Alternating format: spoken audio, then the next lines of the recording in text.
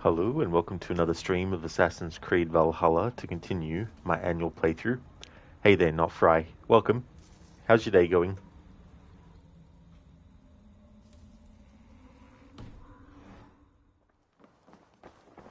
I hate how this still stays on even after you finish the story arc related to it.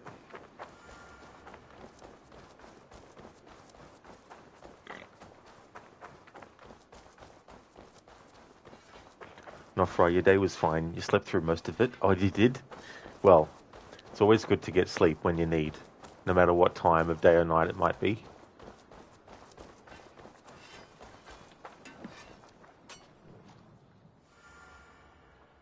May I see your stores?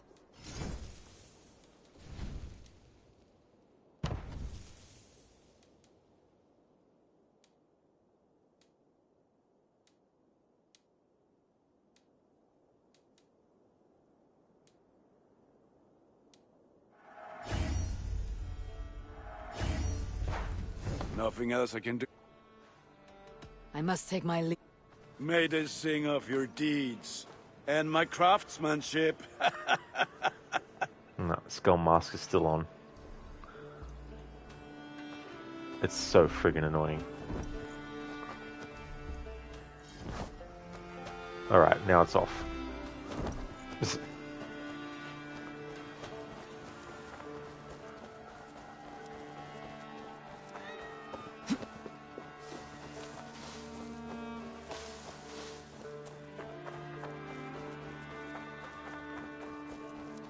Not Fry, you're thinking about getting the Claws of Awaji DLC, but you think you're going to wait a while to see if it's good or not. That's definitely a good idea. Yeah, plus I don't know how much it is on its own as well. And it could possibly be DLC where it just feels like content that could have just been free.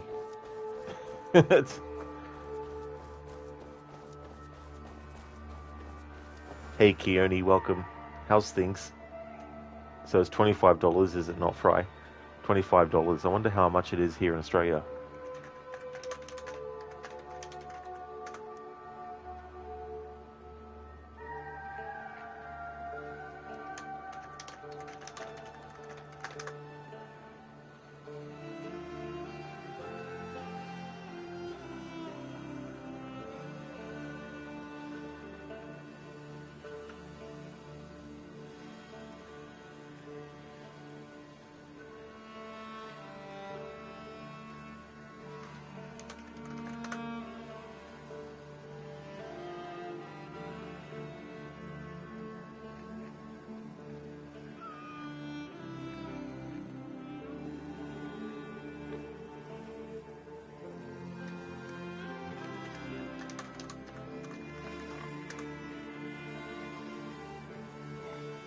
Here in Australia, it's $37.95.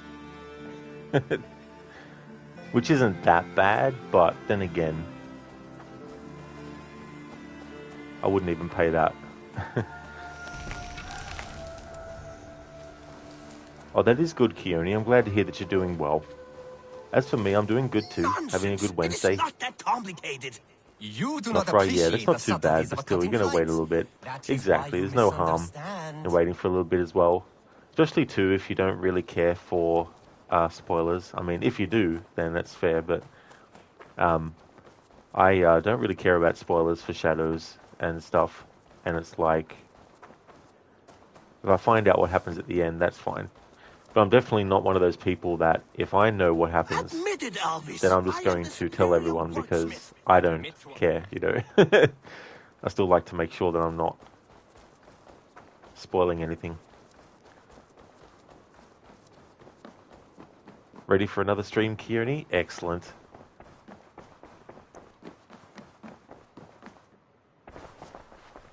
Not right says there's at least 10 hours worth of content, but for $25, is it worth it? I don't know. Yeah, that's the other thing too. And like 10 hours might be a great amount of time, but what if you don't like the content? Keone, you hope the guides are better today. Yeah, if I need to use them, hopefully they are. I just don't like when they do guides and they have things done for the majority of things, but then for some reason they decide that they should just do something different. And it's like, no. Like, all guides, if you're doing like a visual guide, never just have an image of where in the actual game the thing is. First, show the map in wide view, and then show in closer view the actual part of the world it's in. Like, is it in London? Is it in Shropshire? You know, and then show another image that actually pinpoints where it is, you know, and then show in the game where it is. Don't just do that for 90% of your guide, and then for the 10% that's remaining, just show the actual image in the actual location, you know. I want to see the Alliance map. Alright, so we have Lincolnshire, we have Irveshire. So the one that I'm going to be doing is the Halfdan quest. And doing that, it should then open up the one that's in Nottinghamshire. What awaits in Jorvikshire? Halfdan Ragnarsson, conqueror of the north, sends his greeting. He wishes to meet with Eivor Wolfkist personally. Halfdan Jarl. I have heard that man's name so often. I feel as though I know him already. He is currently entangled in a war with the Picts of the Northern Hills. I suspect he wants your counsel, or your axe. If you are keen to meet him, he asks that you join him at his war camp. I have the location here.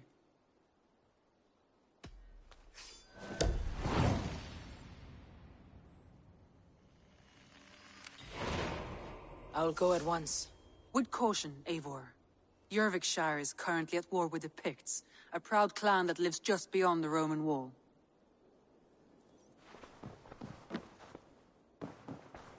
Nofrei Halfdan, you think he's a pretty cool character. It's quite interesting too, because him being affected by the memories of Thor. To a falsehood? I would sooner square a circle. But I do like the visual reference to him and his connection to Thor by having him put his arm out for his hammer and then someone throws it to him and then he catches it, you know.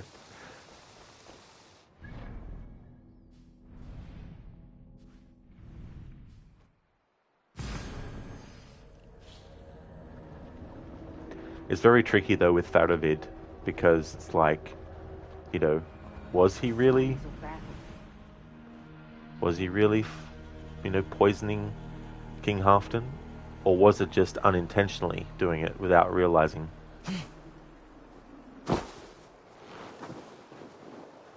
Because it's like, if you have someone who demands tribute, and part of that tribute is that whatever you gain in a battle, some of it, if not all of it, has to actually go to your leader, then out of loyalty, Faravid always making sure that Halfdan gets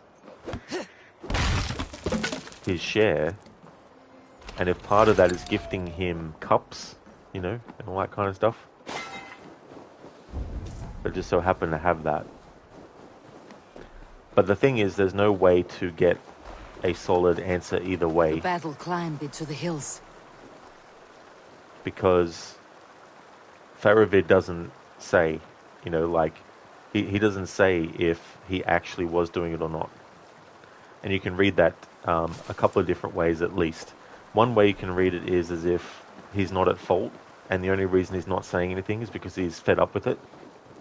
He's had enough of being accused of something he hasn't done. Or you can take it as, nah, he actually was doing it. He just doesn't want to own up to it. Doesn't want to even admit it to Eivor. But there's other things it could be too. Nofrei gifting him poison goblets, right? Something like that. Exactly, yeah. Yeah, it turns out that there's lead or something that they're made out of, or around the tip of it or something.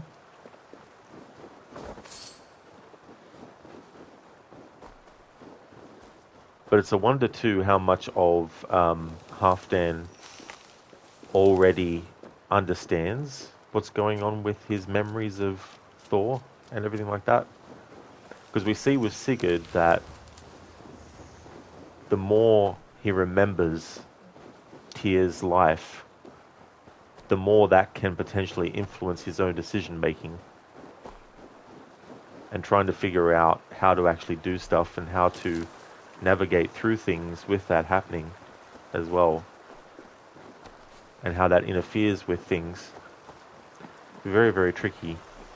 Like we know with Basim that he's fully embraced Loki, so there's no doubt there at all.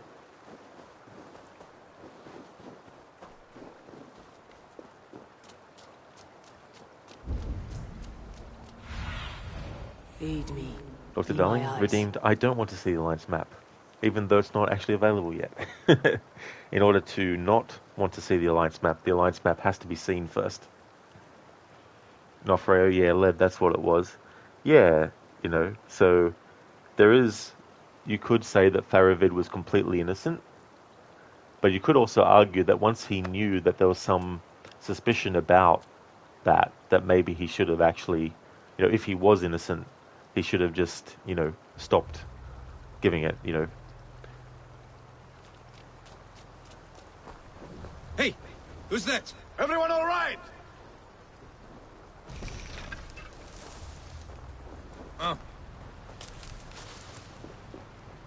Help the wounded, and get every man's name. We leave none behind. Well met, Eivor Ravenfriend. Now there's a face I've seen before. Faravit. We met in Jorvik, the Yuletide feast. The Yuletide Massacre. I remember. What brings you here? Halfdan Jarl. He summoned me. Is he near? He was, but the Picts hit us hard. We were separated. Fresh attack from the hills. Circle round! Watch your backs! Picts. They won't be happy to see the likes of me. Here's a rock for your skull! No sailor can save you now.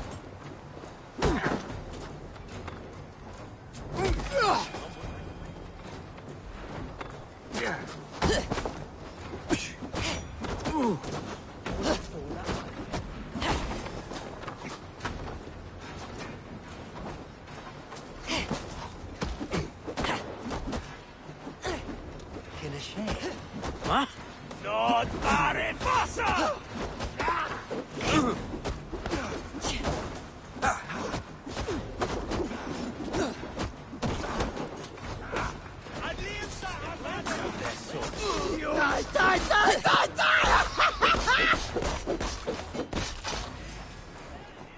Ni fear nothing, Horafin genom Erman.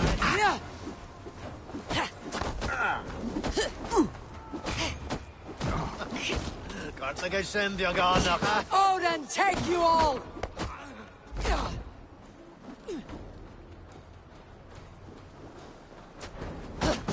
Bolag fola alje. Gasa ad abagasat! Om vad tajt eh? Vad är det? No! That's new leather! No! Two bastards!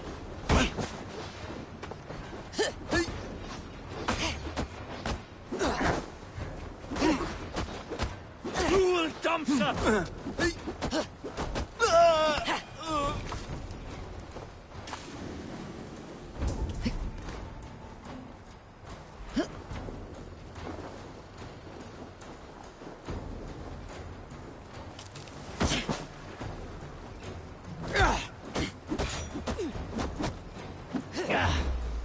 Makanjur!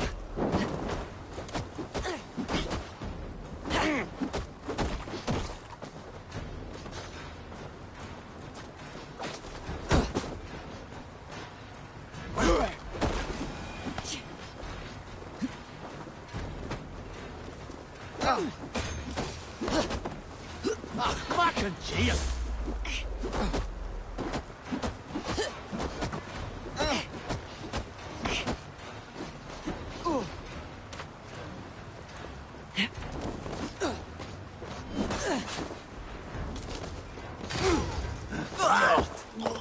closer!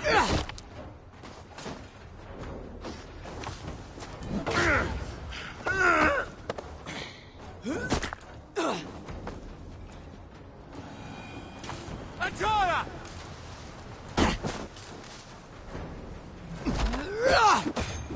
Bastard!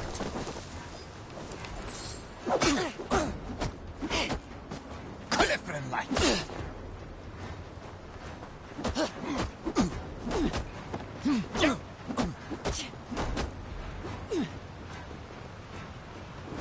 The Picts are just ahead.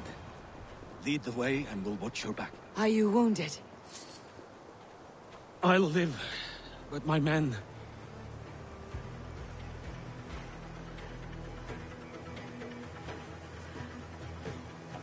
Hey Shin, welcome.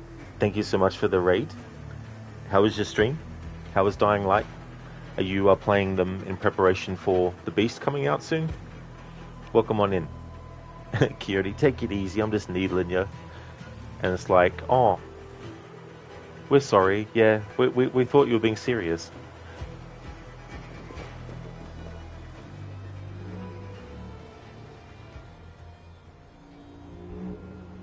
If we die today, tonight we drink with Odin. Either way we claim victory! For Thor!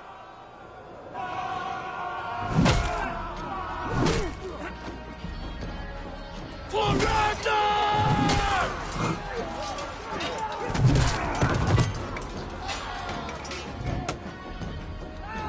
For Halfdan!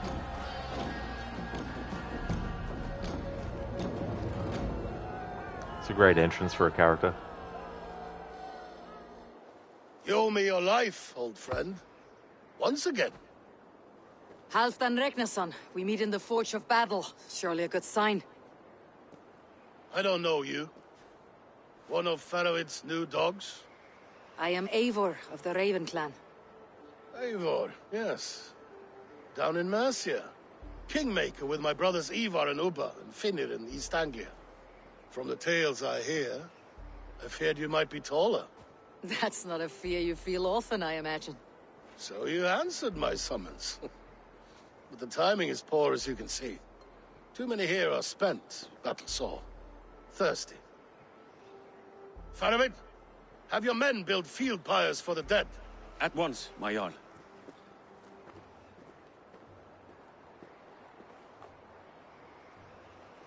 Not here, not now. Then to Doncaster for a victory feast! The oldest son of Ragnar Lothbrok, so he says. What do you make of him? Shin, you're playing them in preparation for the Beast? Very good. I still need to play those games. I definitely have them on my backlog. Next year I want to try and get to as many games I've had on my backlog as possible. Zereth, take it easy. I'm just needling you with a hidden blade. That's it. But it's not a very good hidden blade if people know it's there, though. Unless they're seeing it as the last thing before they get killed by it. Kings and jarls, bishops and earls, amid them all. Halfdan is but a man like all the rest. He conquered East Anglia, took Northumbria for his own, and sacked London. What warrior could claim more? Winning battles is easy. It's winning trust that brings an end to war. Is that why you've come here? To earn Halfdan's trust? To find a seat at his table? I have my own table. What I want is a bond of friendship between the new lords of England. Among whom you count yourself, I suppose? It is an ally I seek, not a master. Well, there is but one lord of Northumbria.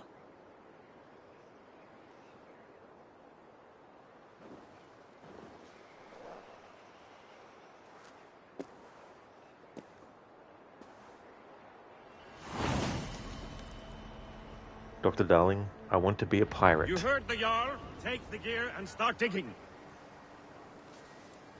Well, you'll have to go through the 3 trials first, Dr. Darling, if you want to become a real pirate.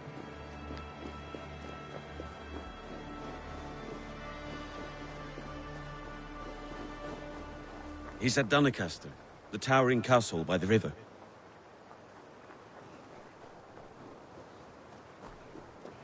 That game actually looks pretty fun, Shin. I haven't played any of the Yakuza games yet, but that's definitely one that would pique my interest. Like, I don't see myself getting into the nitty-gritty of those games like some fans of it might. So when I play the games eventually, or one of them, it'll probably be a very, very basic playthrough. I don't think I'll be doing anything really, you know, like, I know there's a lot of, like, mini-games and, like, very funny things that you can do. But they also feel like games that are pretty long if you want to do everything in them.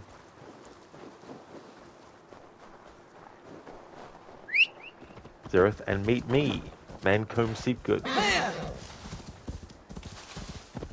I like that pirate in Monkey Island who will only say I unless you ask him about Loom. Then he goes into a full-on spiel advertising that other LucasArts game at the time.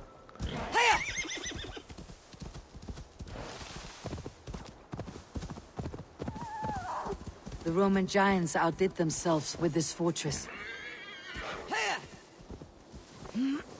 That is true, Zereth. That is Monkey Island 1. The secret of Monkey Island, to be actually specific and exact. Because we can't just call the first entry of a game just the basic name of it. Shin, the karaoke minigame and the dancing minigame are the hardest ones. I imagine they would be. Yeah, I don't think I'd see myself doing many of those things. Like, I might try it once or twice for a bit of a laugh, but if I do play any of those games, it definitely won't be a 100% playthrough. Zereth, and if you remember 4, my memory of 4 isn't that great. I only played it once, and all I remember is Monkey Kombat. And I like in Escape from Monkey Island, which is the 4th one, where there's a part where you can try to make Guybrush go off the edge of a cliff, and he's like, "Goodbye, cruel adventure game." Forget it.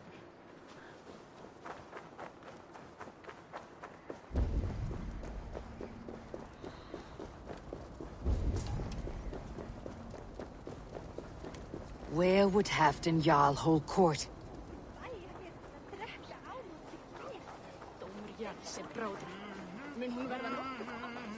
Zereth, one of the best things ever was Monkey Kombat. It was funny learning that Herman Toothrot was actually the father of Elaine Marley as well.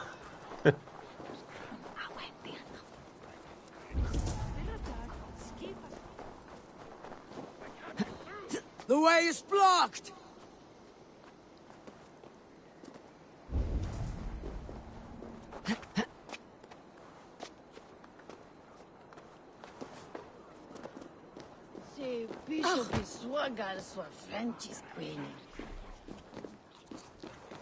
We crush them in spring, no sooner.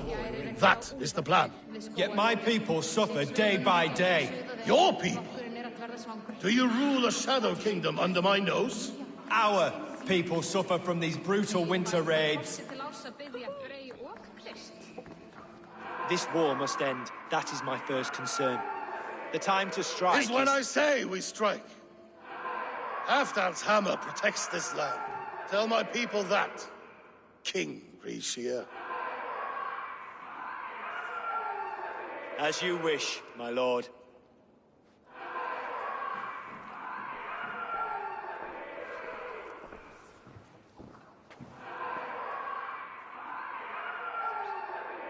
Who is this? Come closer. Halfdan Regnason. My sword arm answers your call. Thank you for your tribute, Eivor Wolf-Kissed. Your battles and deeds are well known to me. And you are the hero of Jorvik. So sing my skalds. Not just any hero. Eivor brought order to the city when King Rishie could not. They say you rooted out a gang of thieves and traitors. Not alone, but I led the charge. The silver Eivor recovered there now pays for our war with the Picts. It is wasted fighting Picts. Should be put to better use. I try never to regret the decisions I make in a time of war. Agreed. To second-guess ourselves would only stall the victory. I don't regret sending Faravid to lead our strike against the Picts, in spite of Eivor winning the day. Eivor and I felled them, Halfdan, so you could sweep in, stab a few cold corpses, and claim a glorious victory.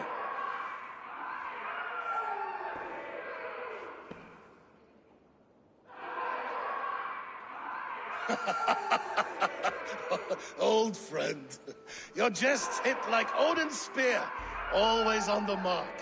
I would not be here without your hammer, Great Jarl. Please accept this, your share of the loot we won today. A thing of beauty. Frankish, I believe. What do you think, Eivor?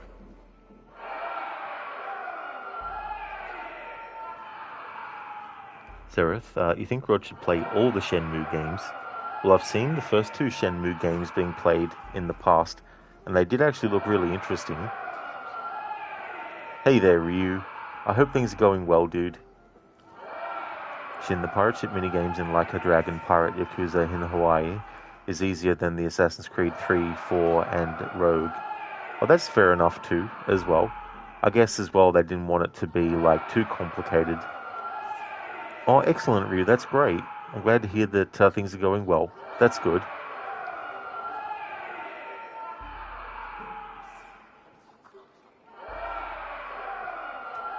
A cup is a cup. What matters is the brew that sloshes inside. There's wisdom in this one, Faravid. By your leave, Lord, I must return to my forward camp. It's a long, cold ride.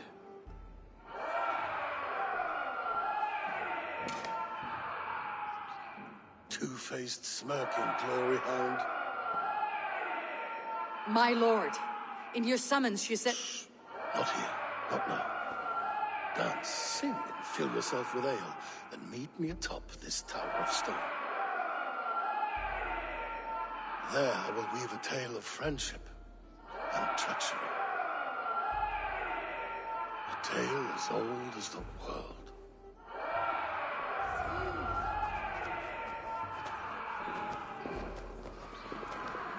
Not here. Let us get away from envious ears. Dude, this sounds like what you would hear in hell. Hell is only a word. The reality is much, much worse. Here, Dane. Try your luck at throwing bones. No thanks. Already played all log in this playthrough. Once is enough. Do you see? Where we're going, you won't need eyes to see. I'm looking forward to the Directive 8020 Dark Pictures game, also because I'm hoping that someone involved in the making of it was actually a fan of Event Horizon.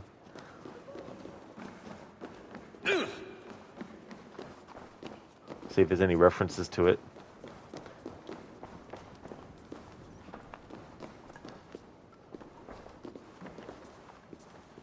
Ah, Eivor. Come, let me show you a wonder.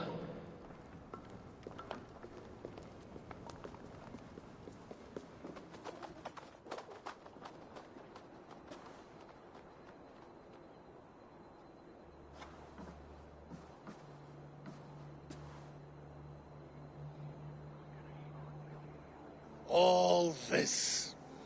We conquered this, he and I. Together! You've earned great fame, won many battles across England.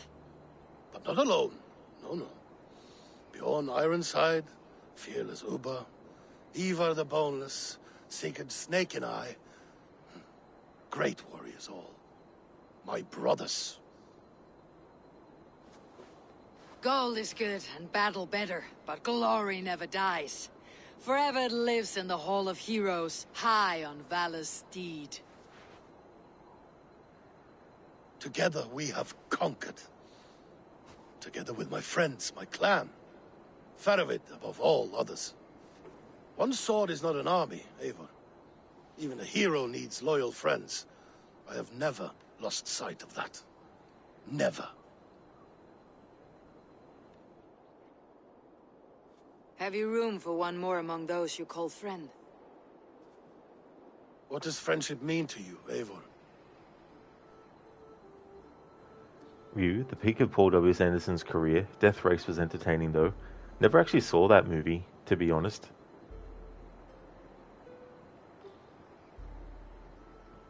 Like I saw, of course, Mortal Kombat and Event Horizon. I saw Soldier as well. And I only saw it once, and that was back when it came out, and I didn't really like it that much. So I don't know what I'd feel about it now. And then, of course, the Resident Evil movie, and the other ones that he did too. And Alien vs. Predator, yeah, I forgot about that. Alien vs. Predator was a disappointment. The sequel was worse. Yeah. And what's ironic about the sequel is that it's more violent and gory, which is what people wanted with the first movie, yet I actually think the story is better in the first movie than the second movie, especially the location. I remember some people were like, that's a stupid location for the first movie to take place in, but I would rather that than have it take place in a small town. That's like the most boring kind of setting that you could think to do it. It's but a name for an alliance. What matters is keeping your oath. A hard way to see the world. Hard, but fair. You wriggle like an eel in a basket, Halfton. What has caught you?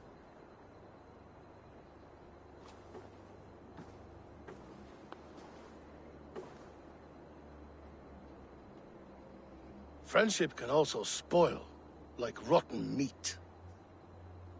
After all these years, he dares to bite my hand. Fat of it. He seems a good and loyal man. Seems, yes. As a bright sky in winter seems warm. But rumors fly of little men plotting treason in the dark. Have you proof of his treachery? Not yet. That is where you enter my saga. Prove this for me. Discover if Faravid has been disloyal. Then we shall talk of oaths. Start me somewhere. Give me something to go on.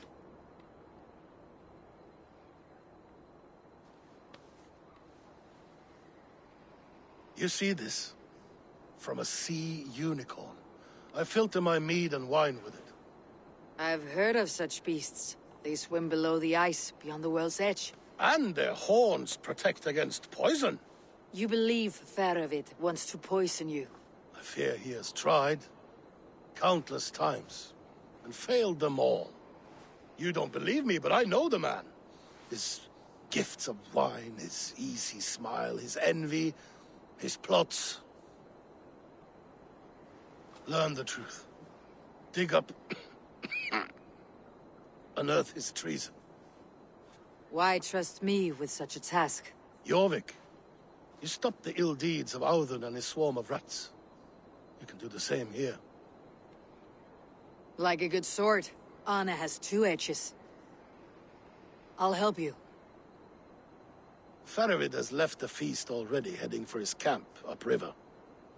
Join his warband, and behind his back, dig. And if I find nothing, if he's a good and loyal man?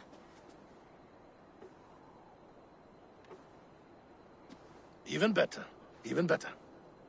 Fair enough. I will find what I find. Then return, my friend.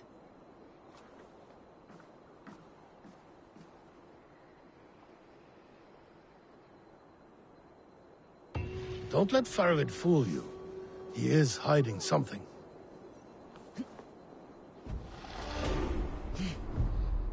He's hiding a map that leads to the whereabouts of Gavin.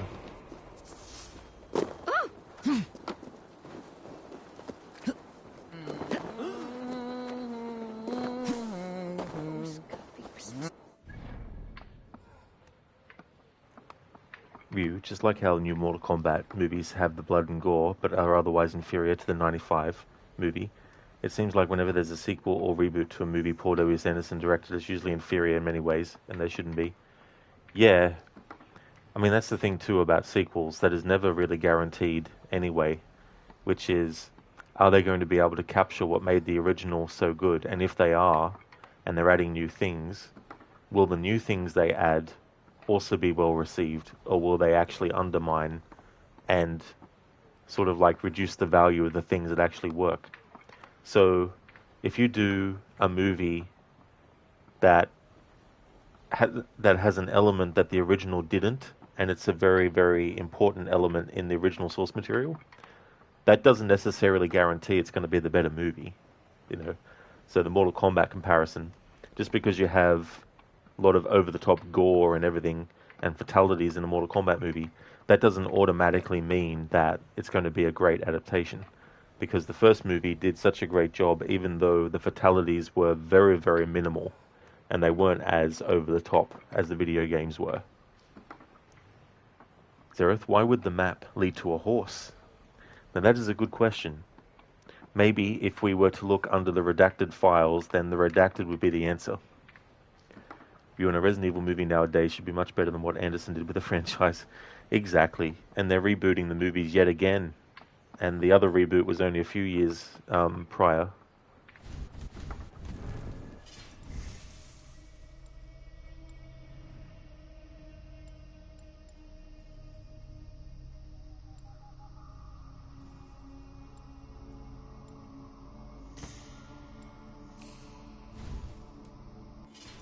You're Welcome to Raccoon City was a colossal letdown. Yeah, I never saw the movie. Who they got to play Claire, I think they did a good job. But the whole approach to Leon's character, turning him into a bubbling idiot, was stupid. Well, I feel like you can also put the first two games into one movie. It's probably better to treat each individual game as an individual movie.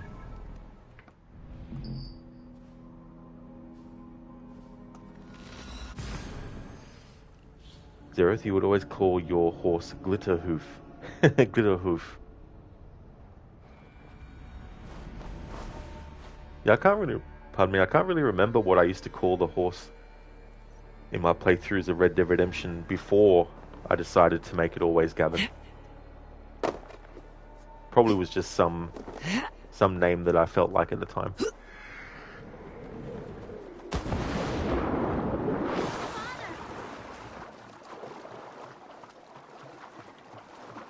But as we see, Ryu, there's a lot of video games that have a very basic premise. And instead of just basically adapting that very basic premise, they like to try and add complex things to it that just make it convoluted instead. You know, like the way that things go in the first Resident Evil game, you're not going to adapt every single action that the character has to do into your game, of course. Like, you're not going to have a movie where a character has to go to a room, solve a puzzle, take the thing they find in that puzzle, go to a whole other part of the mansion, and then access that. Like, you're not going to do a movie that shows that step by step. You know what I mean? So you're probably going to cut out some stuff. But there's some things that you can still keep. Like, you can still keep the trap room when you go and get the shotgun, you know? And it's kind of like, well, why would the character even take the shotgun off the shelf? You know? Like, there's certain design choices that are video game logic, but how do you translate that into a movie? You can still have the trap room, but you might have to change what the trigger of the trap is. Or you can have some reasoning for why the character needs the shotgun. So they're considerations that you would think of as well. There's also things that you don't need to show either. Like, over a long time, a shorthand for visuals, like visual shorthand, has been established where we don't need to see a character wake up in their bed, get out of their bed, get to the door of their room, go through the door of their room, walk down the hall, go into the kitchen, go to the fridge, open the fridge, take what's inside, take it to the table or whatever, the bench, prepare it, and sit. We don't need to show all that. You know, you don't even need to show the character waking up in their bed unless there's some real importance for that.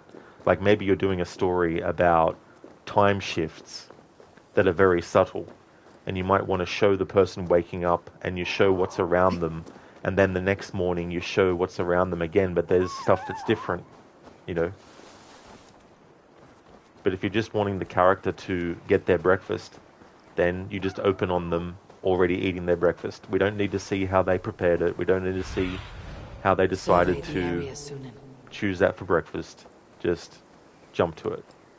So there's a lot of stuff that you don't need to show in general when you're adapting something into a movie, but there's also things that you don't need to show unless there's an actual reason for it, a character reason, a story reason, a symbolic reason. That must be Farovit's camp ahead. You know, whatever reasoning you want. What do you see, Suna? But if there's nothing like that, then you don't need to show it.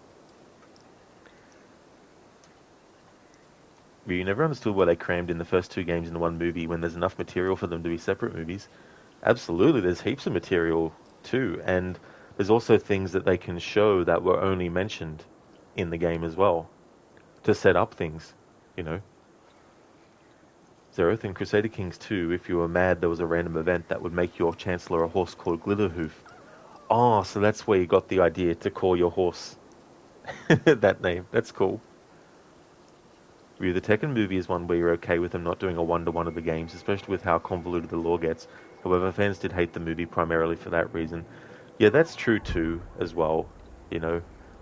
Like, I think if you want to look at a movie adaptation that did a great job at condensing a lot of information, a lot of events into the one sequence, Lord of the Rings, Fellowship of the Ring, it does such a great job at showing so many things that it doesn't feel like you're sitting through exposition, without any kind of, like, you know, interesting thing to be seeing when you're hearing about it, you know. So I like that. I think that's a good template. Show me. Zeroth, you want to see the breakfast map? Well, I'm sorry, but you can't, because it broke too fast. Cold and dirty. Must be the place. Throw yourself in Gunungagap, you bastard! I am not a dog! Yet here you are, barking again. Because we beg for scraps from Halfdan's table, like dogs. Faravit! Ah, Eivor, my friend. Is Doncaster hospitality to your liking? I would be careful calling this one friend, Faravid. The crow who comes flapping when Halfdan gives a whistle. Halfdan and I spoke, and what of it?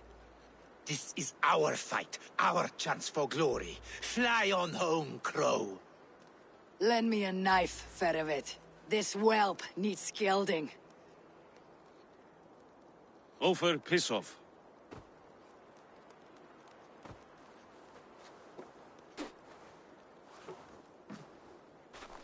Small men always talk big. So, was Halfdan generous? Did you get what you came for? If I help with your fight against the Picts, Halfdan will consider me a friend. So point the way, Faravit. The Picts raided that monastery. Plundered its silver and gold. The Saxons built more churches and barns, and filled them with herds of monks. Yes, monasteries make tempting targets. And not just for us. We tracked Pictish raiders heading north. Gold is fine, but victories are treasure. What's your plan? To open their bellies with my knife. I'm ready to fight. Let's put them in the ground. Halfdan didn't send you north to fight a skirmish we could win with half our numbers. Why are you here, Eivor? To help you battle the Picts, nothing more. He knows my reputation, and he knows what advantage I bring. You question my word? You never gave it. Then I give you my word, Faravit. I'm here to fight Picts.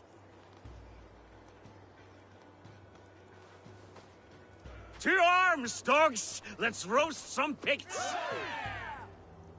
Watch for ambushes! Should have stayed in Doncaster. More mead, fewer Picts. There's no glory in guard duty. Move out! The Picts are just ahead. Lead the way and we'll watch your back.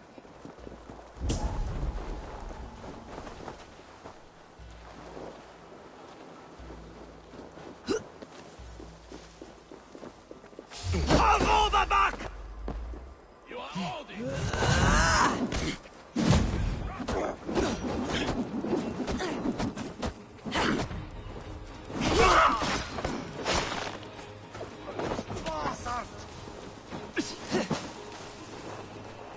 Time's up, Tom. Yeah!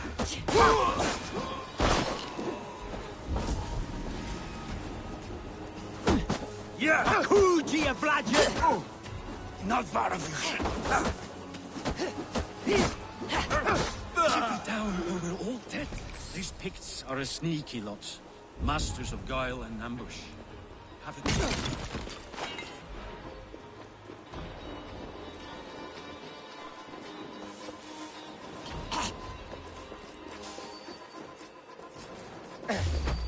What? They spotted us! They spotted us! Run forward! Faster!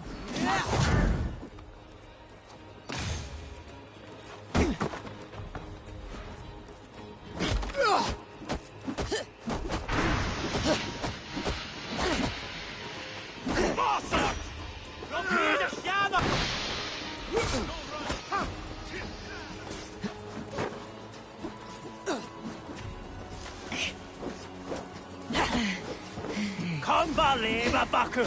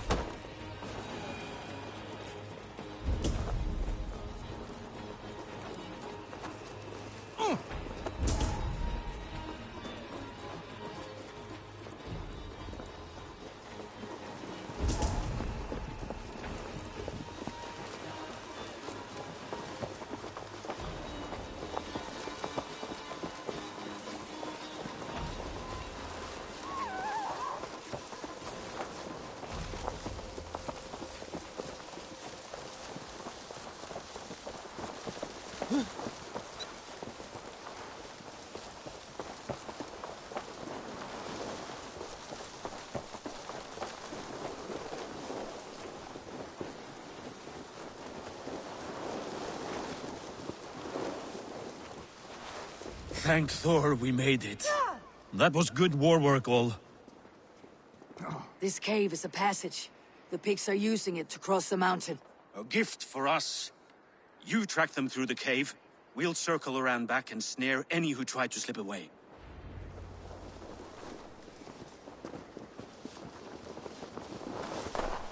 View, Silent Hill, Lara Croft, Tomb Raider.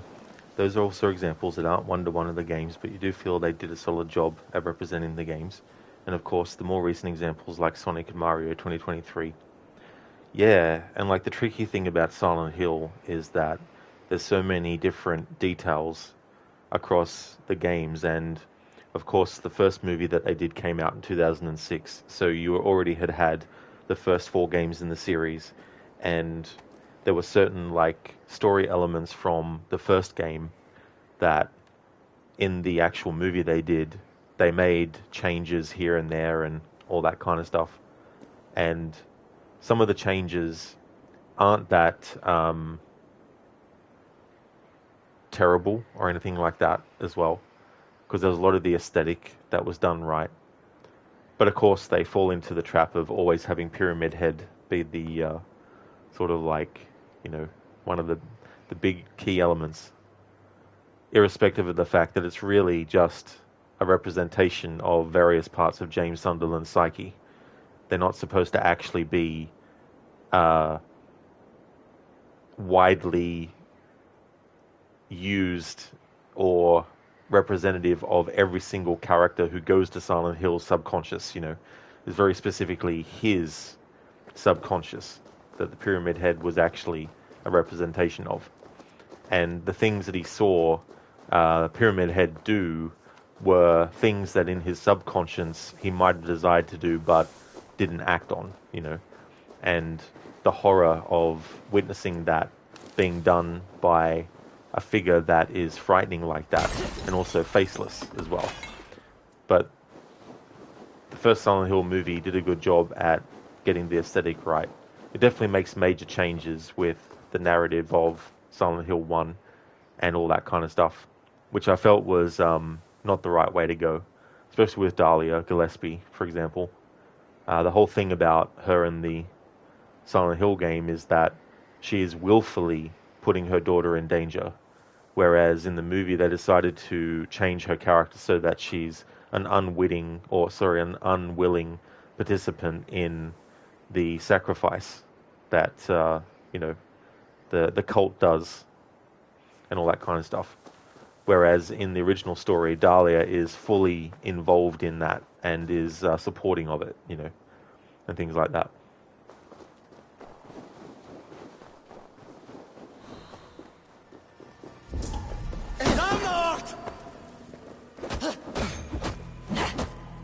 Tasty.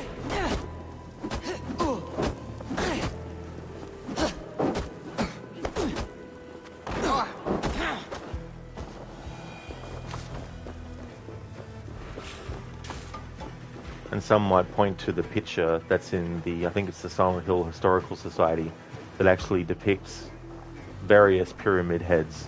But the thing about that is all from James's perspective and psychology.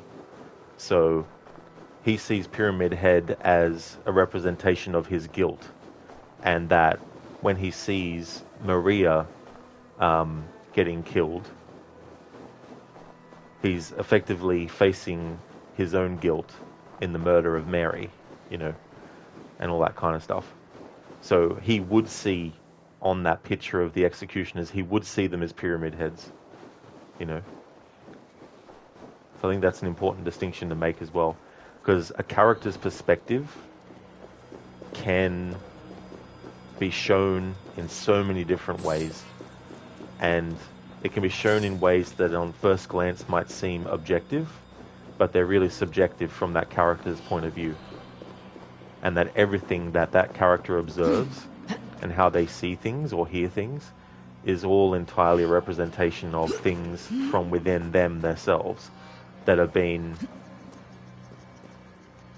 projected onto things in the real environment that they're going through.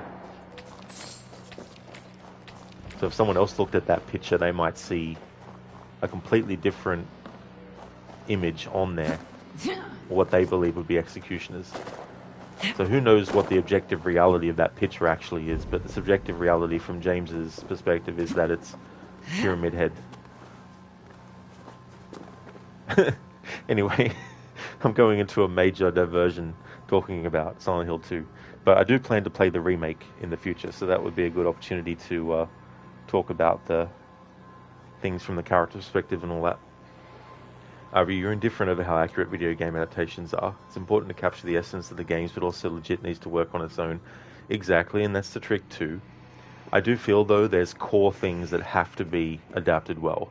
Otherwise, everything else just falls apart. You've got to make a really good foundation as well. And it can change depending on what the source material is. Like Mario, for example, you have heaps of Mario games. So if they don't specifically adapt one game out of the 20 or so that there is, then that's fine. You know, as long as there's elements that are representative of that franchise that are put into the movie and are done well, you know. And then around that, you can start to put new sorts of things, and you can make changes in that. But there's definitely things that don't have to be a one-to-one adaptation and stuff. You can play around with it a little bit, or show things from a different perspective that the game doesn't.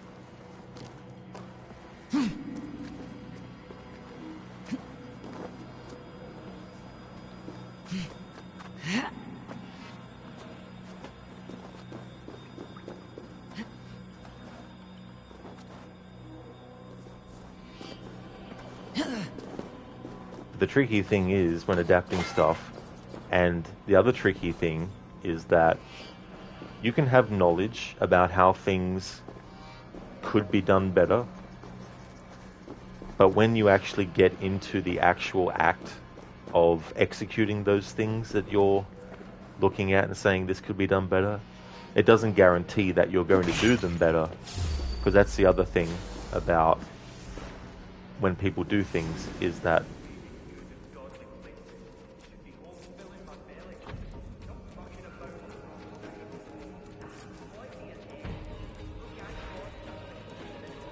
Kings, heed my words. Wrong side of the wall. And so when it comes to the actual doing of stuff, it's one thing to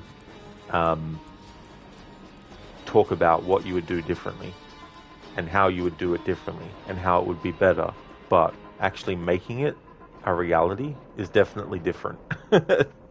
That's why you have some people who are really good at coming up with stories, but they hire someone else to write the script about the story because they're using someone else's ability to work within a medium that they themselves might not be effective at.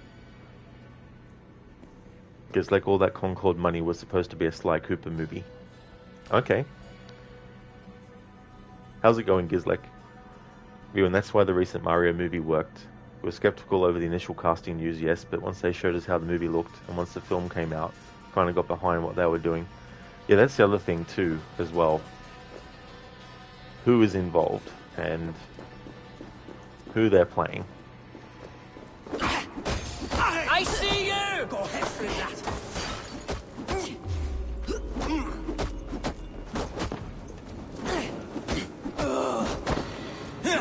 Nod Baravosa.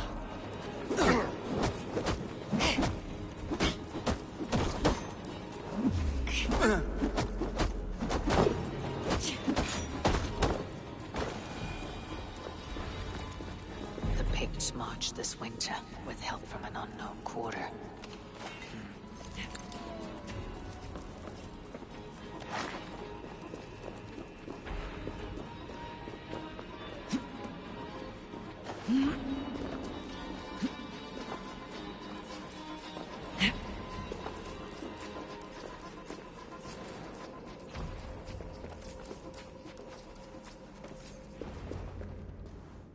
The Picts spoke of Stenwaya, their camp. That's to the north. Their chief may be there. Danes, run! Stop them, before they reach Stenwaya! They spotted us! Run forward! Faster! Faster! Faster! Ulfra! Ulfra! Glory for Ulfra!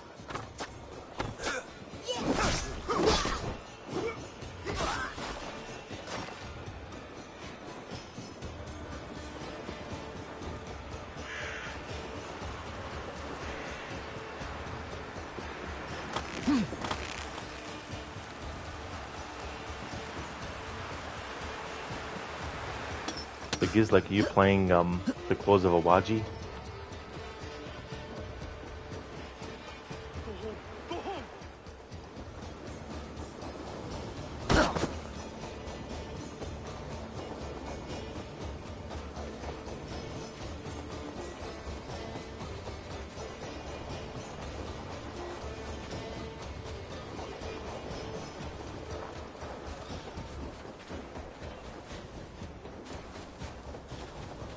I don't know why this game has been pausing like that. I wonder if it's to do with the option to prioritize frame rate over graphics. Stenwaya! The chief must know! They'll tell the chief! Die!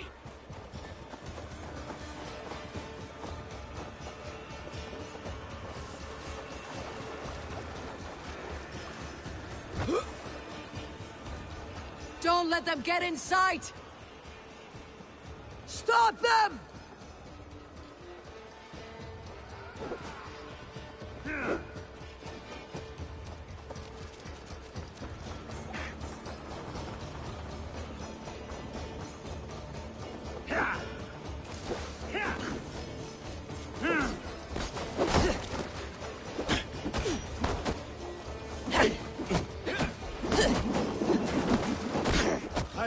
finish you.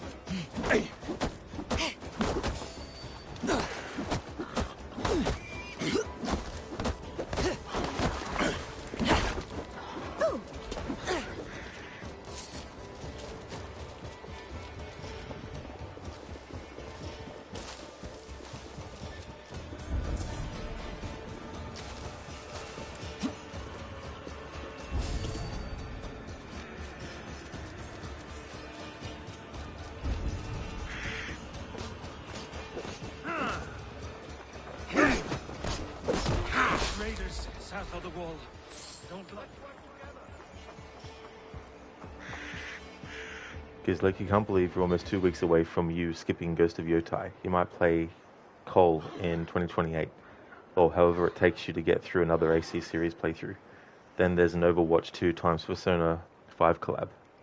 Yeah, that can be tricky too, as well, because there can be unforeseen things that happen during your playthrough that you might not be prepared for. So when it happens, you got to try and like adapt and come up with an alternate way of dealing with things. Could take longer than expected as well. Like some of the challenges I do with these games can make the playthrough even longer than I might have expected initially. But that's fair too, as well. I mean, I'm interested in what they're going to do with Ghost of Yotai, but I'm not going to be playing it the first year it comes out, because I'm not paying $124 Australian for a brand new game, no matter what the game is, you know. That's just not something I'm going to do.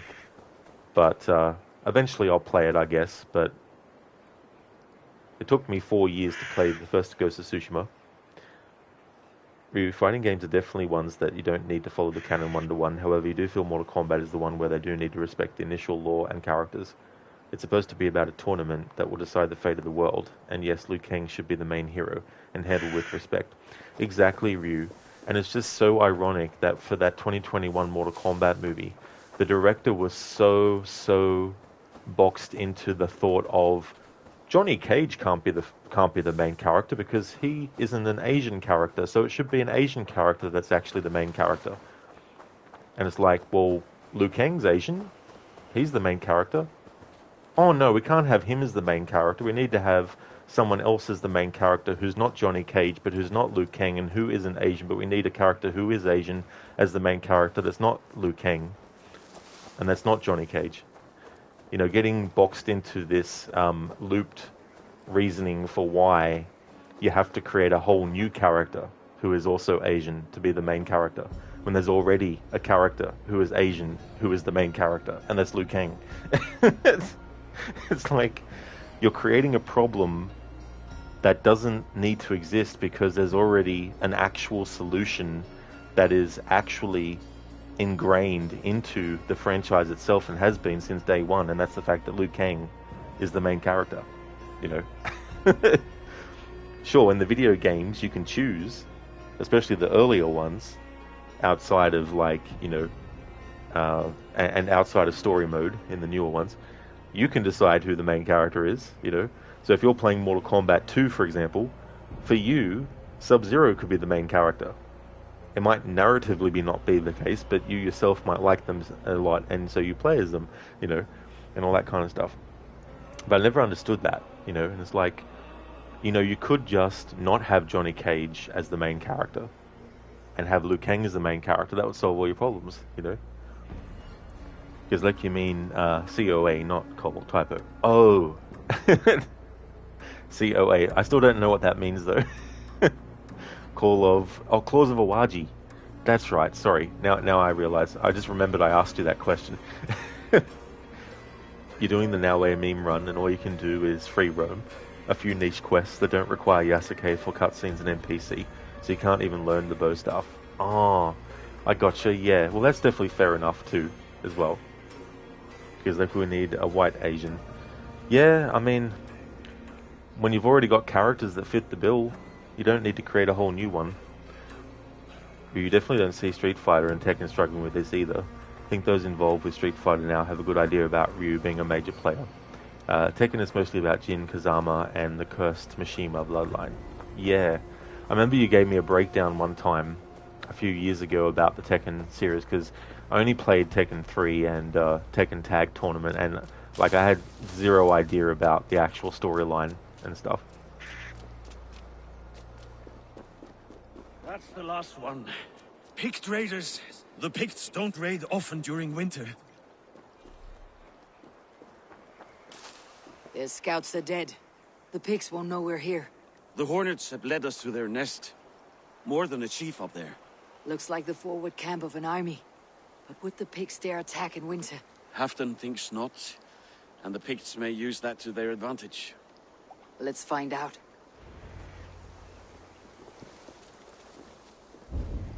Why would the Picts make war in winter? They must have a reason. Something to gain. Nothing I can see out there. This place is heavily guarded. And now, to hunt down the Pict chief.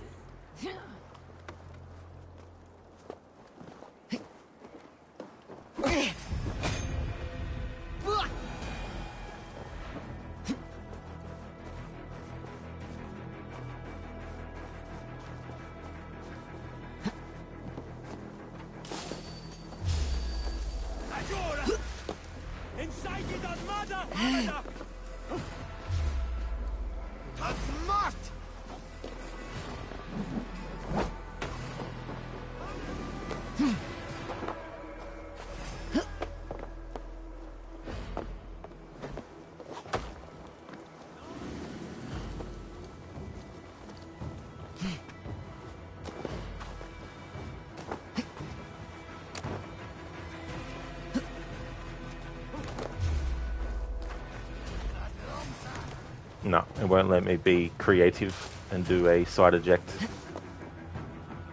Can't have that. Can't have that in an Assassin's Creed game. Jeez, what are you expecting, Rod?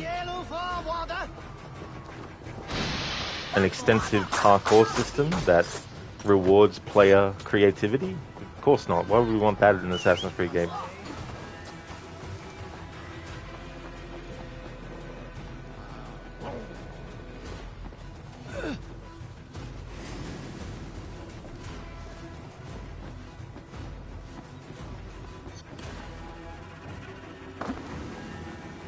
If you want to see the Asian map. Obviously, yeah, doing a one-to-one at Tekken was always going to be tricky, especially for newcomers. Truly authentic adaptation would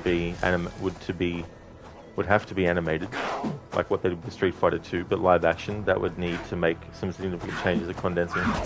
That's the thing too. Visually, you can be more accurate with animated versions. And sometimes things are better translated in that style and not live action. Unless done well. Gizlek, nice assassination. Thank you, Gizlek. How to assassinate without using the hidden blade. Just knock your opponent off a great height and let fall damage do the rest. The date with gravity tactic.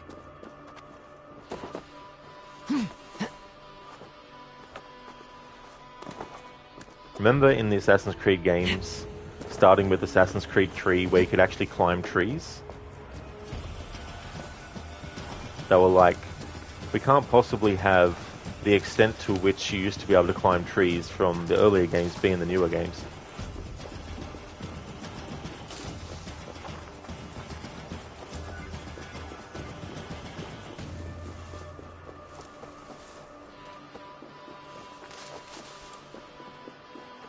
It's like straight from that time in D&D when you ask your game master about how fall damage would be calculated on a bandit, and your party is very confused because you're not trying to attack normally.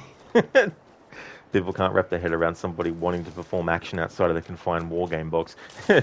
Yeah, that's the other thing too, as well. You know, like, it's fair enough that there's areas in a game you don't want the player to be able to access too early. But it's also rewarding a player's ability to think outside the box in a way that you would think would be celebrated. It's playing.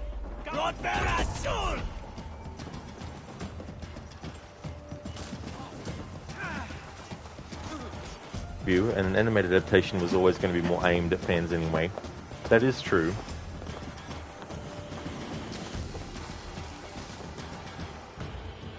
Right, now we're back where I was before.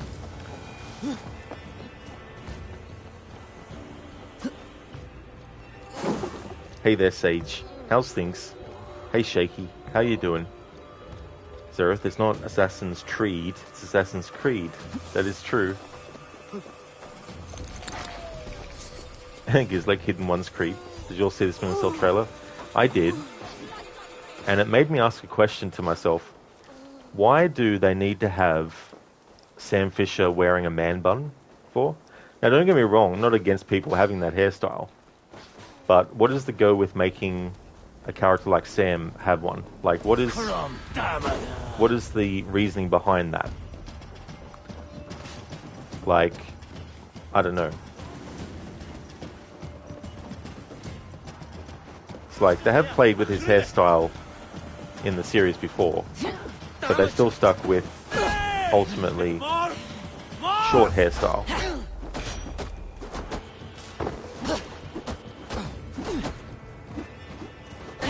And they're going to do one of those things where Sam dies halfway through the movie or something. Or gets, put into a coma or something. Like, I'm sure they'll do that storyline. It'll be like, yeah, sorry, but Sam Fisher for the next, however much of the movie is going to be in a coma or dead. So this new character we've created can become the main character.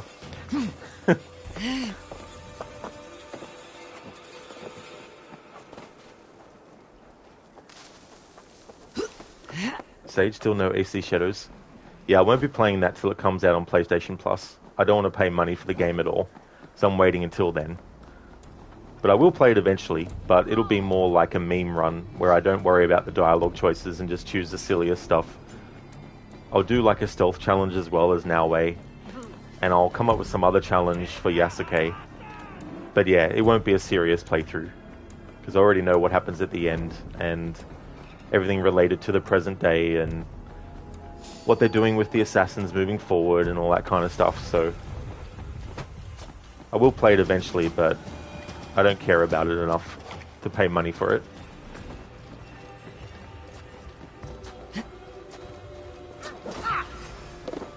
You never would have thought of Sam Fisher with a man bun, but here we are. Well, I don't think it's actually a man bun, really. It's like a ponytail or something. Yeah, that's more what it is, sorry, a ponytail. So I'm like, okay, I guess.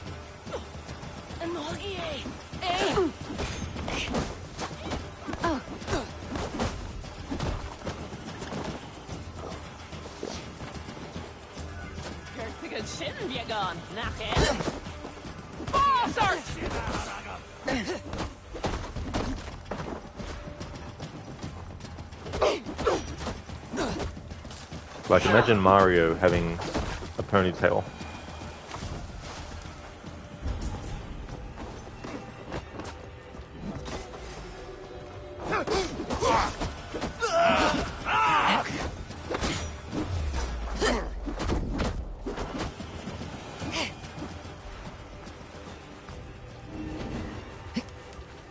My thanks. Aren't you pretty?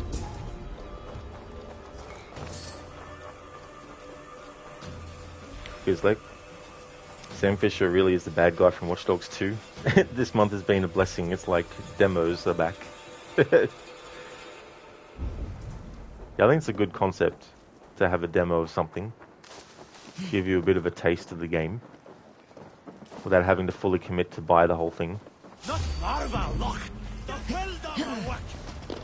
Still, yeah, I don't know. Maybe there's this rule that if you're an old person, that when you get to a certain age, you have to have a certain hairstyle, maybe.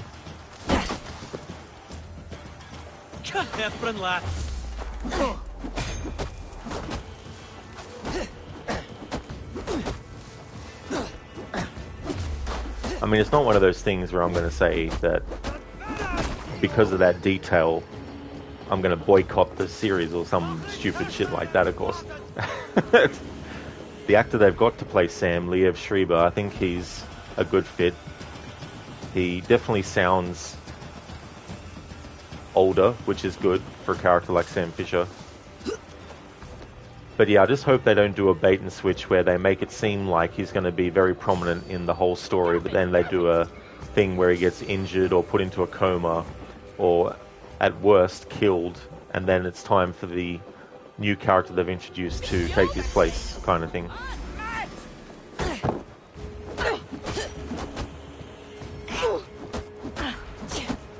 So it starts to become the most cliched thing ever as well.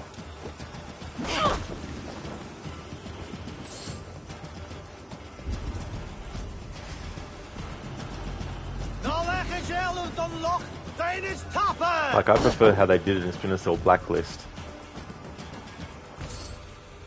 where you have the character of Briggs, who potentially is going to become team leader of, you know, of the new Splinter Cells. You know, potentially could have gone on to do that. But you still play as Sam Fisher for the majority of the game. But you do play as Briggs, and I didn't mind those sections too. I thought they were pretty well done as well. Because it's on a mission where they're cooperating with each other, and then you got the final mission where it's like a really, really cool way to confuse the main villain and the player by making you think you're playing as Sam, but you're actually playing as Briggs. And so when the villain realizes that it's actually Briggs they've got and not Sam, that gives Sam the ability to use the element of surprise. Sage, coming from Who Bear It, week 1, can I hear your version of what happened in present day, the future of assassins, etc., or opinion? Well, the thing about the present day in that game is that you've got those two, and I can't remember the names of the characters, but you've got those two entities within the Animus that they're using. And it's the typical thing of, let's just create some kind of mystery for the sake of justifying potentially doing more with those characters in the future as well. And it's also another thing where it's kind of a dead end way to tell a story of present day and everything. The thing about the earlier present day that was really good was there was a progression of what they were working towards that was going on, and that's why the present day of the Desmond games feels stronger and told better, whereas for a while now they've had the lack of direction and they leave things open for a book to cover it and things like that. But yeah, I think it's past the time of trying to create some mystery with these characters and just lay things out in the open and tell a story that finishes and doesn't have anything that you need to wait 2 or 3 years for or more content for and stuff like that. But the present day thing in Shadows is neither here nor there. The main thing that I hate is that Ubisoft Quebec are circumventing the actual assassins by creating a new faction of assassins separate to the main assassins, so they can then muddy the waters and blur the line between which characters are actually part of the official mainline assassins and which are part of this new faction created by Naoe and Yasuke, which is the League of the Hidden Blade and all that kind of stuff. And to me, that is just Ubisoft Quebec trying to get around having to adhere to any kind of law or past storytelling of the assassins by being able to say, well, our version of this group is not beholden to that, so we can come up with our own rules of how the assassins are supposed to operate, instead of actually making it cohesive, you know. Like, there's nothing wrong with creating a different group that are in support of one or the other, but to have a offshoot that is going to moving forward, because Quebec control the direction of the series now, is going to take over the main assassins. It means that they don't have to worry anymore about adhering to things like the tenets of the creed. They come up with their own version of it and all that kind of stuff.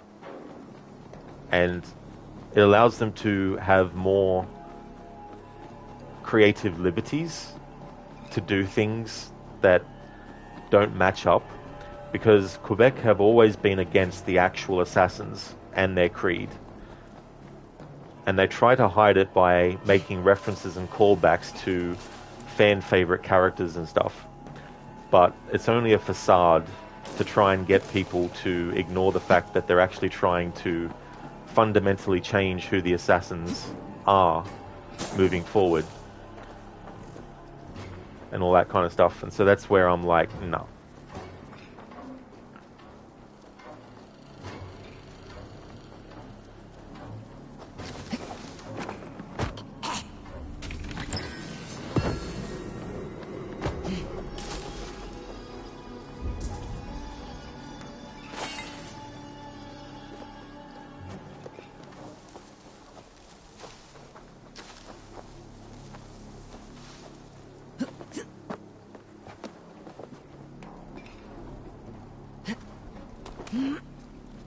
Alright, so we have the door key for this? Good.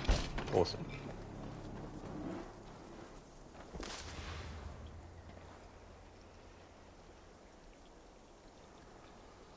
I'll just scroll up to chat.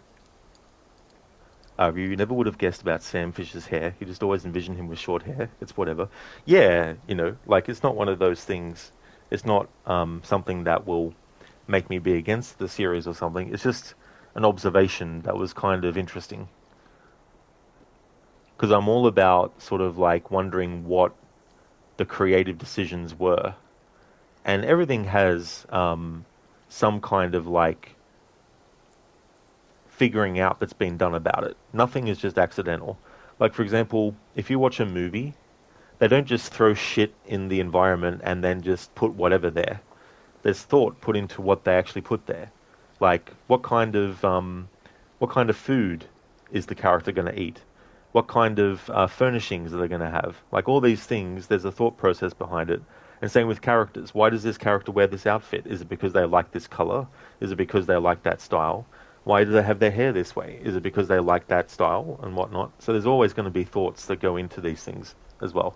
But yeah, it was just interesting. I was just like, that's interesting. But it's going to be interesting too how they play the whole thing with Shetland as well, because he's a character that only fans of Splinter Cell who remember Chaos Theory will be like, oh yeah, or Pandora Tomorrow, because he's also in that too as well. But they're going with the angle of the child of a villain from the games is now a villain themselves, and they're coming after Sam, or they want to do things against Sam or whatnot for revenge. You know, so it's that kind of story. Afro, you know, in retrospect, it really looks like a mega stupid decision to not kill Rodrigo. You know, they were bound by actual history, but they could have come up with a better reason, you suppose. Yeah, that's fair as well. That's always been a sticky point with some fans of Assassin's Creed 2. It's like Ezio spends the whole game wanting to get revenge, but at the end he doesn't actually kill Rodrigo. And from a gameplay perspective, telling the player that they're not going to get to actually kill the villain, or after they've done what they need to do in gameplay, they're not going to see the villain get killed after all that time. I can understand why it's like, that's stupid as well. Personally, though, I don't mind it, because he gets killed by his own flesh and blood, which is ironic, you know, and I like how he gets killed. Because, like, although you don't think content cut demos where you play the first part of the game and get a full version carryover save are the best kinds of demos, somebody spent 10 hours on the non-savable part of the Time Stranger demo and spoiled quite a chunk of the full game of people. Thankfully, you avoided that. Damn. I mean, that's a lot of hours to spend on that, too. But yeah, I don't know. Like, it's kind of cool that you can carry over progression. But I don't know. It'd probably be better if you can only carry over what level you might have got up to. So if you got your character to level 10, for example, in the demo, then you should be able to go into the full game at level 10. Sage test subjects, yeah. Yeah, and that's the other thing too, I mean, it leaves them with so many future stories they can tell because they're not making themselves strictly have to follow something, but it can also get to a point where it gets tiresome. Because, like, do you think they'll bring back Sarah Fisher for Splinter Cell animation as a Splinter Cell? I wouldn't be surprised, because, like, for sure. Yeah, I wouldn't be surprised. I mean, I'm so glad that, well, they almost did do a similar thing, but I'm glad that they didn't do a storyline in anything where, maybe they did in the books, but I'm glad they didn't do a storyline in the games where Sarah gets, held hostage by the main villain, and so Sam has to go and rescue her, and she's used as a bargaining chip and all that kind of stuff. They kind of do that, but not in that exact way. And she's not kidnapped. She's just held somewhere safe, not against her will, but she has been told that Sam is dead, and Sam has been told that Sarah is dead, and all that kind of stuff. But it was for good reason that was done. Sage, do they leave things so open? You played Shadows at a good pace, hardest difficulty, went into it so optimistic, yet the present day in Assassin lore was almost no story to remember. Well said. Yeah, that's the other thing too.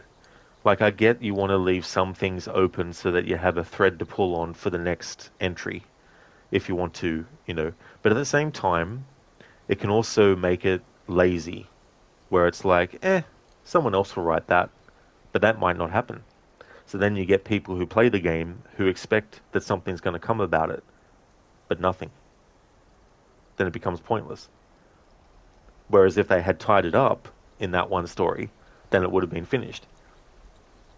Sage, when the enemy says you are being lied to, had you so locked in early AC Shadows, so ready to see the crazy story, by the end, nothing. Just an open, mysterious story and nothing.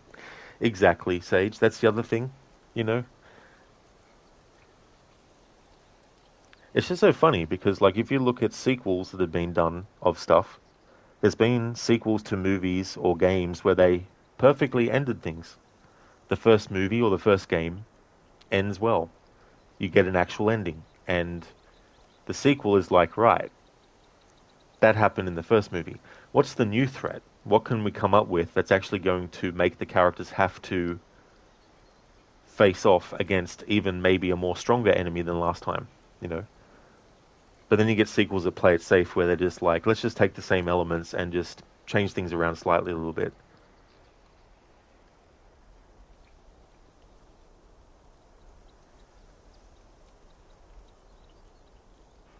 Because, look, you can't believe how excited Jaw Raptor is for projects. Yeah, I mean, that's fair. I mean, it's very tricky too, because then you're getting into fans of a series who have other sort of like other pies that they're putting their fingers into, and you've also got the fans who are sort of given certain like privileges over other fans, and they're then expected to be like a spokesperson for that game and be a hype person for it as well.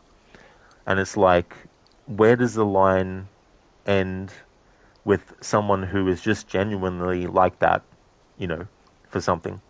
And then the line becomes where they're only doing it for the fact that they're expected to act like that, And it can be very tricky as well. Because it's like, if someone was doing something that they loved for free, but then they get to a position where they can earn money from it, some people might look at them as selling out because they were originally doing something without being paid for it, but then they started to get paid for it. Where some people might be like, well, that's just an evolution of things, It doesn't mean that they don't love the thing anymore, or they don't have passion for it. It's just that they used to be doing it without being paid, and now that they are. But then it gets into the question of, are they just being paid to say this versus is that what they really feel as well, But it can also be a catch-22 because it's like you can then have backup reasoning. It's like, yeah, this game's going to be amazing. It looks so good. 6 months after the game comes out, I know I said the game looked amazing and everything, but this is terrible, that's bad, this is bad. I can't believe they did that, Because, like, you don't think Jaw Raptor is selling out. Yeah, and, like, it's the way that things work. You know, there's so many things that were kind of like small at the start, but then they became bigger, and more eyes were on it, and more sort of like, you know, higher profiled people started to look at it, and then it changes, you know, and comes like that sort of thing as well. And like I've looked at you know, creators programs and stuff for like Capcom and like Ubisoft and all that kind of stuff, and I mean, yeah, it'd be nice to get early access to stuff, but at the same time, I don't need early access to stuff.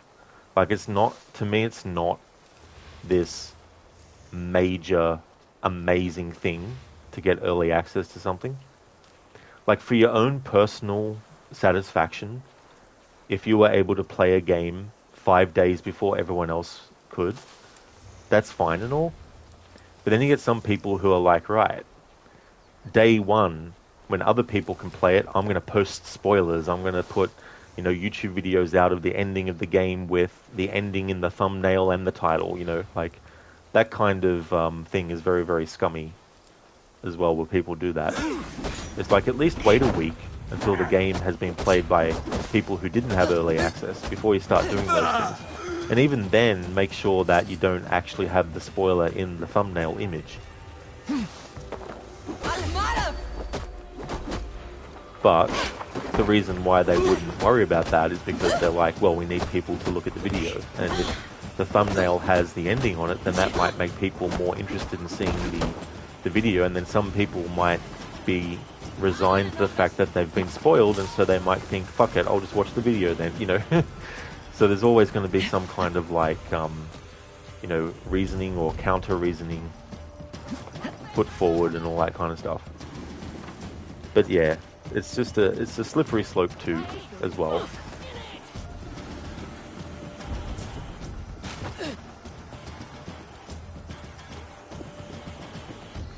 And then you've got so many things too, where it's like, people have different sort of like ways that they analyze stuff too, as well.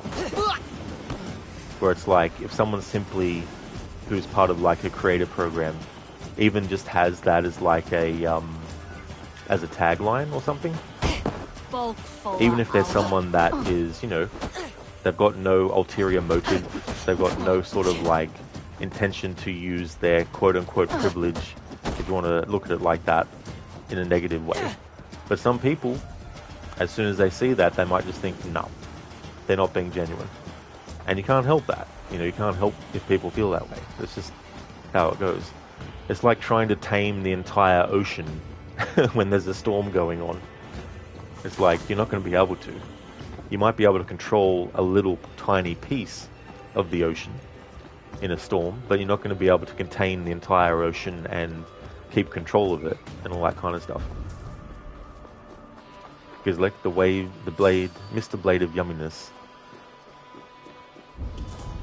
I vaguely recall that, but I don't know if that's like, is that actually in one of the games?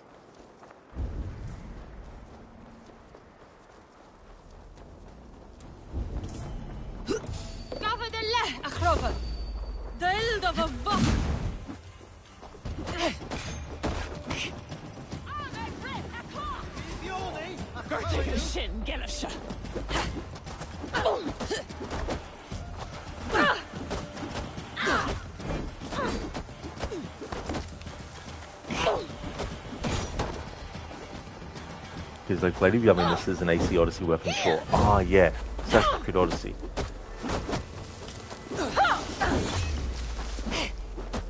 He keeps mispronouncing it, and even the devs can't correct him. Oh, okay. Yeah, I didn't actually realize. I mean, I've seen some of his videos in the past, and I have watched them from time to time. But usually it's just to get, like, bullet points about the actual information, you know? Like, I usually, if there's, like, chapters that have been already, you know, done in the timeline of the video, I'll just jump to what I find interesting and stuff.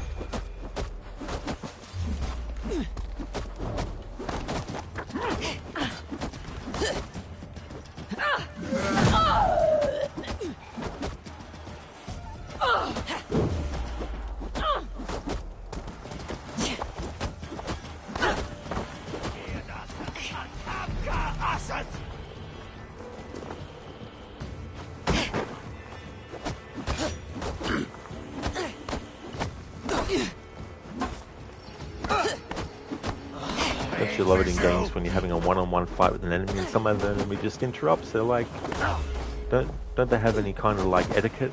You know, just let the fight continue until it ends either way, and then join in.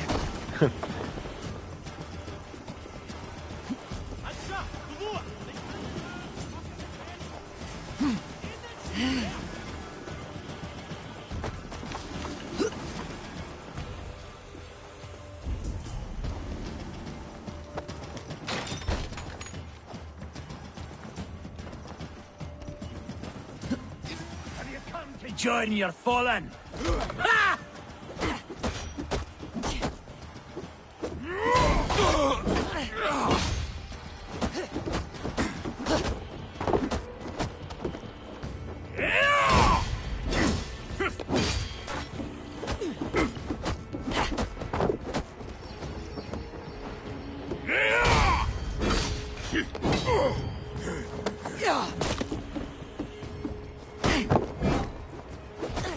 You know it's simple. Simple fight, simple death.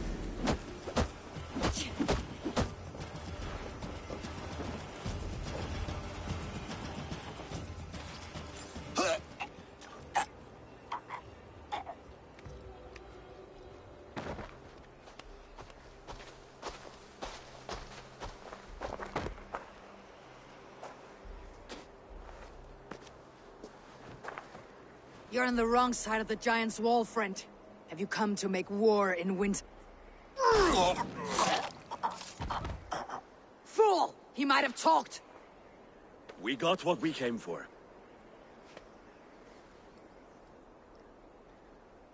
Is that more Frankish wine? I'll take a few casks. And that silver there. Ulfr, that's Halfdan's share. Eivor, just in time to divide the spoils. Take some meat if you like. The pigs are at Magnus. This map spells it out. Ah, the wolf-kissed is a reader. That stark satyr I'll never mess with. Worry about the pits later. Now's the time for treasure and spoils. You earned it. It should be ours. We did the work. All of it. And nothing for Halfdan. Warming his cock in a Saxon castle. Open that cask and we'll have a taste. We'll celebrate together. Sorry, friend, but that's Halfdan's take. You understand. Gizlik, Schiller, ahoy, Rod, how are you? I'm going good, thank you, dude. Things are well. Having a good day. How about yourself? Thank you for redeeming the leap of fail.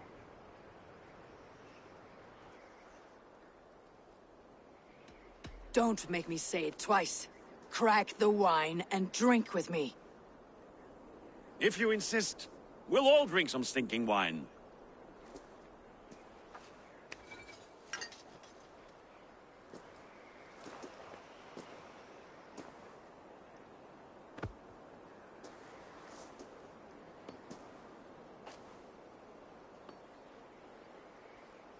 A little sour, but not bad. I've always preferred ale myself, or spiced mead.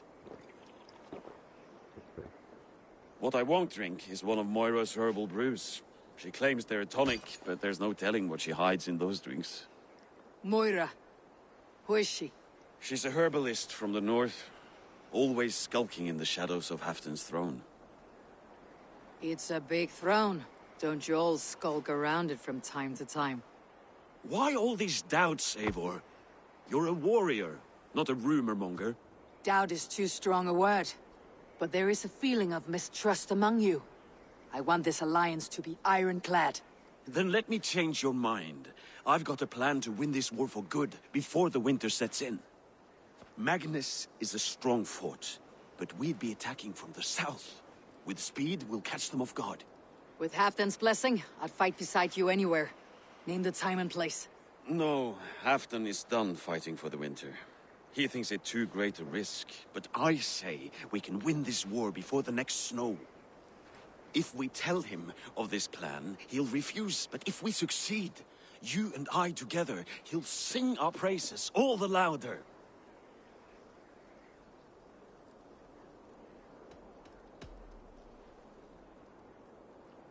There are no secrets in this world or the next.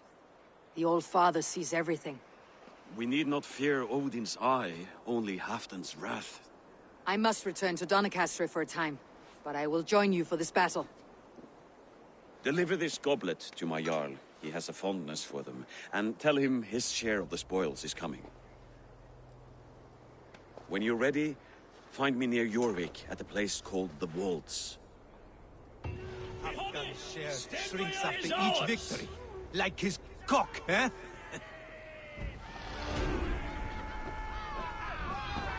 Halfdan will be waiting for his gift in Doncaster. Do not keep him waiting. I know find for me. Ah.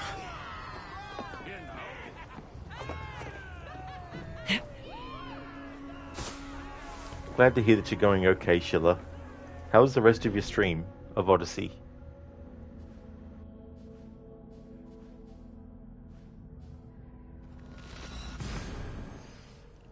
It's like, what is this color mode nonsense? You know, it's funny, when I looked at the chalice, the first thing I've noticed were the clean boots. Clean Roman boots. Yeah. It's one of those interesting things, too, where it's like, the person who is the culprit thinks they've thought of everything to cover their tracks, but there's mundane things that can be observed, which can be their undoing as well.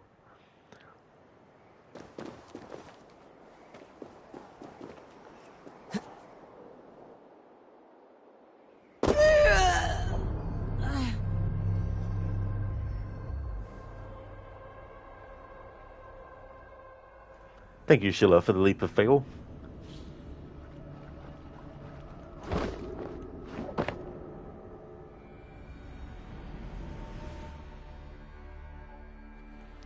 Shaky, change Eivor to dude? Definitely can. Thanks for redeeming that. Schiller, it went well. You escaped Athens, got rid of all order members that aren't story related, and can now meet Bellini. Very nice. That's awesome, dude. That's really, really good. Splash.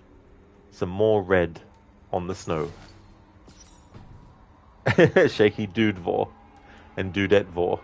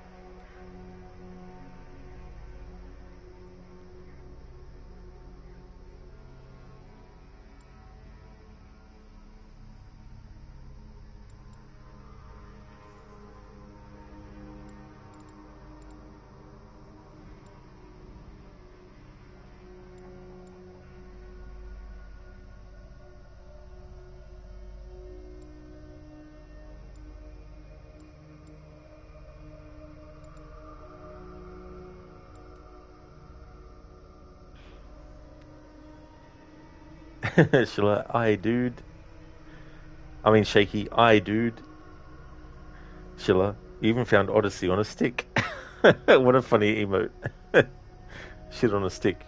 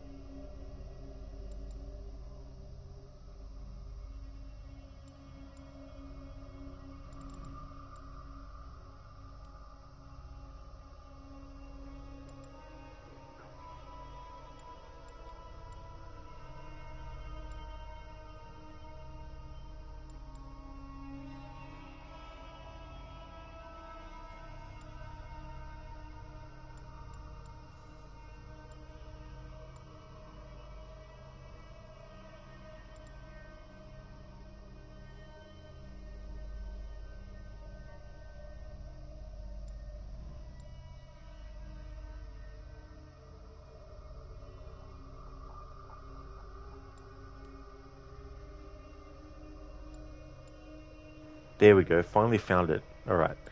That's what I was working towards.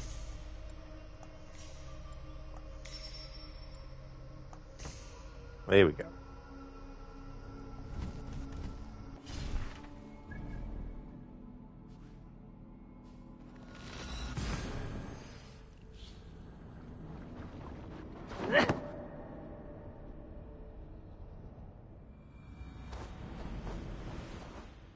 Shaky, your power level is 537. That's definitely a lot of power then.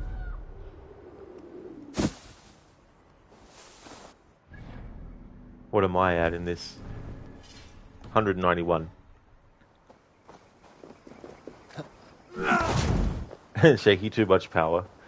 Yeah, when I do challenge runs of these RPG games in the series, I always start from scratch to balance out the fairness, so I'm not too OP.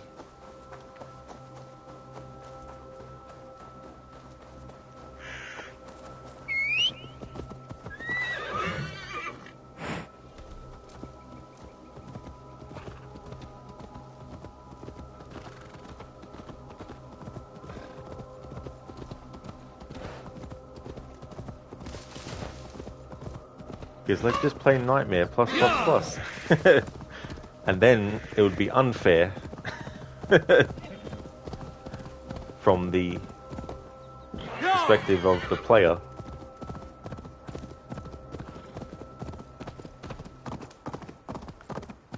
I'm glad I was able to take care of some of the zealots. I think there was a zealot that was 380 or something. Shaky, just play New Game Plus. Oh wait. Yeah, not for this game. You have to do your own version of it. Start the game from scratch. Get the story to a certain point, and then stop story progression. Go around the game world. Synchronize all the viewpoints. If you want to get all the items that you can, get them too.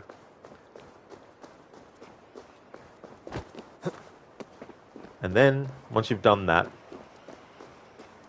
save. Then, in the future, when you want to start, well, you know, once you've done that, you need to make an extra save, and then from the rest of your playthrough, keep saving to that extra save. But then, in a new playthrough, just start from scratch, and then once you get to the same story point in your pre-saved file, you just switch over to that, and then voila, your own New Game Plus. Because like, bro, you can't wait for Dawn of Ragnarok. Well, I'm definitely not going to be playing it.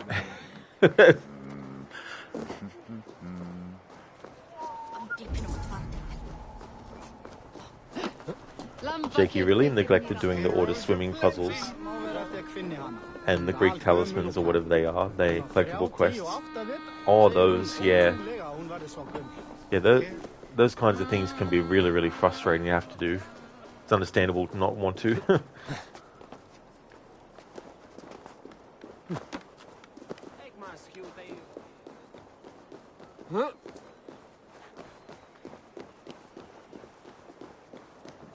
Shaky, apparently you can start a New Game Plus right from Dawn of Ragnarok. Yeah, don't they do that thing where they allow you to bump your character's level to the DLC's level? Because they did that with... Slow sips, Halfdan. It helps the brew stay down. They did that with Origins and their DLCs.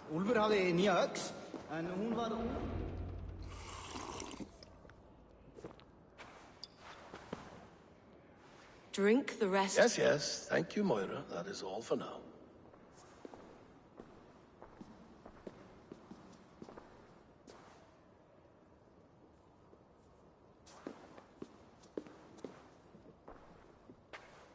The soothing herbs lift the fog from my mind for a time. How long has she been mixing these for you? You're stalling, Eivor. Tell me what you've learned. What news from the north? The Picts were beaten back. We took their lives and their treasures. Father asked me to deliver this.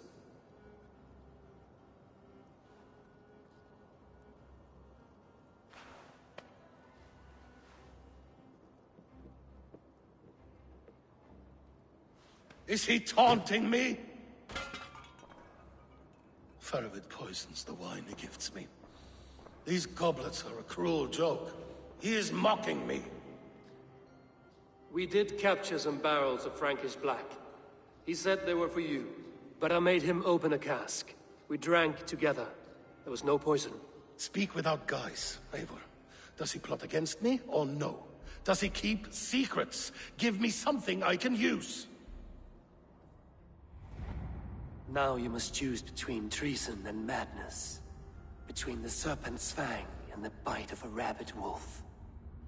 Faravid asked for my silence, but Halfdan expects the truth. If I'm not careful, these lies will pile up, one upon the next. You have grown awfully silent, Wolf-Kissed. Gizlik, it was really weird how both stealth and travel friendly Dawn of Ragnarok was. Well, that's cool though, if you want to do like a stealth playthrough. Shaky, Eivor, you look different than when you last left. Yeah. Gizlik, something about your voice. Were you drinking?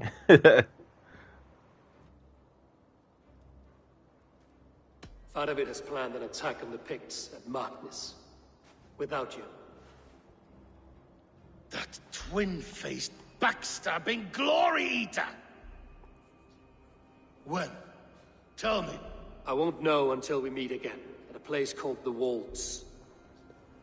Good. Go to him. Watch, listen. Unearth his lies. You will find them.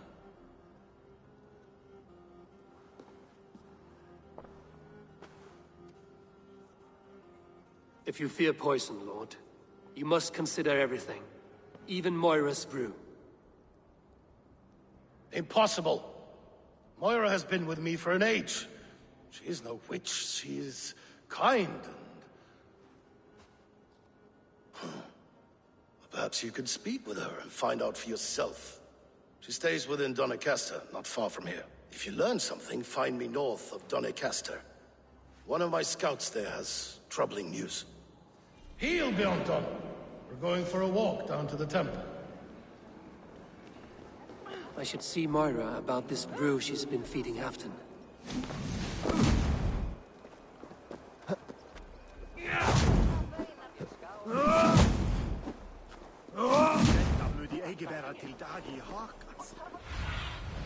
Go, my eyes. Gizlik, give me a second, brother. I'm talking to Odin. Yeah, Gizlik. He's like, that's funny. I talk to Thor. I mean, we don't see Halfdan talking to Thor. I'm just saying that to match talking to Odin. Cast about this land, my friend. Just give me an icon game that tells me exactly where the character is. Moira's not here.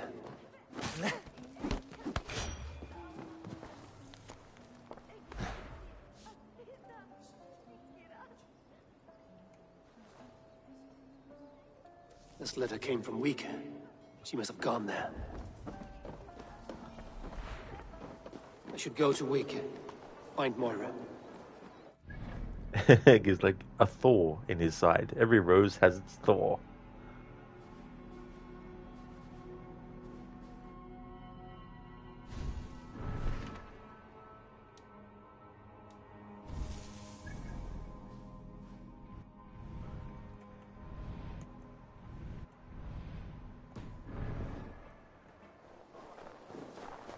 Huh?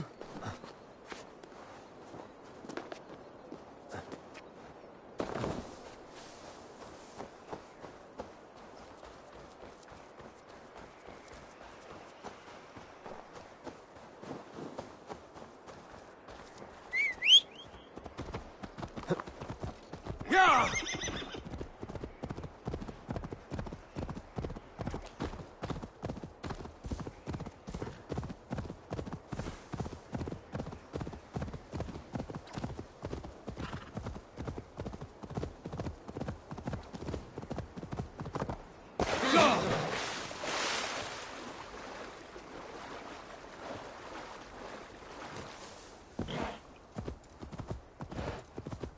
Yeah!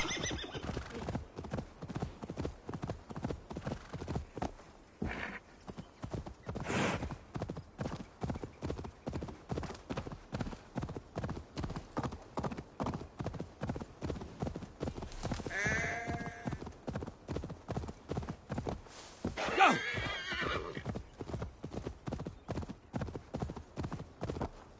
Ah!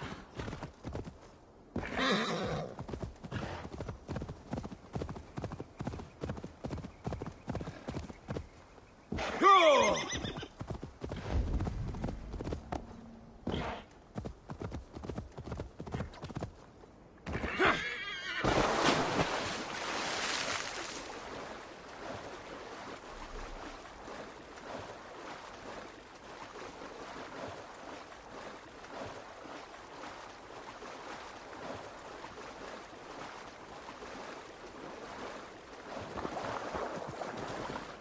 It's a small village. Moira's house must be near. Go, Zunin. Yeah!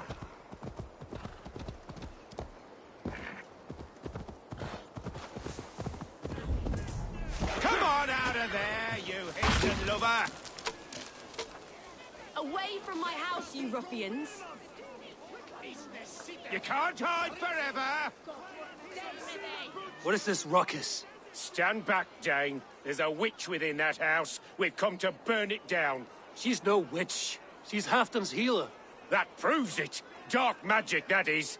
Clear out, all of you, before I beat you senseless. But how do you know that she is a witch? Shaky, this quest glitched for you, or did it? That is so frustrating, quest glitching. Especially main story ones too.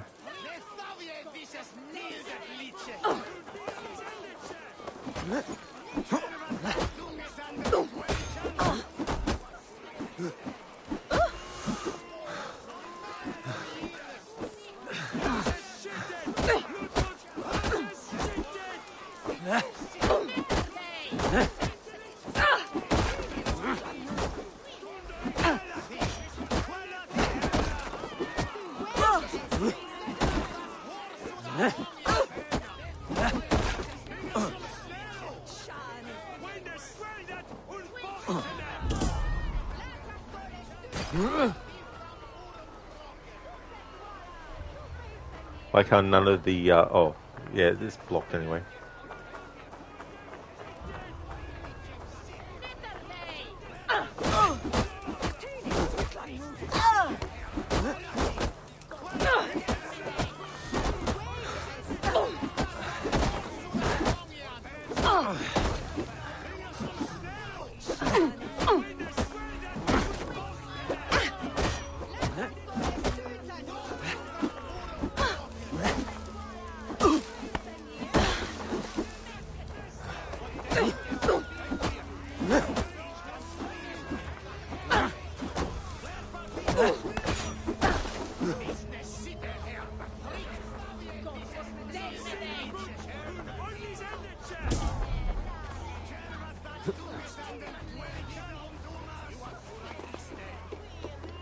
Shaky, yes, fight, fight, fight, fight. Good fire control while they're getting beat senseless.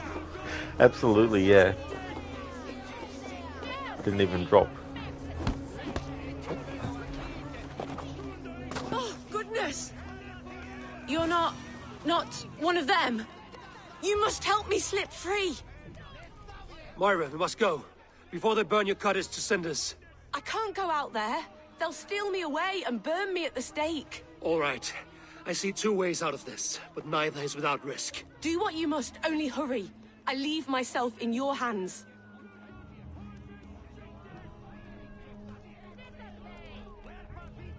I was kind of hoping for we just go and bash the shit out of them, and then that's the end of this little quest. But no. I'm as good with words as I am with weapons. It will take some convincing, but I can talk my way out of this. Lead on then. I shall follow.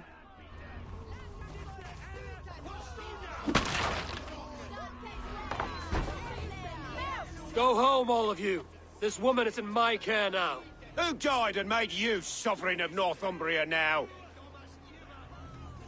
You'll talk to my fists! Up your ass, Odin fucker! This'll be fun. You can't take us all on.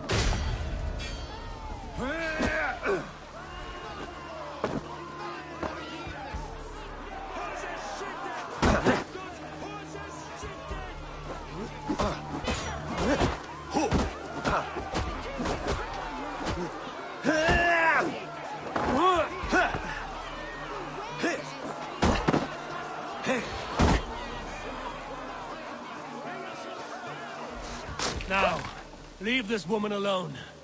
Even look her way again, and it will be the last thing you see. Moira, it is safe to go. Because, like, I can talk myself out of this. You talk to my fists. I'm so glad I chose that option because I wasn't sure the previous option which one to choose. And I was hoping that choosing the talk option would also then give me the option to actually fight. So I'm glad that worked out like that for this playthrough.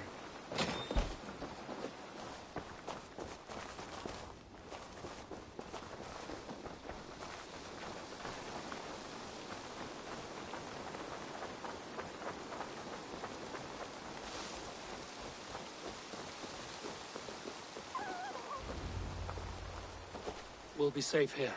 Thank you, Eivor. 1,000 times I thank you. And if I asked you to drink your own brew? I would, gladly. And often do from time to time, to ensure it's not overly bitter before serving to Halfdan. When you said there's no cure for what ails Halfdan, you mean he's touched in the head? I fear so. The same malady bedeviled my mother. The body breaks down and the mind falls apart over time. It's a terrible thing. I need your help, Moira. The brews you mix for Halfdan, what goes into them? Oh, quite a diverse mixture. Let me see. Lavender, rosemary, meadowsweet, yarrow, soothing herbs, nothing uncommon. I should return to Halfdan. He said he would be at the Temple of Flora. Tread lightly this topic with him, if you would tread it at all.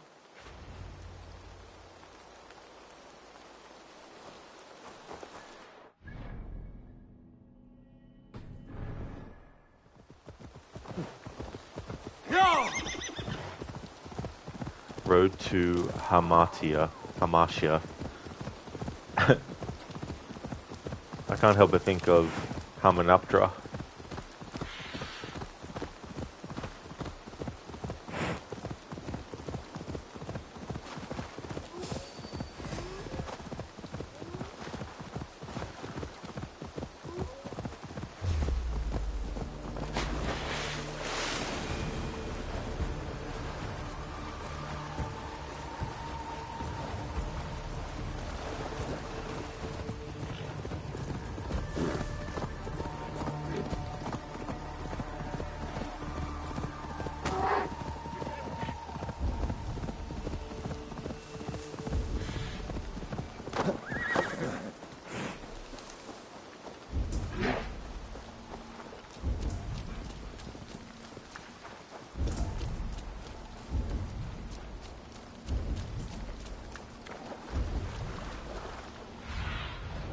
I need your eyes, my friend. Who's out there? Halfdan, good to find you here. The Raven Feeder returns. Now keep quiet. I'm hunting a band of traitors lurking about this swamp. Who told you there were traitors here? My scout.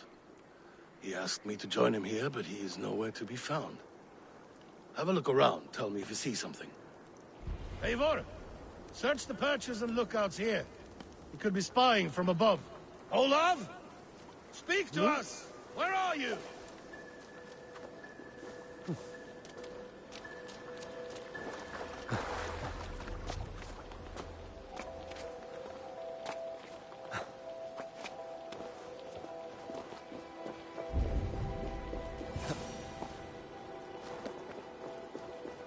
He's clinging to life. I should carry him down. Help!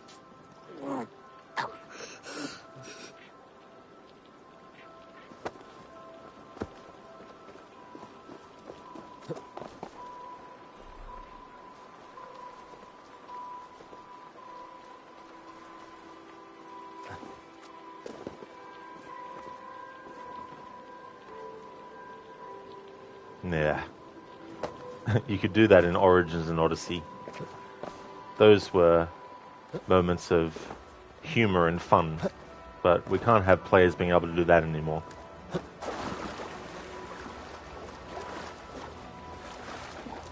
Olaf!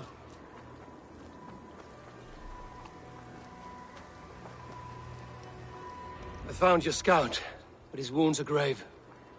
Olaf. Poor Olaf. He will be buried with honors. I will see to that. Walk the bridge, old friend.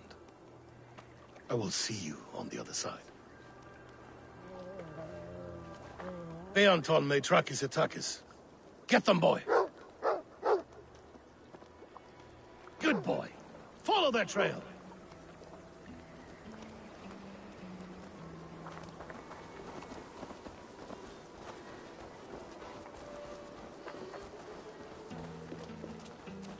Sniff them out, boy! We will paint the ground with their blood! Shaky fun in this economy.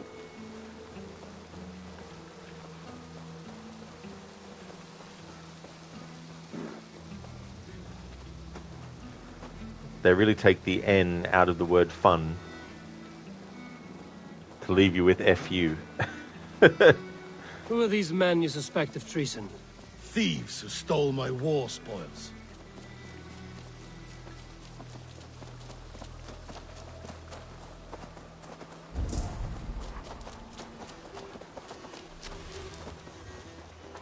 Looks abandoned. Are you sure? The trail ends, but nobody's here.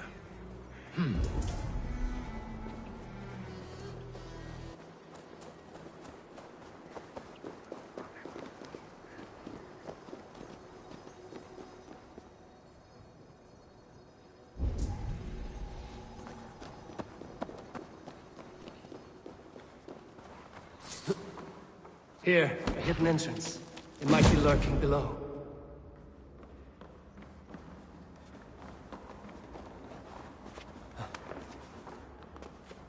These pipes burst and flooded the tunnel.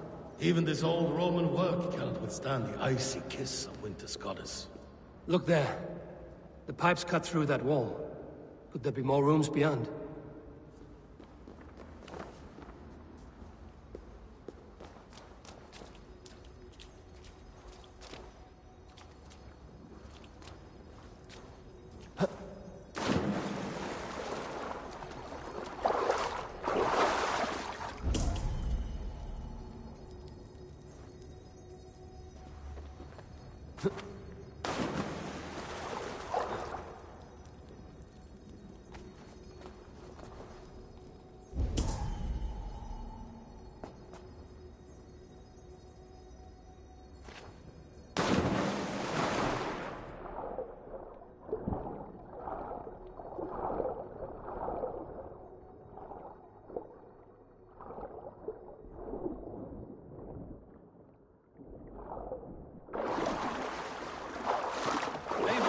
Something's there. Hold on, we'll find a way through. I can't get through! The way is blocked! There must be a way to let Halfdan through. An opening of great size.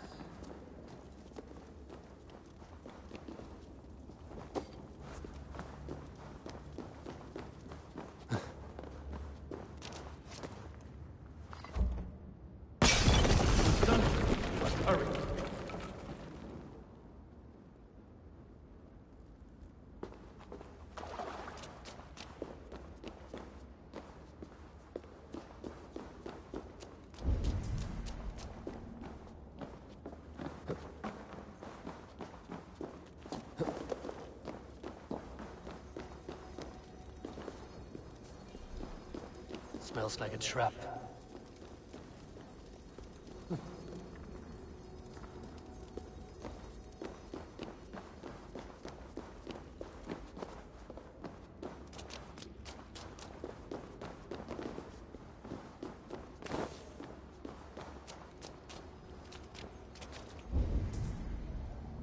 Where the fuck did he go?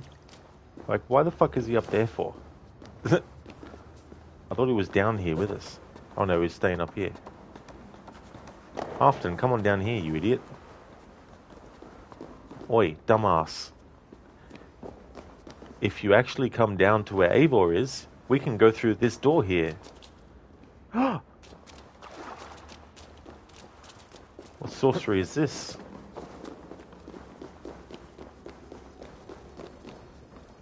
Give me a hand with this.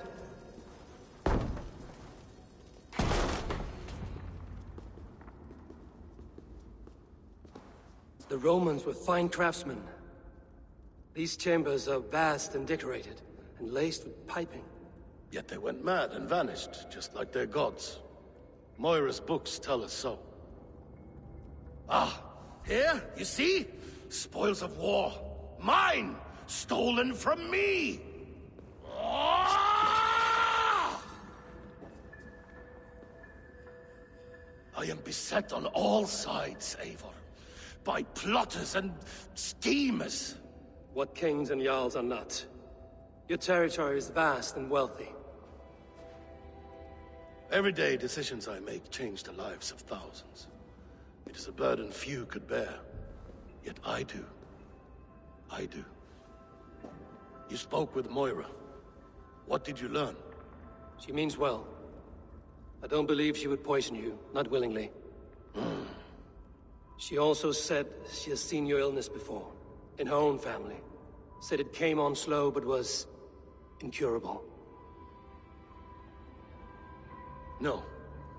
No, this is not an illness. This is poison. Somehow someone is poisoning me. Shh. Listen.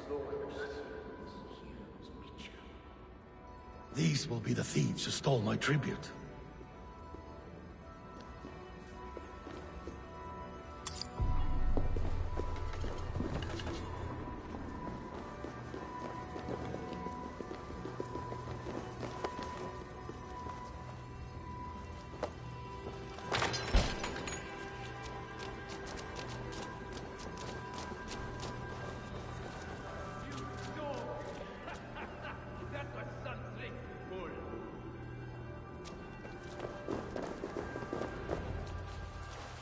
Wolf-kissed and half done. Well met. Come, fill your bellies with mead. You stole this tribute. By rights, this is mine. It was meant for me. We stole nothing. Faravid gifted this to us for a hard day's battle. And did you take my scout Olav in that battle? Your brother in arms? Did he too have to die for this tribute? That was Olav? Damned fool! We thought he was a thief! The only thieves here are the ones drinking my mead and spit-shining my silver! You! Cowards and traitors! We are owed this bounty, Jarl. For battles won and blood let. Eivor, you tell him! This is treason, and treason is punishable by death. Faravid treated us better than you ever did. Faravid is nothing, and you are less. Glory! Glory for Ulf! Now it's will reward. Now you're dead! Dead!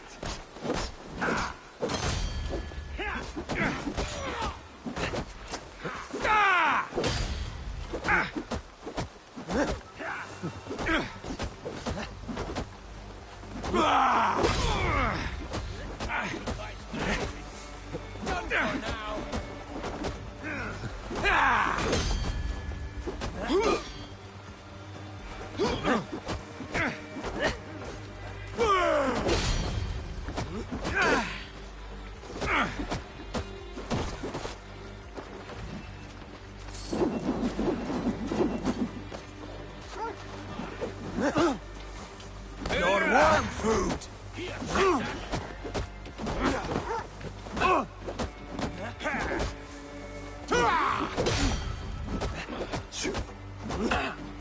Hold my back!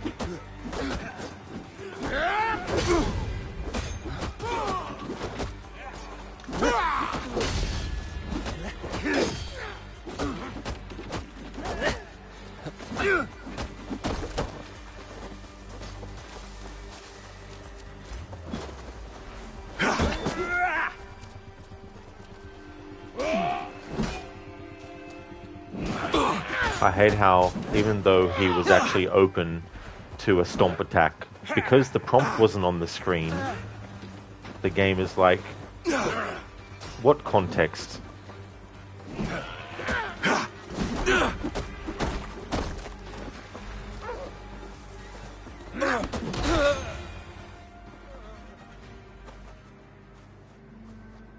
They forced my hand. Take hold of your fear, Halfdan. It can poison your mind. Faravid killed this man, not me.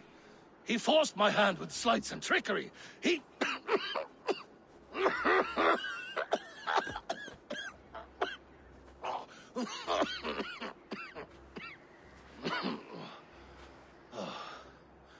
Forgive me, I find it hot in these furs. The day must be warming. You have a meeting with Faravid. Is that not right? I do, at the Waltz. Yes, I know the place well. It is on the road between Jorvik and Picheringa.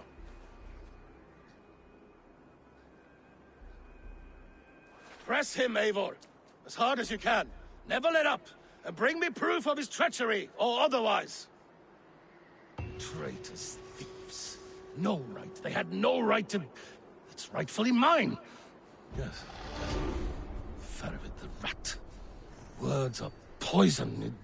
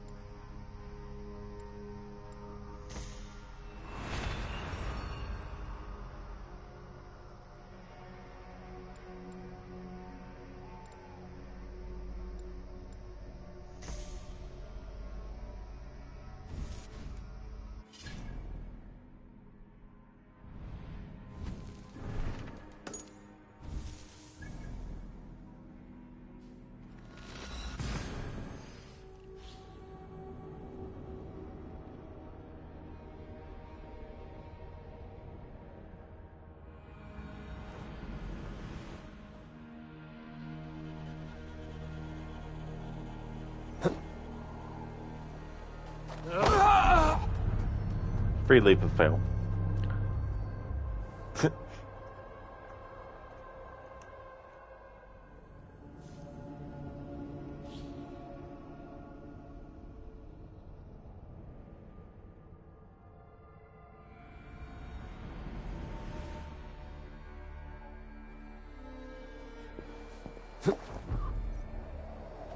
Can't just have the character automatically facing where the haystack is. Oh no. Can't do that.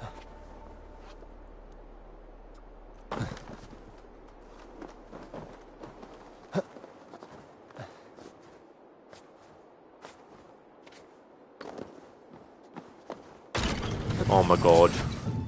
If I'm not facing the direction of the fucking thing, it shouldn't be something that the game makes me interact with, when the button to actually do what I wanted to do is the same thing. Jesus fucking Christ. Like, seriously.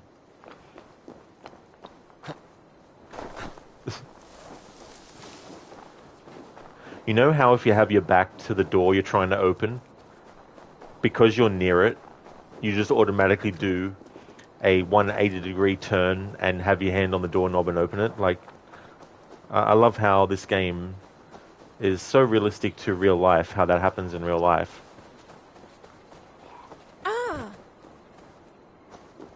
I mean, it wouldn't make sense to have the character only interact with the thing that they're actually facing.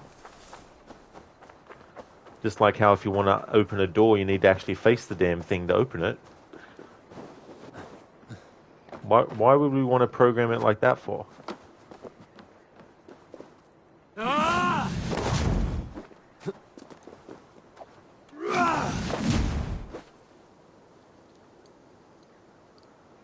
About time the game recognized that I was pressing the right button to call for the mount. These mighty trees. Look at these two trees. Like, holy shit. They're so strong.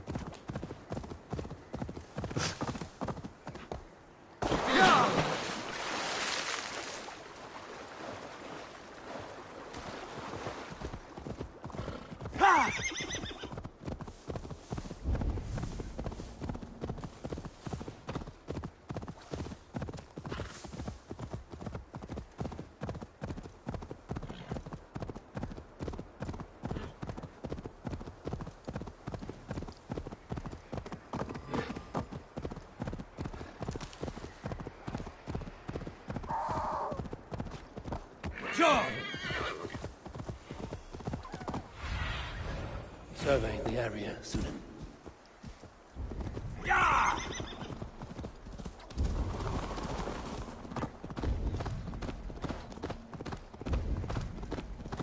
Eivor, welcome. Join me in drowning this golden drink. You made it. Come, have a drink. You're a few horns deep already? Yet still floating. Tell me, how did my old friend like his goblet gift? There were other things on his mind. Your man Ulfra, for instance. He died protecting the spoils he stole from Halfdan. Ulfr. Poor Ulfr. I told him to mind your tongue, but he wags it like a slobbering dog. Was Halfdan always so easily riled? No. Riches and glory have shaped him into something new. He's not the same man he used to be. Hello, Inmita. Welcome, dude. I'm doing well, thanks. Working on this quest with Halfdan and Faravid. Things are going well. How about yourself?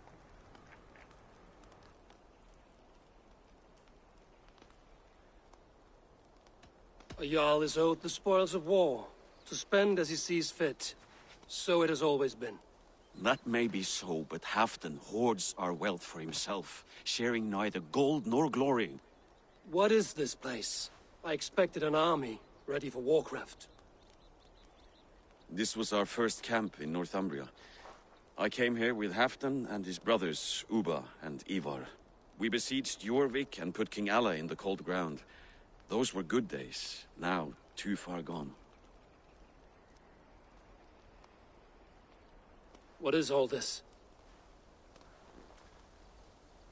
My share of the treasure we took from those distant days. I buried it here for a rainy day. This bag is heavy with silver. Enough to pay for an army. Come! Race me to Jorvik, Eivor.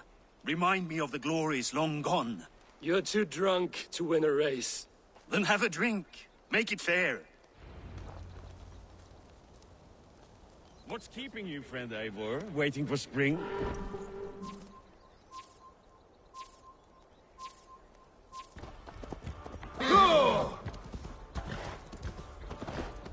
Your horse can smell the ale dripping from your mouth.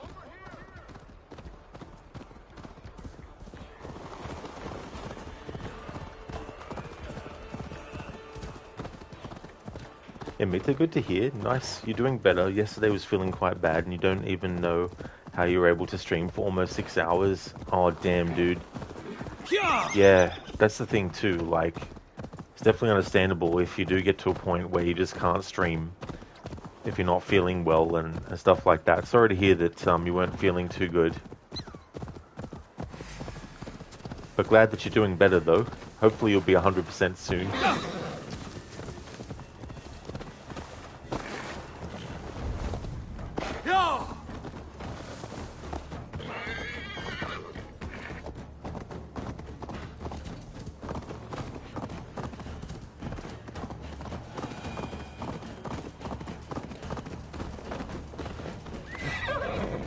Having trouble keeping up? My horse must be deeper in the cups than I am. What are we doing in Jorvik? You haven't said. Paying a visit to our kept King Richier. Long may he reign. I haven't enough men to beat the Picts alone, but with Richier and his Fyrd, we'll finish them off. You would bring a puppet king into this fight, but not your Jarl? Psst. Keep this to yourself. The streets have ears, the windows have eyes. I did not agree to this level of deception. You should have told me this before. Eivor, my friend. If I described my full strategy, we might never leave the campfire. I'd prefer the light of a fire to the darkness of your plans. Don't do it again. Things are better now, are they not? Everyone's out. Speak not that blasted.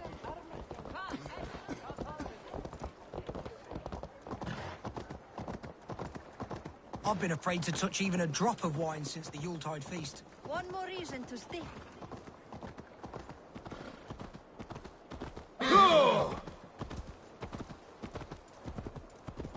Hey Mita, thanks. You took some medicine after the stream and went to sleep. Today you feel much better. That is really good, Mita, that you do, for sure. I'm glad that you had some things that you'd be able to help. I wish Yuletide happened every month. The daily slog kills me. Not if it happens though.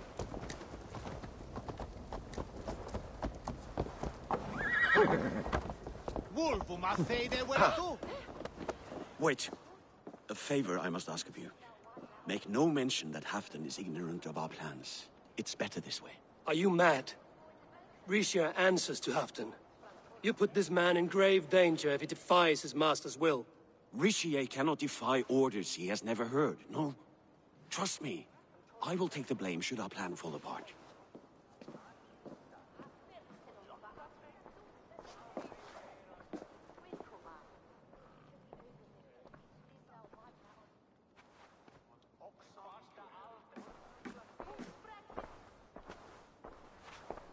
Eivor the Wolf-Kissed and Halfdan's cupbearer? What a curious surprise. I hope the day finds you and Jorvik well. Yes, we scrape by, with what little we still own. But this new war should make us wealthy once again. Until our tribute is taken. I smell the bile on your breath, King. Do not forget who is in charge here. Oh, do remind me, Faravid. Yesterday it was Halfdan, but today I hear whispers that you are leading the charge. I am confused. Yes, you answer to Halfdan. And now, he orders one final strike on the Pict stronghold at Magnus. To make war with the North on such a scale will require a hefty amount of silver and a large force of men. My soldiers and silver are pledged already. I expect the same from you. I've given my aid as well. The battle must be decisive. I see. And you have these orders from Halfdan in writing, yes? From the great man himself? No. Mita, you thought you were making progress with the main story, pardon me, in Cyberpunk, but you had accidentally started the DLC. And the quest you were doing was going on and on and on. At some point, you were like, fuck it, I'll continue next time. That is annoying, you know, like, there should be some kind of indication that it's DLC. Even if the game throws up a message on the screen that just says, notice, this is DLC content. Do you still want to continue? You know, just something simple like that. But I don't blame you, though, if it was going on and on and on as well. Especially not feeling well at the same time. To be clear, King Richier, Halfdan knows nothing about this attack. Nothing at all? That's unusual, Faravid. Eivor is mistaken, Lord King. I was given Halfdan's personal assurance that you would volunteer your troops. He expects as much. But Halfdan is ailing and tired. Let us not burden him with more worry, but please him with a swift victory. I'm sorry, Faravid, but duty compels me to refuse. Without strict orders from Halfdan, I will not risk the lives of so many. You deny me? I do. To gift you an army puts my wealth and reputation at risk. That's not what Halfdan wants. He needs a strong and loyal king. You presume to know what Halfdan wants. Without Halfdan's formal approval, I cannot help. It's too great a risk. And after all, he is my ally. You understand?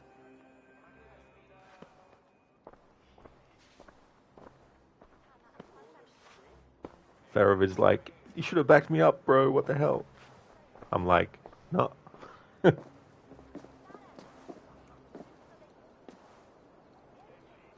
I should break your arms for that. What were you doing? I saw no reason to hide the truth. Rishia is a Saxon puppet. He has more to lose than you and I ever will. That serpent cannot be trusted, Eivor. If he tells Halfdan of our plan, our victory is at risk. Our victory is for Halfdan's own benefit. We will secure Northumbria for him, along with the gratitude of all its Saxon and Norse subjects. Fine. If we falsify orders from Halfdan, Rishia will accept them. Hjor of Jorvik could help. Good. Hjor's favorite alehouse is nearby. Seek him there.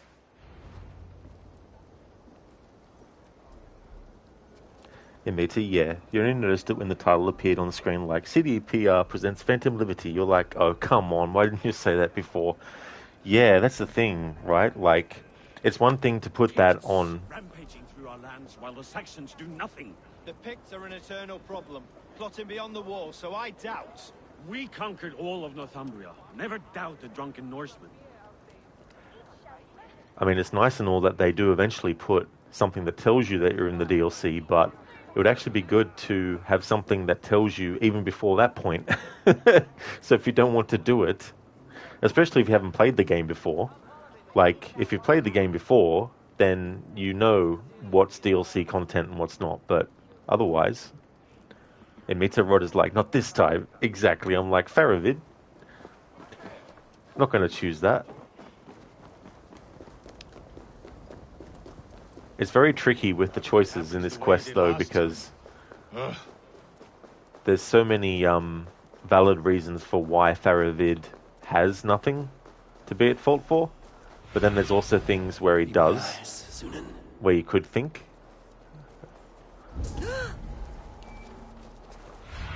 He might be his favorite alehouse. Well, I don't know where his favorite alehouse is. Can you just put like an icon above it? Lessons for the season. You go. Made with... I'm sorry, Ubisoft, but I'm not one of these players that loves to spend time exploring and finding where things are related to story quests. I just want to know exactly where you want me to go. Like the exact pinpoint spot with an icon near it. Don't give me a general direction and then have like a range where it might be. Have a look, Sunan. Like, actually show me. Put an icon above the character. In Witcher 3, for example, the DLC quests have a different color, so you know it's a DLC, but in Cyberpunk they all have the same color. I mean, that's a good thing to note too. Having like a different color for the text and everything too, or even have like under the quest name the DLC name as well. Ale costs more than bread. Things were better under Arden.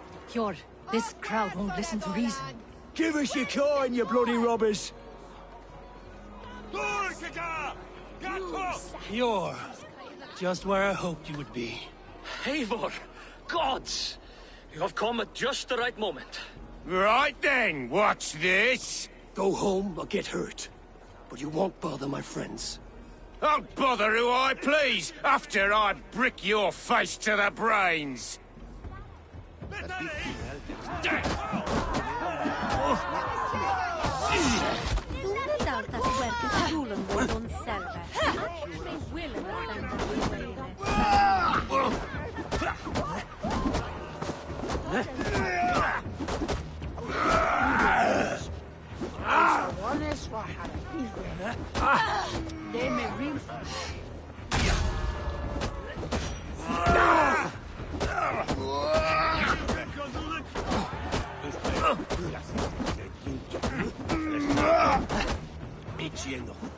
I'm feeling a bit dry over here.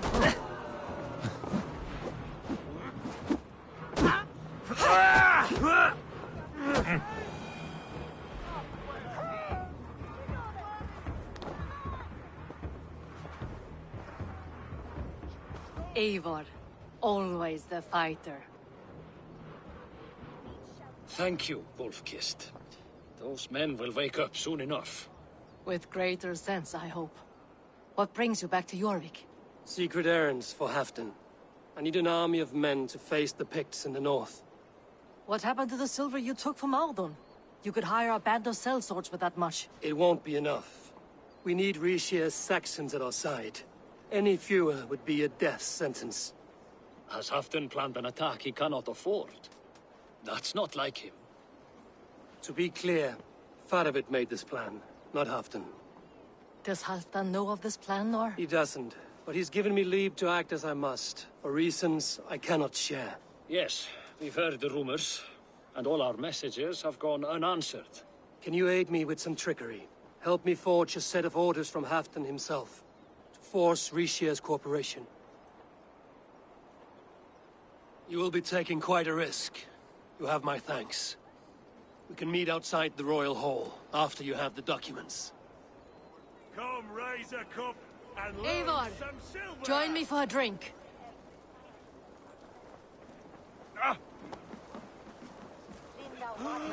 Matey, yeah, Hearts of Stone quests, for example, are colored blue, so if you see the name of that quest in blue, you know it's the DLC. I should have done it like in Origins with these quests and be able to spot the exact place using Sunan. Yeah, it's good to have things color-coded like that. The thing about that too, in Meta with the using the eagle, like in Origins and Odyssey, it can still be annoying because they want you to move the icon or whatever it is to the exact point. They don't really give you much leeway around it. So it's not like you can get close enough and then it always pops it. You have to actually specifically move it over the right spot. So that aspect about it I don't like. But it's definitely better than just giving like a range where to look as well. Blessings for the season! You go mate with...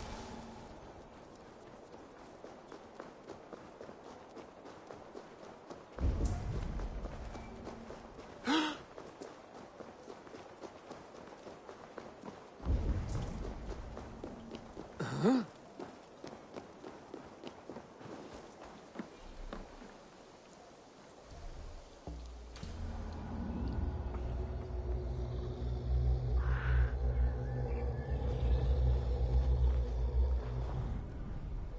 Here, take this forgery and pray that King Rishia sees nothing amiss. I trust you know what you're doing.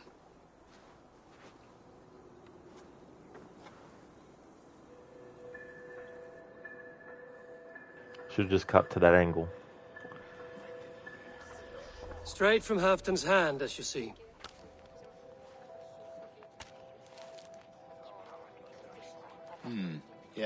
Yes. Well, if Halfdan's loyal mules have pledged to fight, still, my help will come at a price. If you're speaking of coin. I remind you that your soldiers are mine. Halfdan's, my good man. Halfdan's soldiers, for these are Halfdan's orders. Correct? But I jest. All is in order, then. If Halfdan commands, I shall raise my feared, and you shall have your fighting army. Good.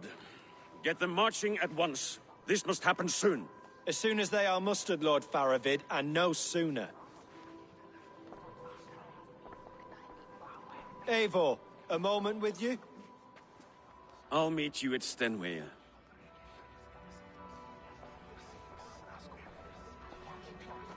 Faravid is Halfdan's man.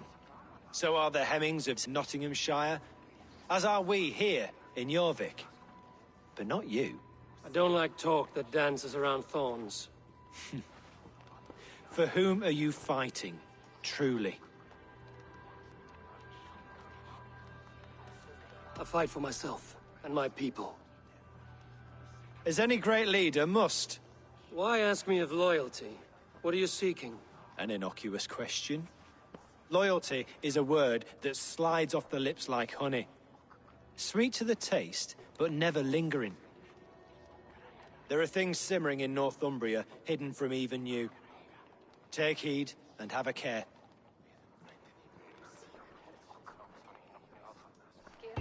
Faravid should be waiting at Stenway.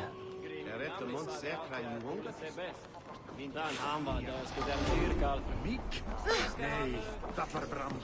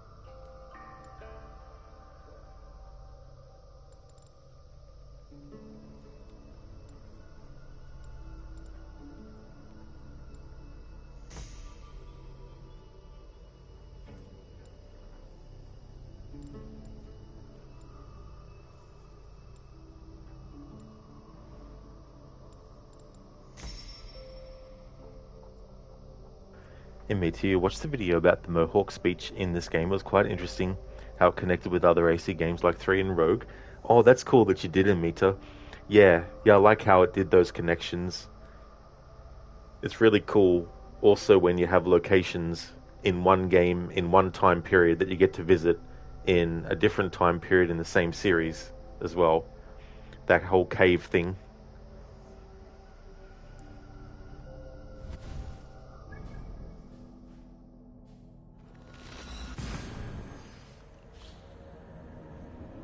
Hey there, Code. Afternoon to you as well. How's things going today?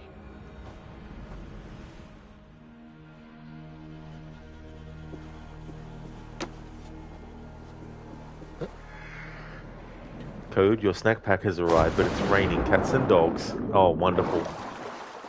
Don't you love it when the weather just decides to do things that just can create inconveniences?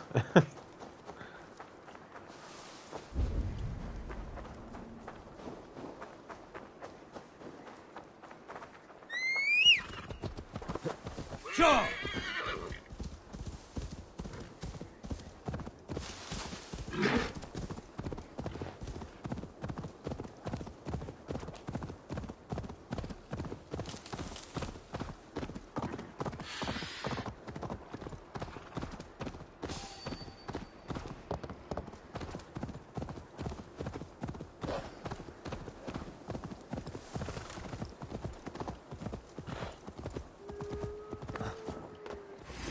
Mita, true. In fact, that the same piece of Eden is used by Connor to contact the Isu. You thought it would be the same piece of Eden when you played the game, but you wasn't sure. Oh yeah, Mita, it's definitely understandable too, because the markings that are on that are very similar to the markings on the regular Apples of Eden that can create illusions and all that kind of stuff. But yeah, that one is a communications device. And given the fact that Gorm has an eye missing, and the fact that the piece of Eden is responding to him, it could be implied that he's actually a sage as well of Aita.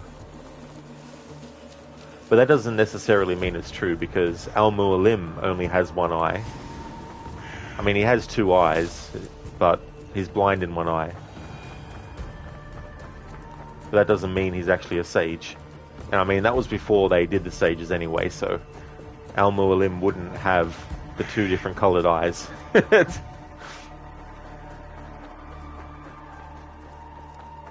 Code, we'll have to wait a couple of hours if there might be some hole in the clouds. Well, hopefully so for you, Code, and hopefully you don't have to wait that long either.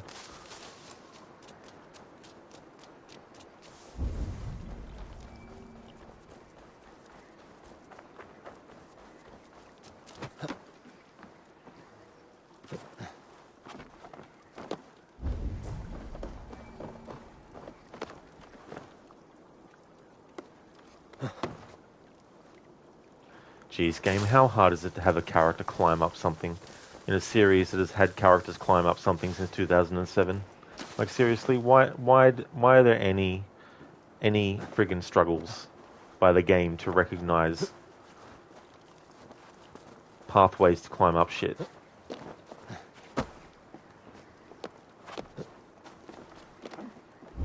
Make something that should have been under a minute or under 30 seconds take like a minute.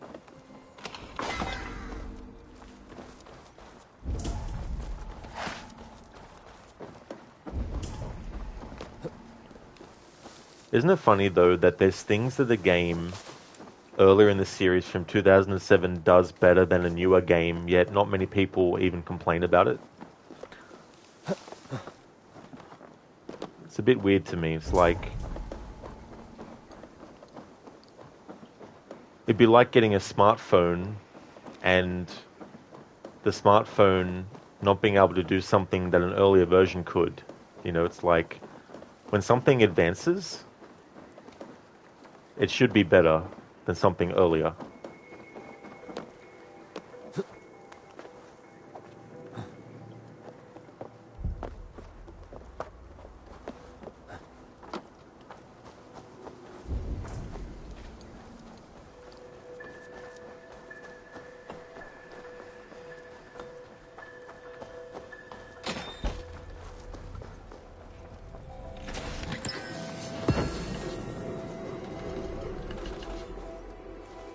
He's like, this is an arena fighter franchise, dummy.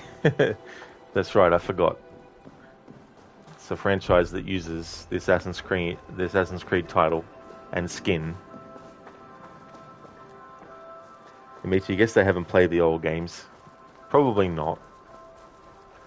I'm not saying that there's things that the old games do that newer games haven't been able to do better, but there's also things that the older games have done better that the newer ones can't do. Go figure. Hey there, nah bro. How's it going? Because people think newer equals better. That's true. Just because something is new, people think that it's automatically by default in every single aspect better than what came before.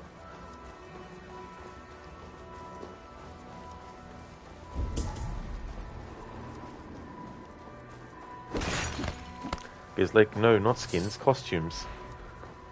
To sell microtransactions.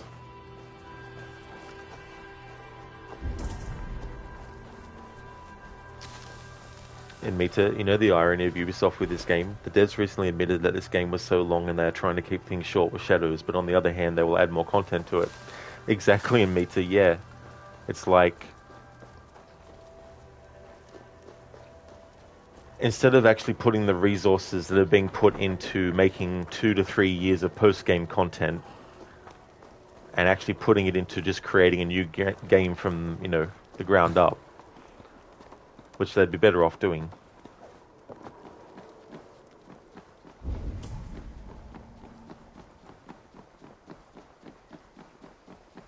Eivor, good to see you. Where are the Saxons? We need them to take that fortress. Patience.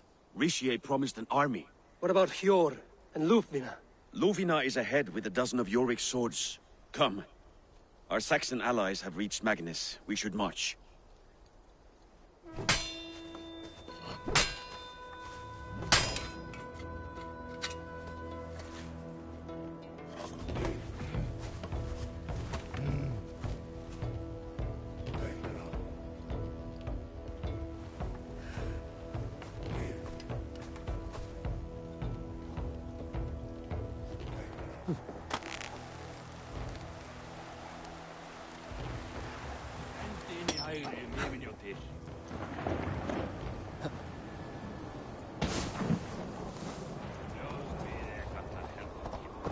Halfdan join us, I'll stay home out of spite. It's like Lufina from One Piece. I've heard of One Piece, but I'm not too familiar with it.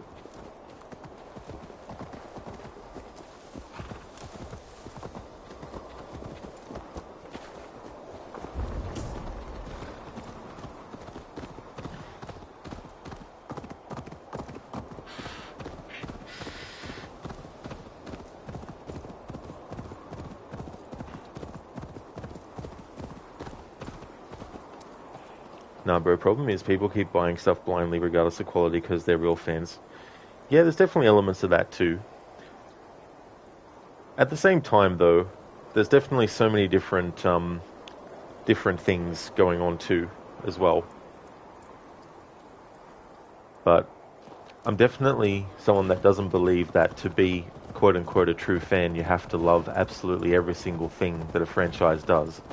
I think that's a bit unrealistic to expect that, and if there's 10 games in a series and you only like 4 of them, you're still a fan of the series. It's just that you're not a fan to the extent that you love every single game that exists in the franchise, and that's okay to not.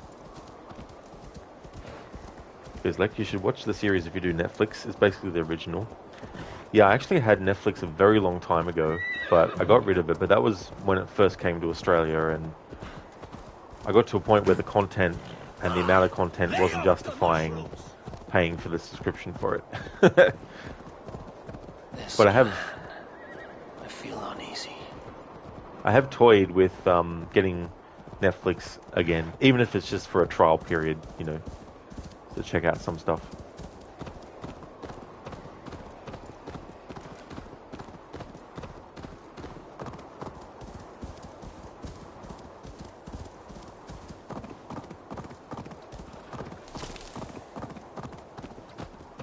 It will be a good fight. I have faith in it. Farovit's plan had better be sound.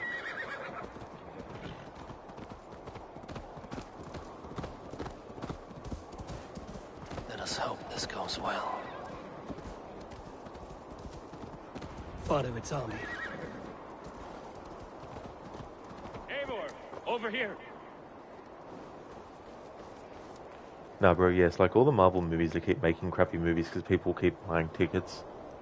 I mean, that's the other thing too, as well. Like, once you've bought your ticket to go see something, it's not like if you end up not liking it, you can ask for a refund and then they go, right, this many people refunded their tickets, which means we have to divide the amount of money that the movie made because some liked it and divide it from the ones who didn't, and then our true box office is only made up of the people who liked the product and liked the movie and didn't actually get the refund.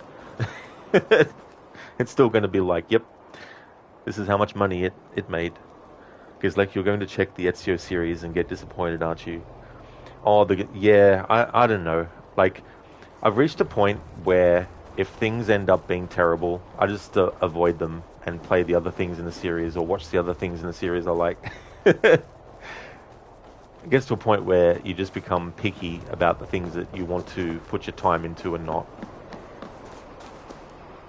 So most likely I'll just watch reviews of it and see what they do with the story, you know, what are they changing, what are they messing up, and then just never watch it. If that ends up being the case, then so be it.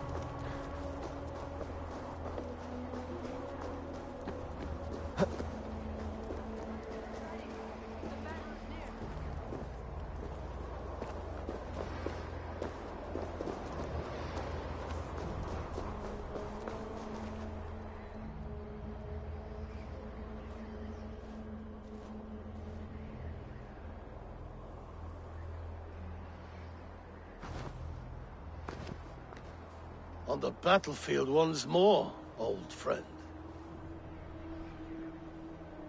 Yes, my Jarl. As in days of old. Who are you to speak of the old days?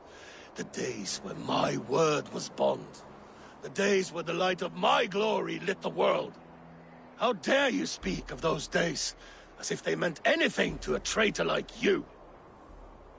Who told you of this? My new ally is more loyal than my old friend. Eivor Two-Faced. That is your name. I came here for Halfdan, to prove my worth and loyalty to him. You brought this down upon yourself. Enough bickering, all of you! We are at the edge of war. Preserve your rage for the enemy. Ljufina talks sense. We fight this battle and we end this war. At this moment, nothing else matters. Look there! The pigs send a message. Raven Tamer, with me. You will talk them into a surrender with your sword-sharp tongue.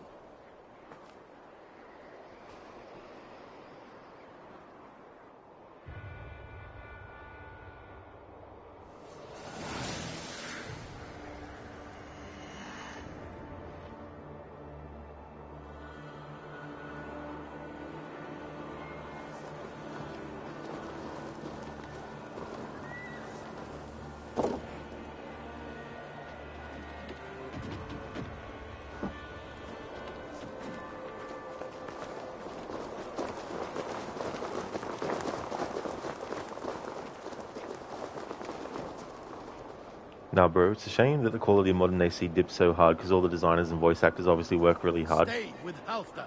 Oh, absolutely, nah, bro, for sure. You know, there's so many moving parts to things like that that not everyone is able to have their own sort of like opinions on things actually taken into consideration. You know, like whoever's in charge of costume design, right? The actor might be able to say, hey, you know, I think this would be good for the character, but ultimately, if the costume designer disagrees, then it just depends. You know, like maybe they might be like, yeah, that's a good idea. And maybe they might be like, no, I was actually thinking more like this, you know. Because like you thought the horn was a fly for a second. Oh, did you? Imagine if flies could actually change how they sound instead of the buzzing that you hear. Imagine if they could mimic voices and shit. Like, that'd be freaking freaky.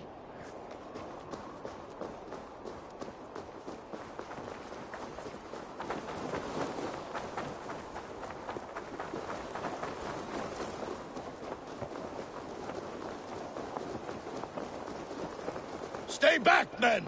These Picts came in great numbers. They came to fight. If this is a trick, do what you must. Draw steel and cut them down like harvest corn.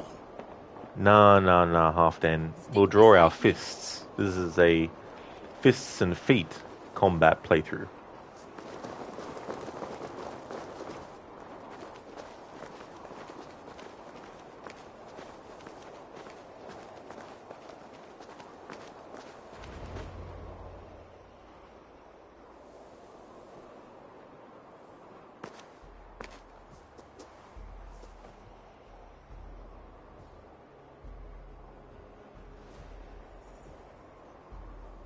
Turn tail and run, back beyond the wall. The Romans built that wall to keep us out. But they are gone, and we remain. Someday you too will disappear. Wall or no wall, we have more gods than you. We may have but one god, he didn't. But we have many more friends. Who now is the rightful king of Northumbria? The kingdom has spoken!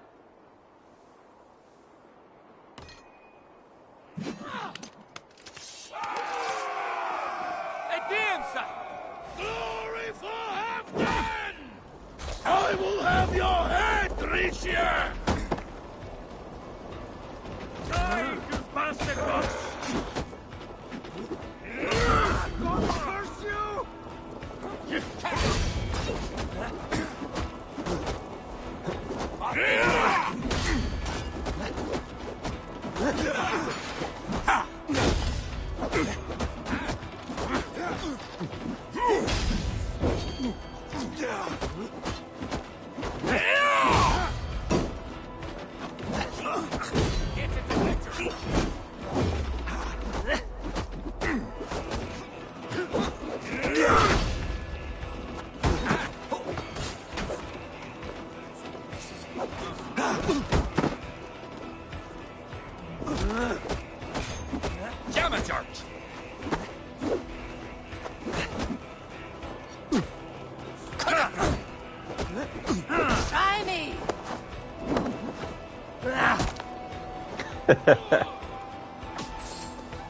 Break that air, Eivor. Feels like, you mean some animals already mimic mating calls? Why not flies? Yeah, that's true. Yeah, mimicry in animals, definitely a thing. I remember the movie, they did sequels too. There was a movie called Mimic, and in it, essentially cockroaches evolved, or one of them evolved to the point where it became actually human-like.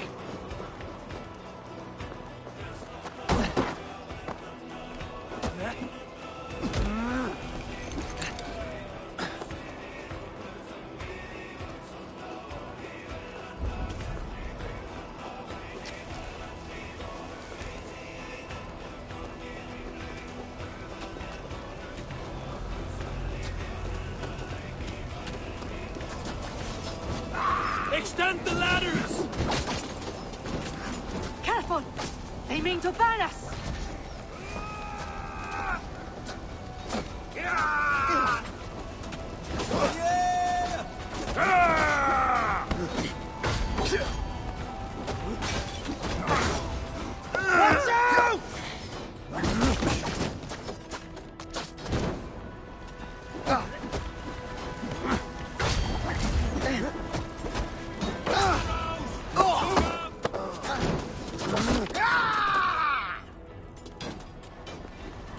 Watch out! Watch out! Arrows!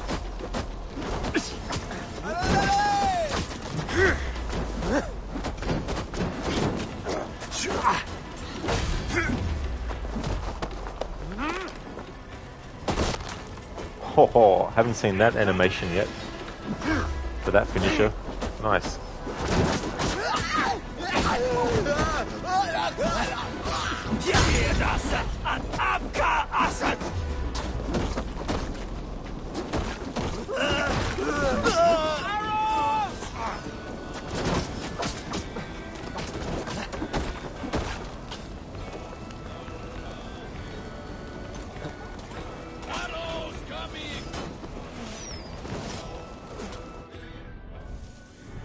Islet Kafka says hi.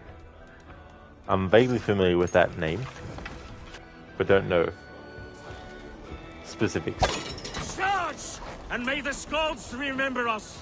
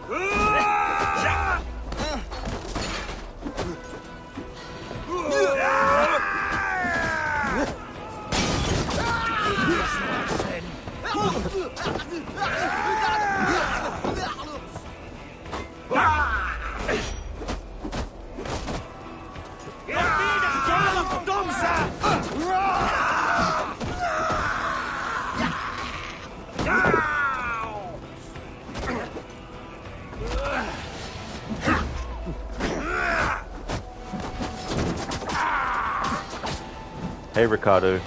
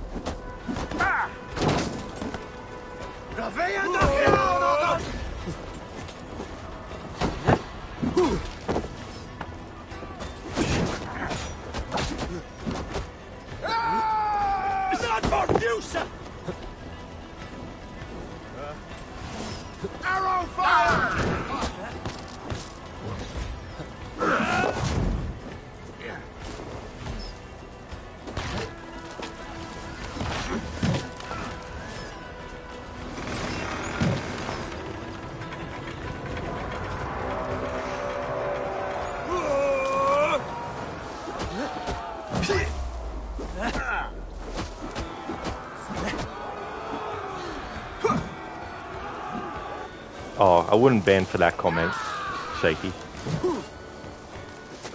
But I guess if you play a game that came out in 2020 at least once every year since then, I guess you're still a noob.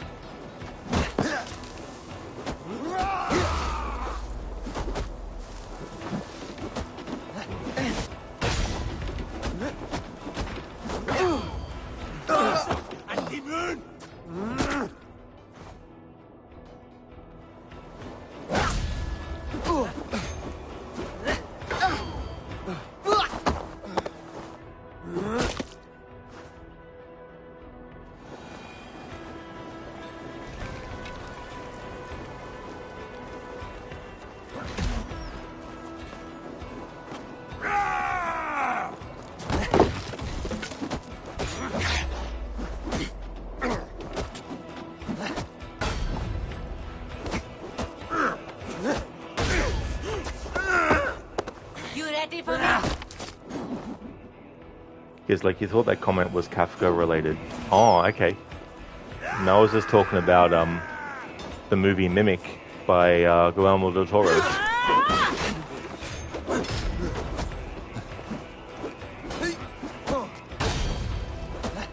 Oh, you were just joking, Shaky, I see. Yeah. I mean, some people like to come into someone's chat just for some kind of satisfaction of attention, I guess.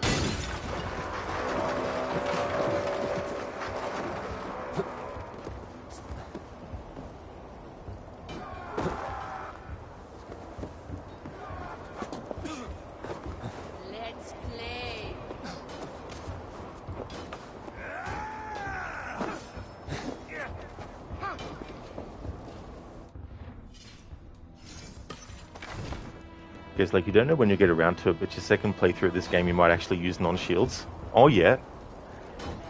Yeah, it's interesting. It's good to change things up with playthroughs and do different approaches and stuff.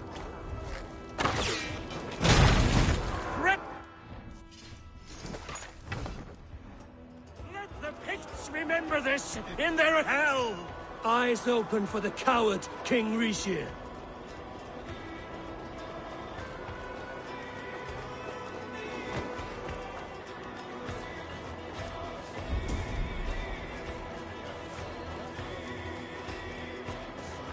Attack! Attack for Halfdan! This is the last of them!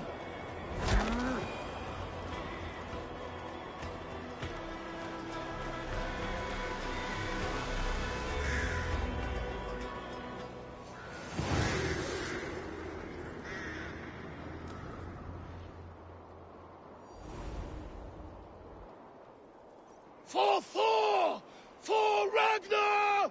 For Halfdan! Ah, the sweet taste of victory! And Rishia defeated. Was he the thorn at my back? The traitor I suspected all this time? Save your praise, Halfdan. Rishia may yet live.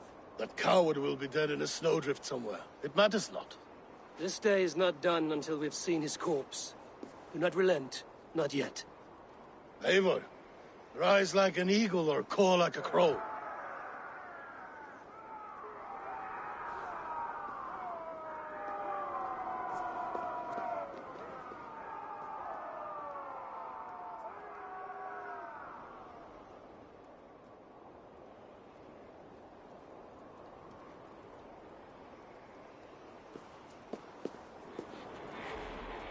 Hold the wall!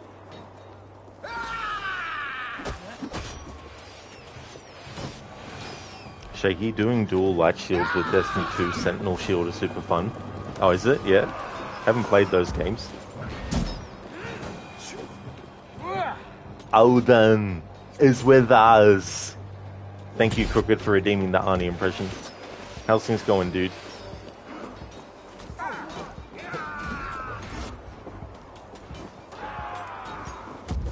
Block that gate!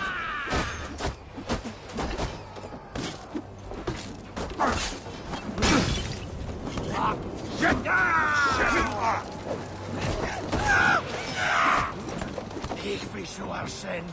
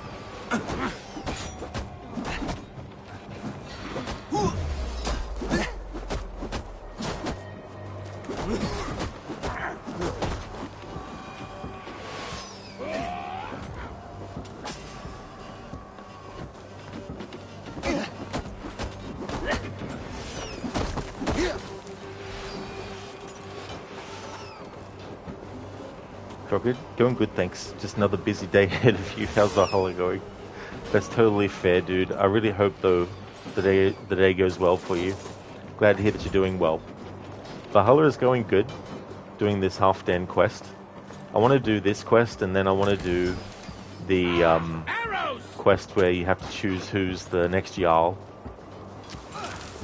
Try to get them done in this stream would be good. Oh, was there Gizlek? A Destiny 2 and Valhalla crossover? Not even seeing gameplay of those games, to be honest.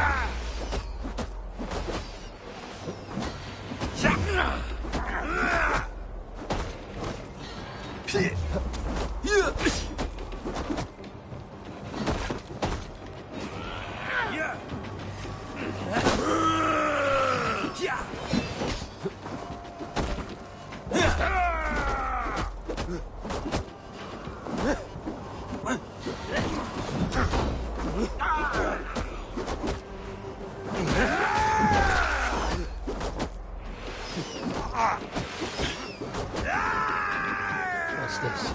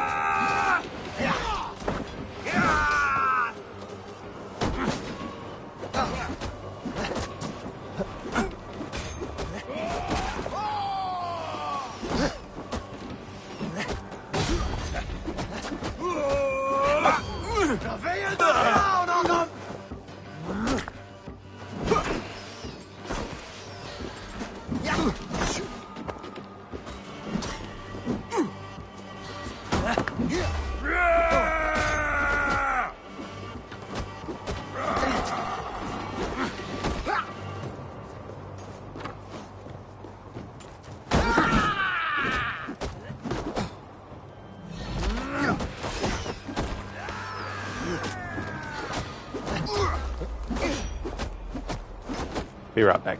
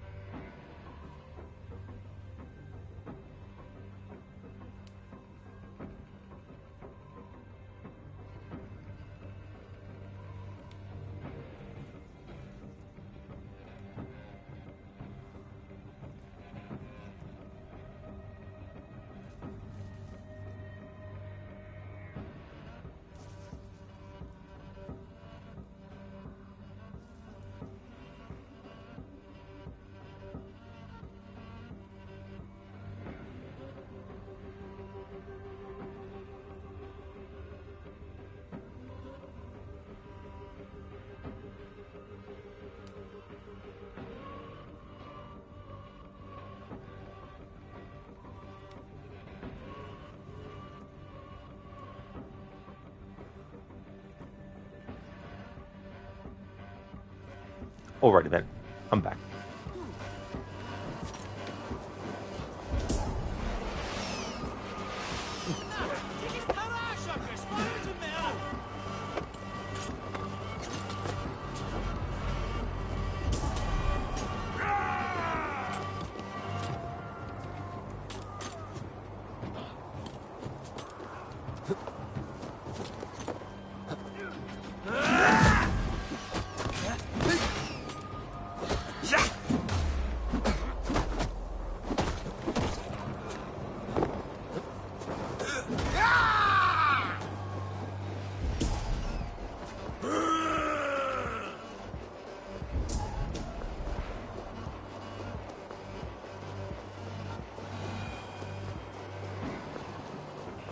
I reckon it's another situation where, because I'm not actually killing the enemies, the game is just respawning in infinite numbers and not getting to the point where it's the final numbers, because they're still...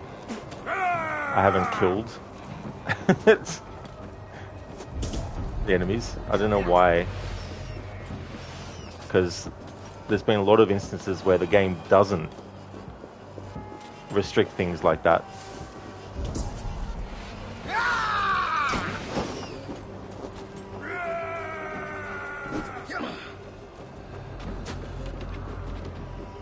Hey there, Antonidas. I assume you played Prince of Persia Trilogy. Did you actually know the PSP versions of Warrior Within and the Two Thrones called Revelations and Rival Swords had more levels and are longer than all the other ports? You think the Two Thrones has the bonus levels, only the newest version though? Yeah, haven't actually played any other versions other than the console ones. Never actually played the portable versions of them, but it's definitely interesting the kinds of things that they decide to either add or take away for those versions as well, and the name changes and all that kind of stuff. Thank you, Notfry and Crooked and Mita, for the welcome back. Thank you very much.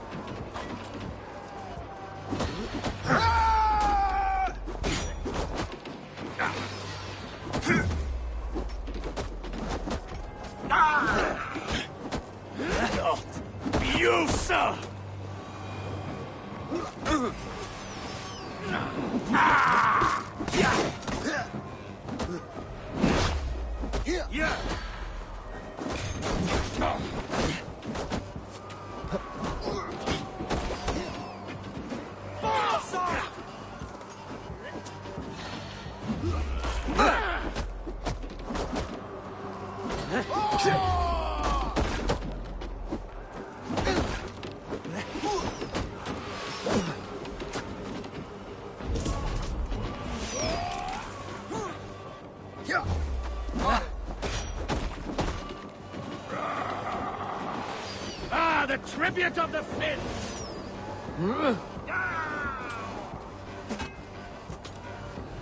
Why aren't these...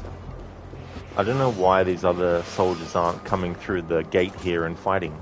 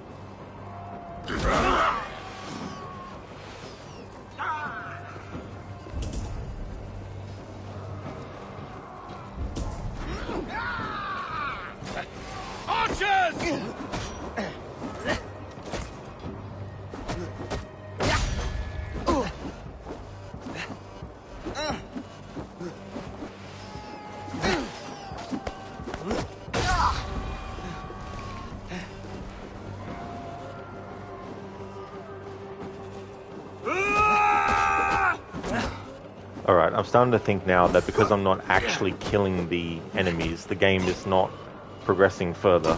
Even though there's only been one other case in the entire playthrough where this has been actually the thing.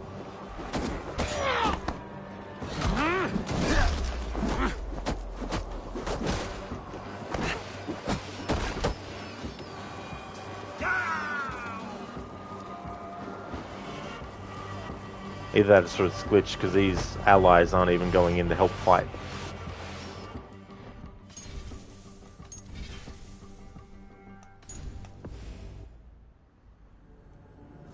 Antonitis, the levels on Two Thrones feel more like a bonus level than an actual level. They are short and more arcade-like on Revelations.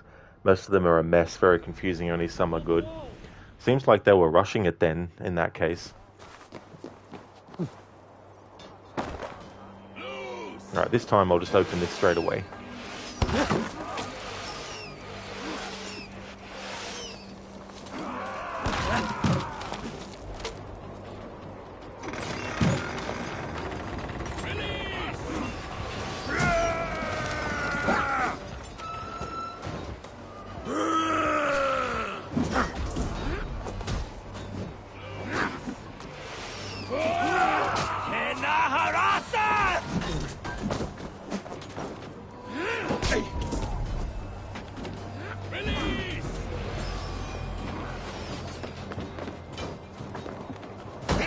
Watch my back. Your swords for Odin.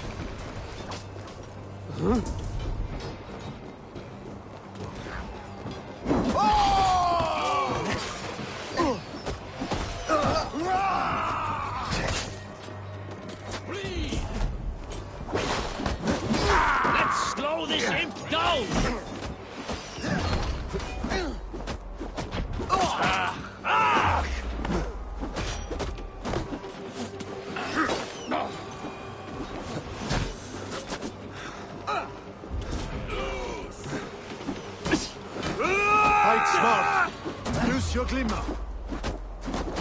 God, give me strength.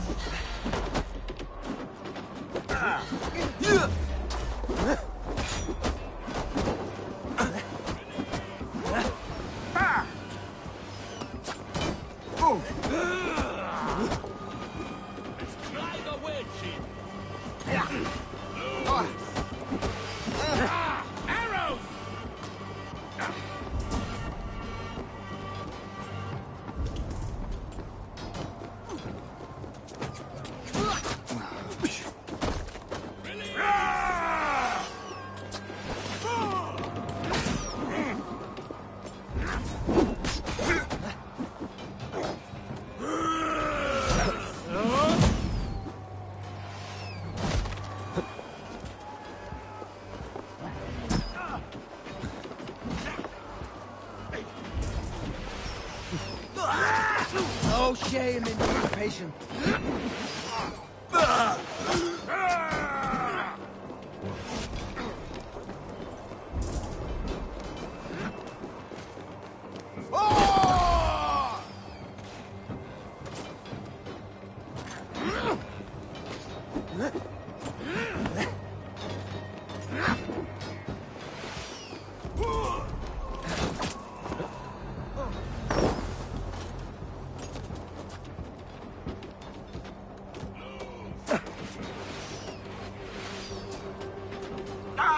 I don't know why Auto Mod flagged that, didn't even highlight what was the issue.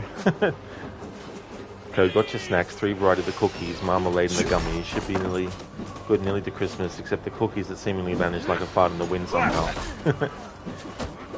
It's funny how that can happen with delicious food.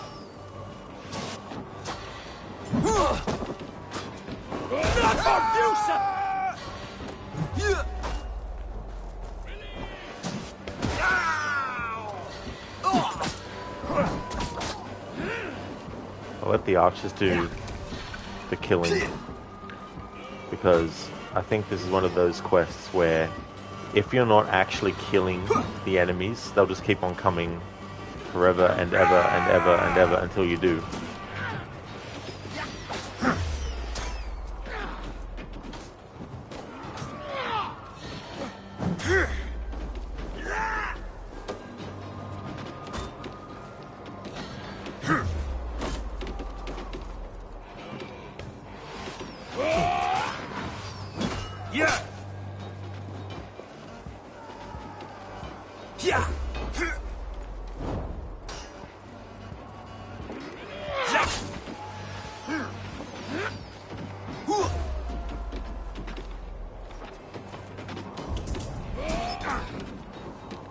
Hey, Dr. Darling. Hope work is going well.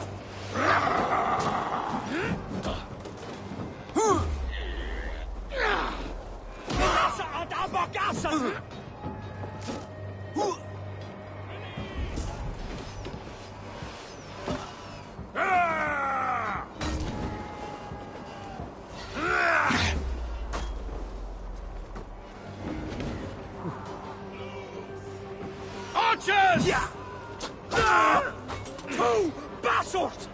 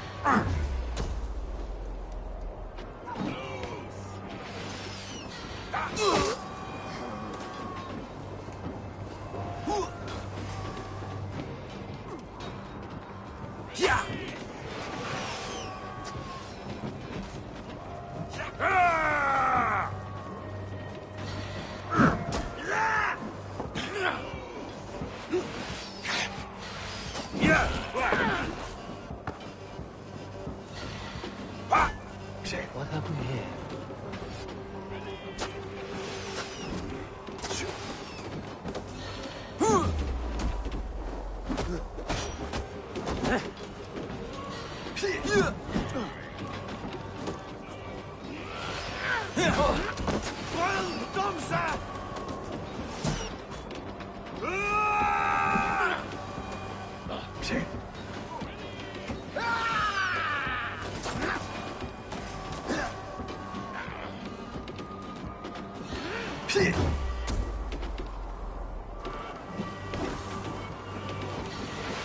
The tribute of the fist!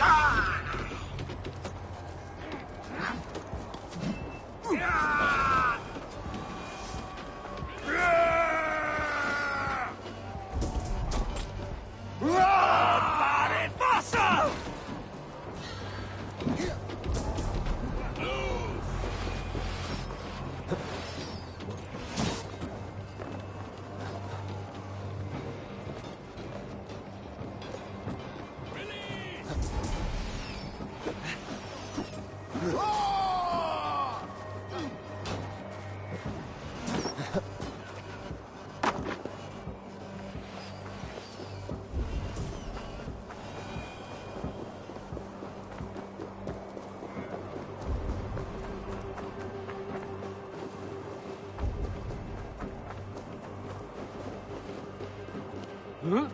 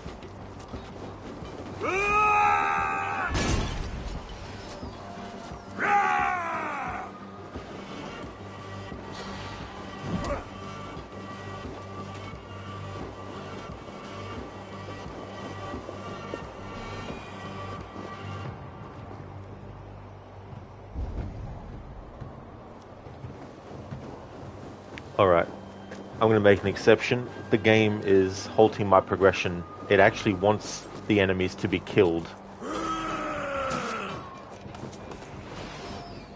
It's not accepting me just knocking them out.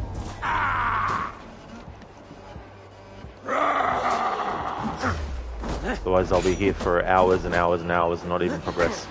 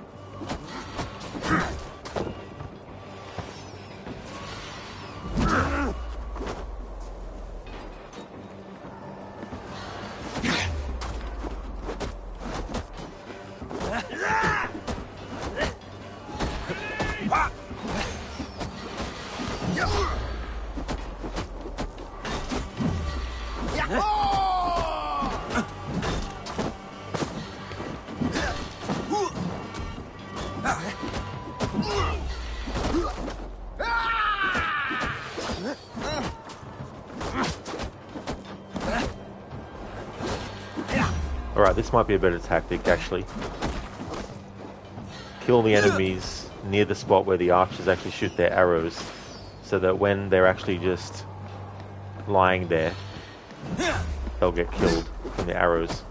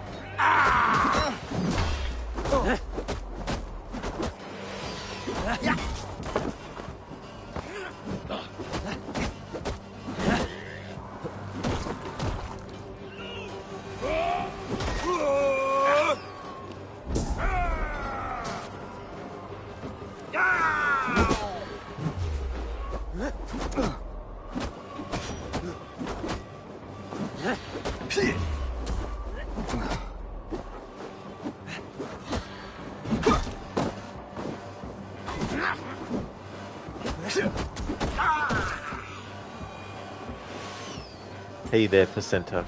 How's things?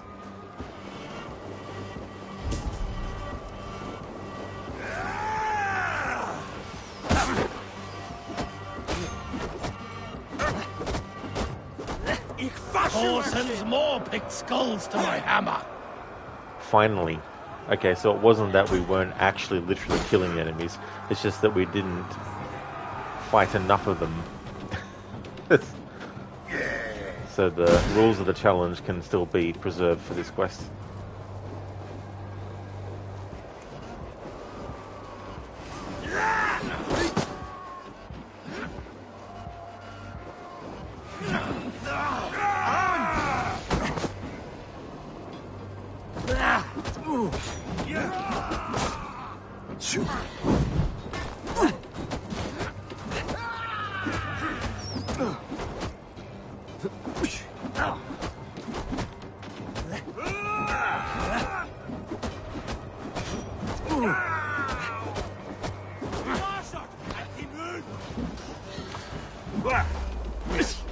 Present a very different environment to AC, Origins, and Odyssey, where it's always hot and sunny and often sandy during the day.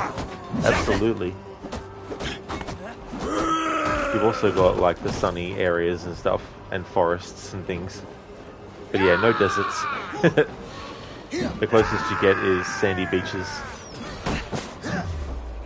Hey Edemetra, welcome on in. How's it going? So we have Alliance map again. That is true, yeah, the redemption is still available to redeem.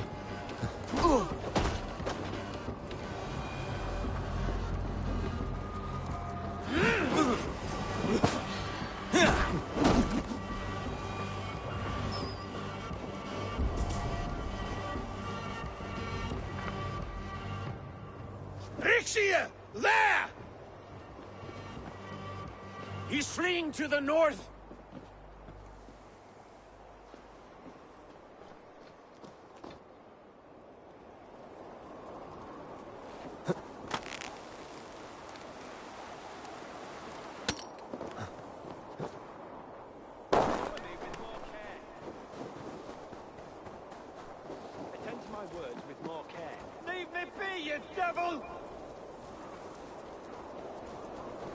These dialogue glitches where audio for dialogue that shouldn't even be happening are playing.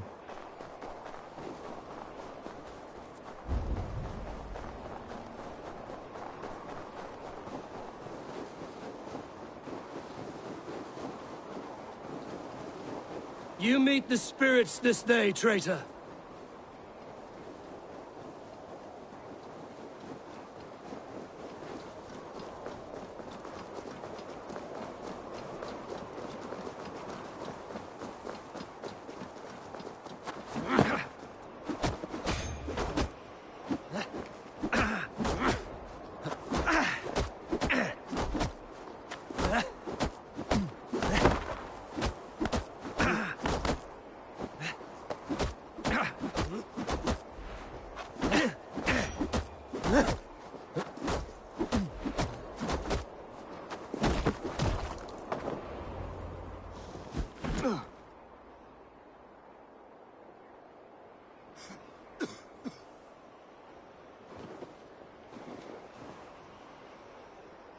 Faithful counselor, please help me back to Jorvik.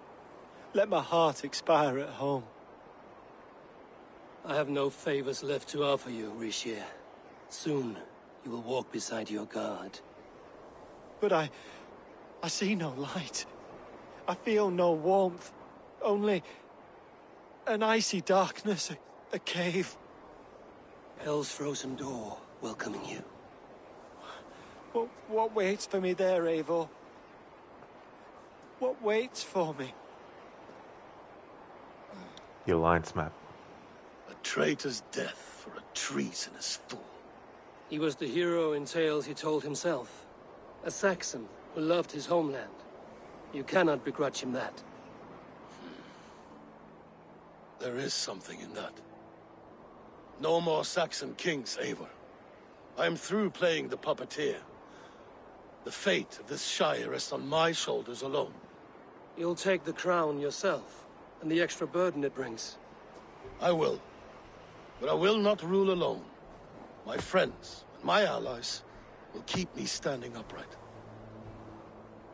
Let us talk of our alliance in Jorvik. Leave this king to his winter kingdom.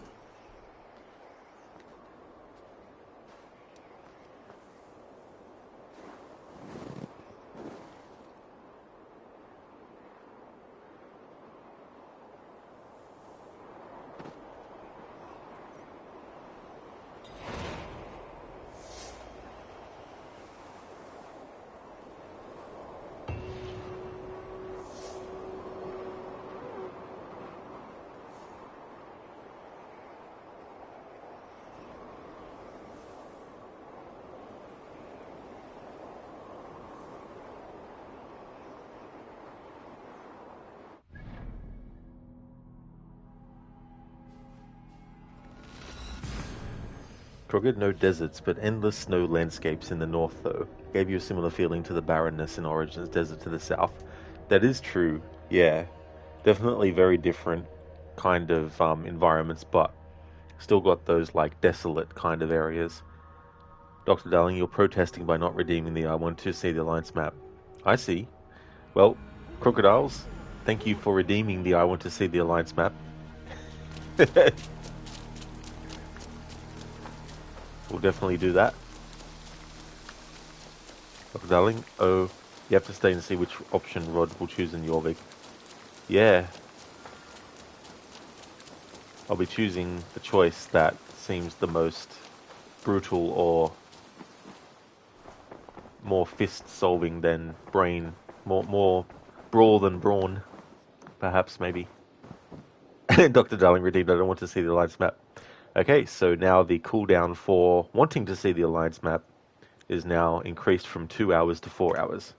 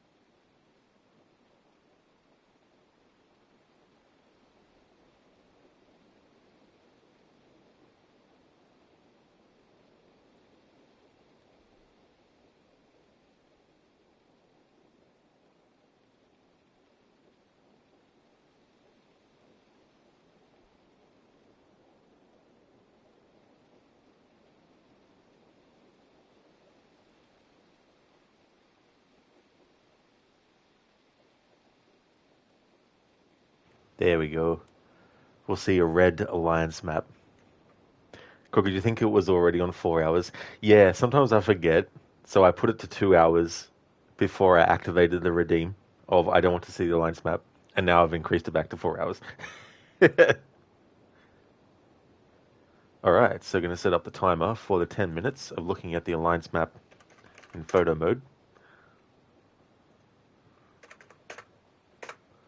Alright, so the timer for 10 minutes is going to start now. Plus, it'll also give me an opportunity to use this as a break time. Be right back.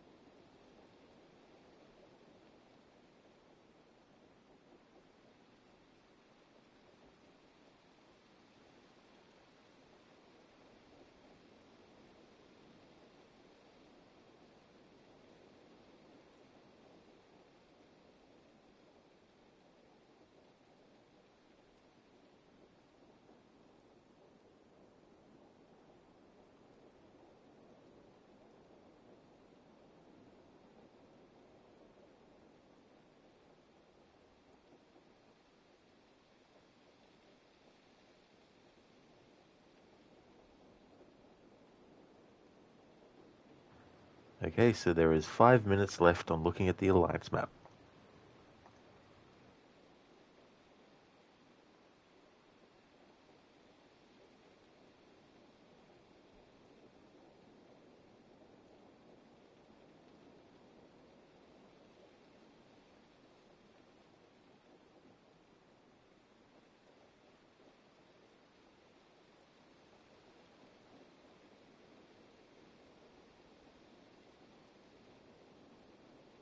Thank you, Edimetra, for redeeming a random Red Dead Redemption 1 or 2 quote. Thank you.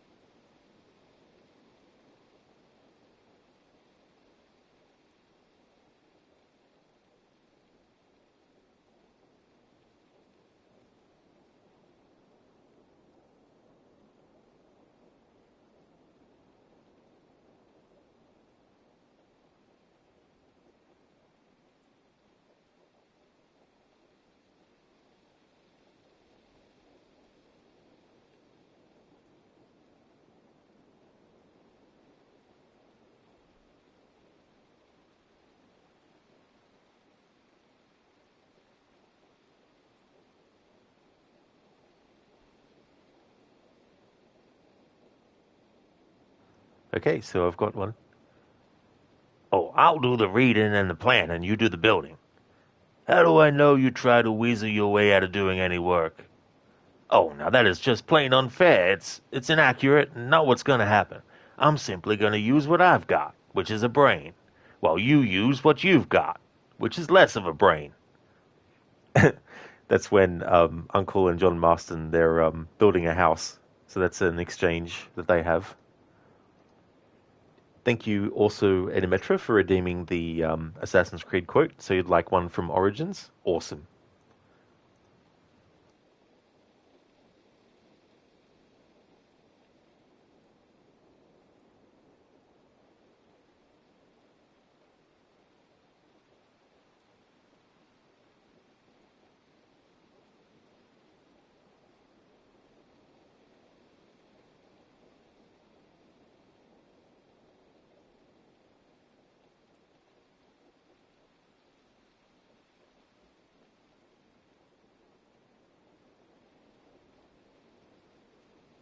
Okay, so I've got one. When my boy died, I fought back, with rage and anger, but this only made them stronger. We are all different, but we fought together to put Cleopatra on the throne. This was a mistake, my friends, but at least it brought us together. Now our enemies are hidden behind crowns, working in the shadows of kings and queens. Who are the ones that work in the shadows for the people? We are. Something has come of all of this, and it starts right now. We must continue the fight and defend the free will of the people. And no matter how small, our brotherhood is the only hope, and our kingdom needs no crowns. What we believe in, our values, our creed, will unify us.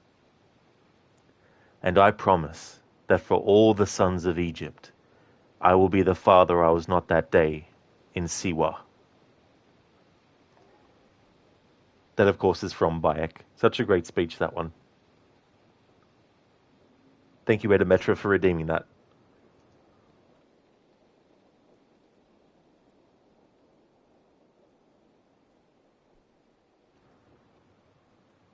And looking at the alliance map, we have 5, 4, 3, 2, 1, 0.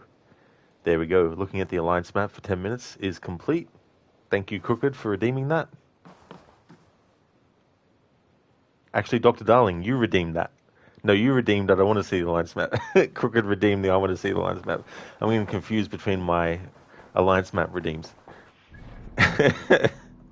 Thank you, Crooked, for redeeming I want to see the alliance map. And Dr. Darling, thank you for redeeming I don't want to see the alliance map. Edmetra, oh, you remember this? Yeah. Yeah, it's such a great great speech as well. And it's that's one of the things I love about Origins, is how it shows the formation of the philosophy and everything, and the thought process behind the creed and everything. Crooked that day in SeaWorld. The dolphins ran riot, and they took over everything. Dr. Darling, excuse me, are you accusing me that you wanted to see the alliance map? I mean, I think in the past you've redeemed it. But in this particular instance, you didn't want to see the alliance map. Hey there, Lucinda. Good morning. Welcome on in. How's Valhalla going? You're doing your morning routine while we were watching the redacted map. Yeah, it's going not too badly. I'm doing the story arc where King Halfdan thinks that he's being poisoned by Faravid, and you have to sort of like ultimately choose who do you believe or who you side with. The plan is to do one more side quest, one more story arc after this one's finished. How's things going with you? I hope your morning routine's going well. Huh?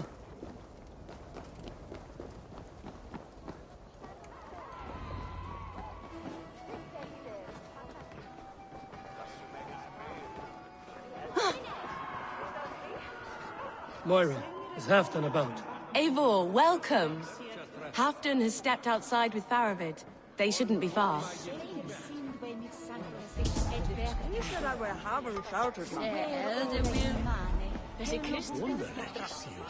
Halfdan is not here. Where is he?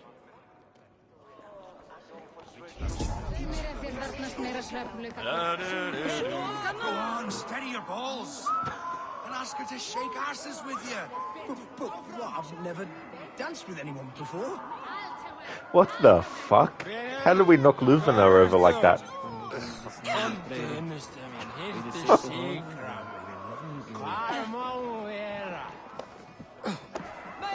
I'll take on all comers. Shall we lock horn?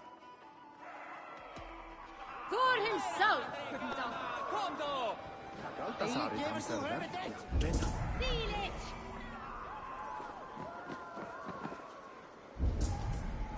Listen, you're doing all right. Happy to have your late work from home day today. You got caught up with all your on-site work yesterday at work and lifted some stress.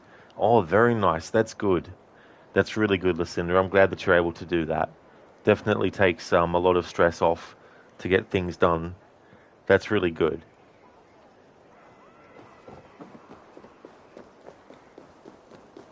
Rishi, I struggle to be surprised. I was caught off guard, but I should not have been. A fog set in and I could not see the forest before me. Old friend. Long ago we stormed this sea of wagons under winter's blanket. You have stood at my side for many long years. Proudly, brother. Come, let's share the balm of all torment, the soothing liquid of chaos. Lucinda, the complaint you made to your boss worked out, and you got the other employee to do what you needed from him that you'd been asking him to do for a month. Excellent, that's great, Lucinda. I'm glad that you got that news as well, because I know you said that you were sort of like, you know, a bit stressed about what was going to happen, like whether you'd get like a negative feedback or response and that. So that's really, really good that that has been resolved as well. It's a shame that you had to keep asking them to do that for a month, but it's good that you're able to tell your boss and it got sorted. The ceremony hastens to start. Let's not keep the crowd waiting. Eivor! Yes, let us go. To inscribe our names in history. No more pulling strings. This throne and its burdens are mine.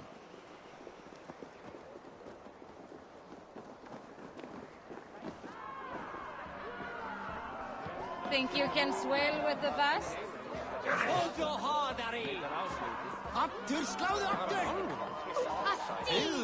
Enjoying the festivities? Wolf-kissed, yes. Happy to be here. The crowning of a new king. It's not something I've seen this close. I've an iron stomach and a power. Okay, so now we can speak to Luvanar and Yor. Cool. Listen, the last time you brought up a complaint about something another employee was doing, he came back with asking you to communicate with the team better, but that was like 2 months into the job.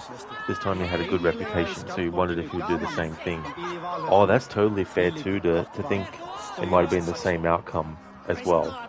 And it is a shame though when that kind of thing happens, but that's really good that this time around it was different.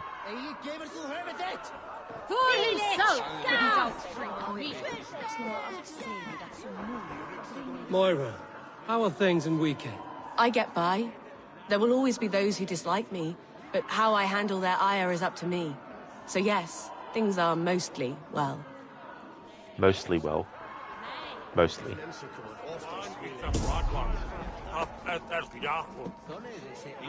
Save some meat for the rest of us, Farid. I have to thank you, Eivor, for your counsel, for your blade. All this would not be possible but for you. I have a new brother, much like Halfdan. Not by blood, but through the battles we fought, hand in hand. Through him I've learned that battle bonds run deeper than blades can cut. I'll never forget that lesson. The words of a poet. Now let us drown ourselves in mead, for friendship. Yes. Well, that dialogue right there is going to be ironic soon. Have you had enough fun? My crowning must come soon. I'll save some for later. Let's make a king of you.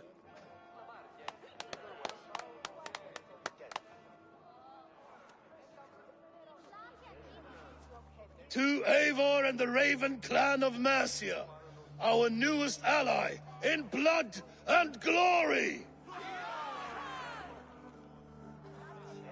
To Halfdan, king, I lift my horn and raise my brow to speak this praise. Crown spire, stout oak of Valkyries, spinner of battle wisdom, long may you live and rule. Skull!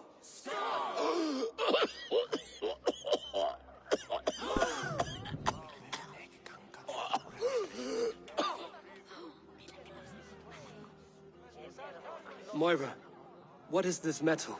It's soft, like Roman pipes. Ah, that's lead. A toxic metal. And was it lead that drove the Romans mad? Can metal do this to a man? Oh, God in heaven, yes. The Romans knew this well. And my poor mother, she drank from cups like these for so long. You... All these years you gifted me poison! You gifted me madness! Old friend, please. Your sickness has clouded your judgment. This sickness was no accident. I trusted you. Sheath your weapon, Farid. Eivor, make this man see sense. He's old, sick, and his mind is unclear. Horse shit! You want me dead, you lying shithog? I was a fool to not see it!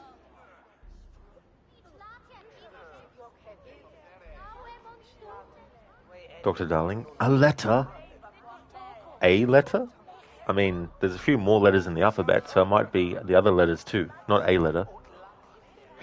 Crooked, so you're telling me Moira only just now discovered this after watching her mother drink from these for ages and suffering the same sickness? I mean, it's one of those things where it's like, unless it's actually specifically talked about or brought up, Moira's like, oh.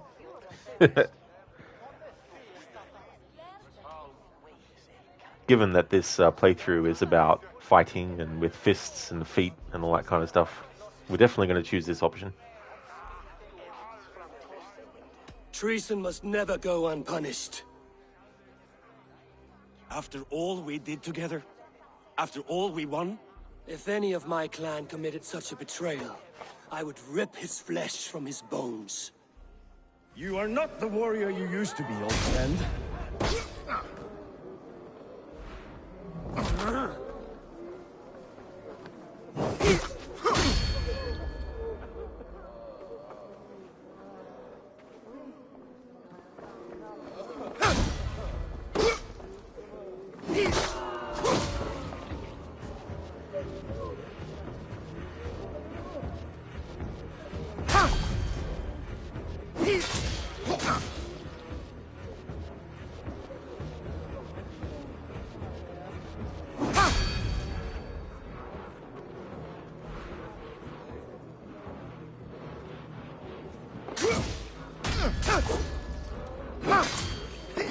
Traitor! Kill him! Feed him to the wolves!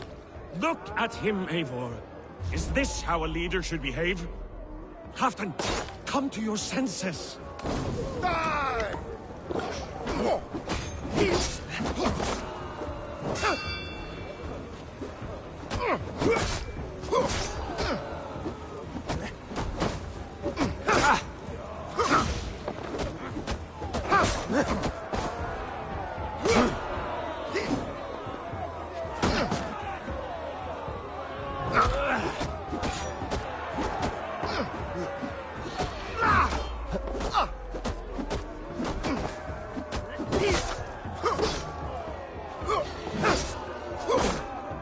Take that!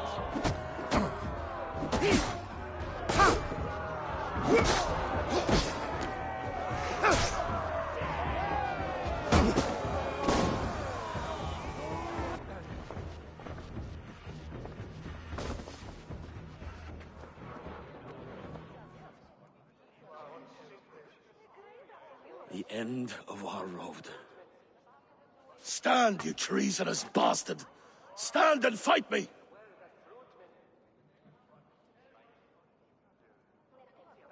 Old friend, do you remember the days we raced our horses across the length of this land?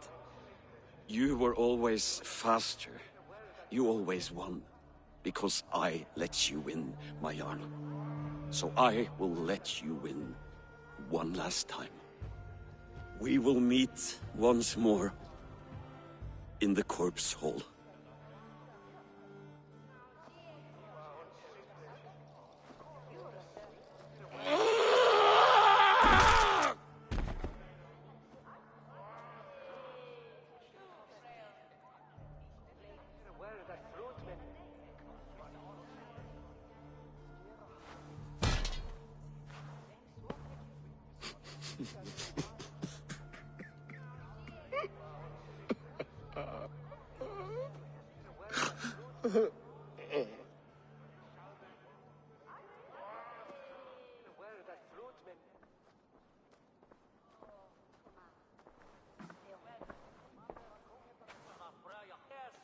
Halfdan, it's time I go.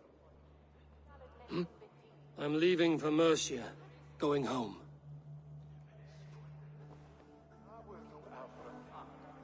And go with this. A sign of friendship. A bond between our clans, a symbol of the pain and suffering it took to win the peace.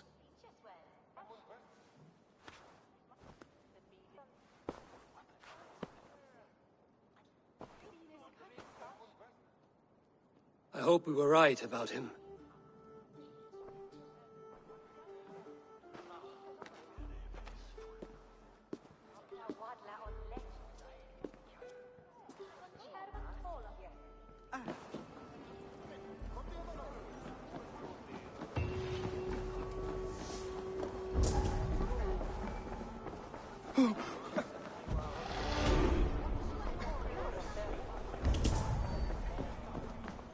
Now it seems the wind calls me back to Randvi. Let's tell her the good news. That's true, Crooked, yeah. It's interesting because they never fully confirm if Tharavid knew about this or did it on purpose. Yeah, even if you side with Tharavid and you escort him to the edges of Jorvik, or Overshire. He doesn't actually admit when pressed by Eivor about it. And I think that can be read in at least two ways, but maybe more. One, of course, is that he's just fed up with the accusations, and instead of confirming yes or no, instead of just giving up and being like, oh, well, I may as well say I did it, he's just like, no, I've been accused enough. I don't think it's beneath me to even, have anything to do with these accusations now, kind of thing. Or he's just wanting to basically try and cover his tracks about it, and he doesn't want to admit that he has. Lessons for the season!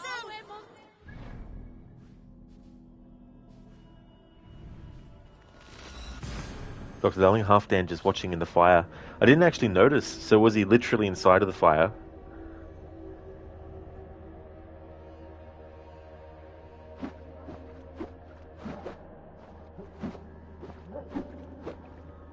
He was, Dr. Darling? I see.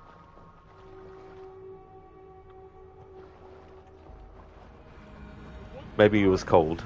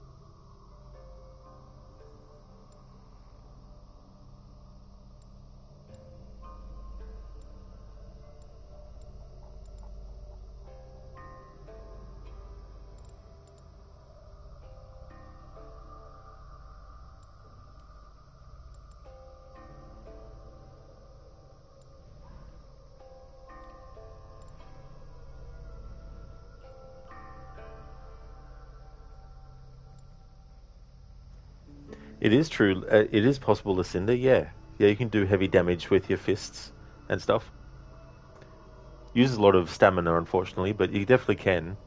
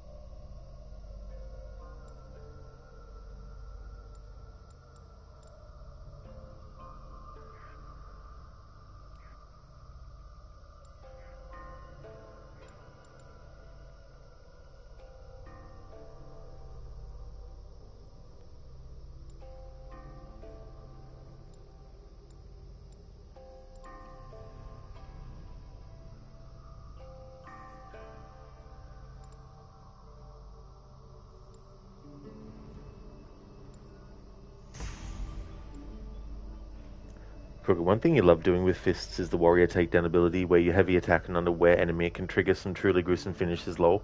You think there's even the neckbreaker wrestling finisher? Oh yeah, I was actually thinking about using that, but then I thought maybe there might be moments where I'm too overpowered and will actually kill them instantly. So I haven't dared to use it. But that's really cool as different finishes and stuff.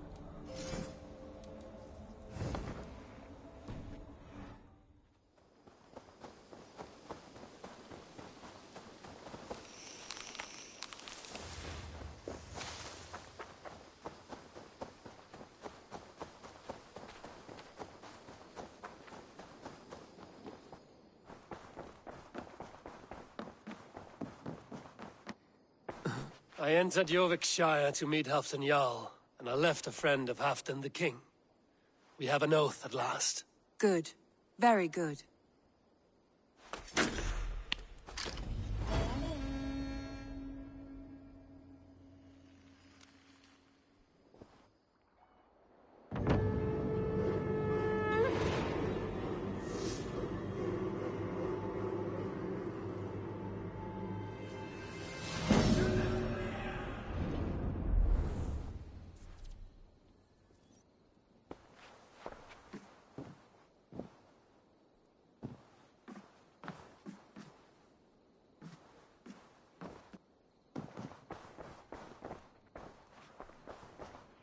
Hey yo, Gorky.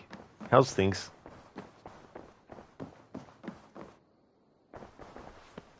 Word of our growing settlement has reached outside ears, so have a look around. You may see a few new faces. Oh, nice, Gorky. That's good. Glad to hear that you're going okay. I want to see the Alliance map.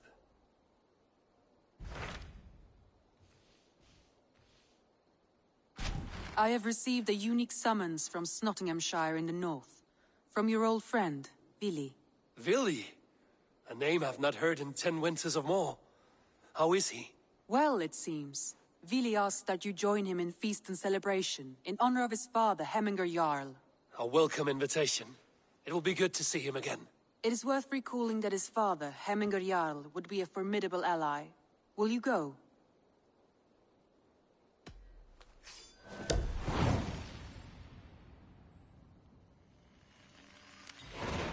I will leave for Nottinghamshire today. Good. They will be pleased. Dr. Darling, no, you don't, Eivor. Trust me.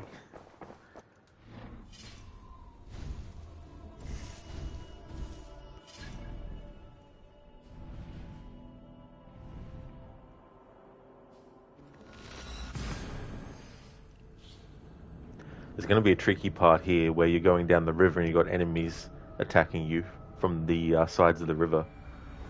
But we'll manage, somehow. Välkommen after, styrman!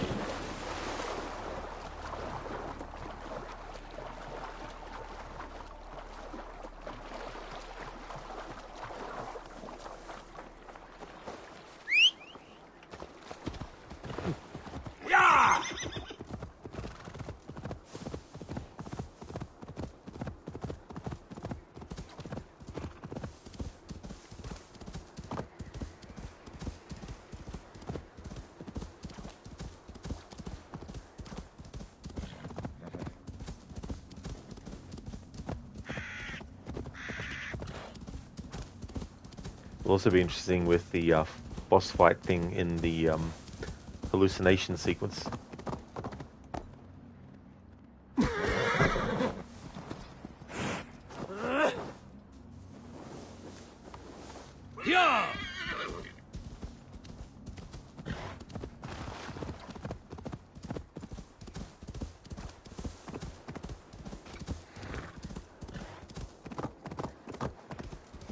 Lucinda, why are you so mean to that horse, Eivor? What did the horse do to you, Eivor? Come on, Eivor. Be reasonable, Eivor. Saxon and Dane live in peace. I expected nothing less for land under Hemminger Jarl's rule. You're a long way from Norway, Wolf-Kissed. Vili will be pleased to know it. We have all come a long way.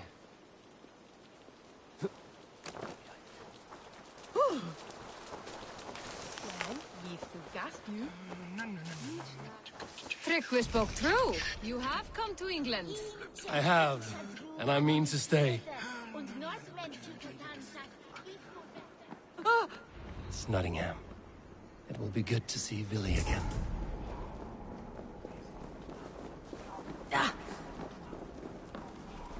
Pour the mead! Eivor has come to Nottingham! Skål!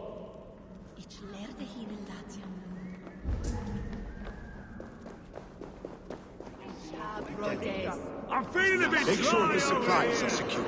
We may set off at any moment.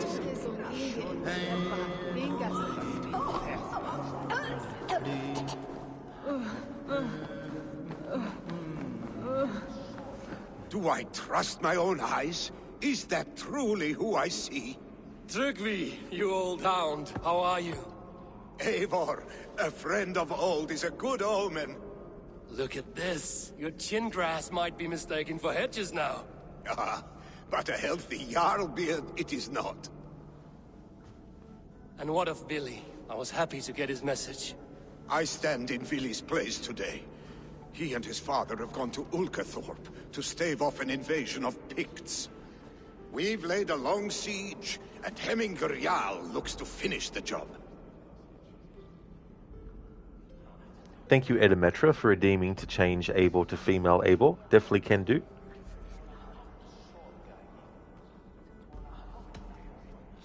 I have not fought beside Billy and his father since we were young. They have my blade if they need it. In spite of these war cries, you should know that Villy's father is more frail than last you saw him. How could that be? Hemminger Jarl is an ox. So he is. And he'll be pleased to skull with the moon in his jaws at the sight of you. Come, the swiftest path is by river, but these waters are hostile to Norsemen. You bring good luck with you. We could guide the sail steeds downstream. I'm ready for whatever danger awaits. Prepare your convoy, and we'll be off. Our Jarl has waited long enough. We follow the Wolf-Kissed to the encampment.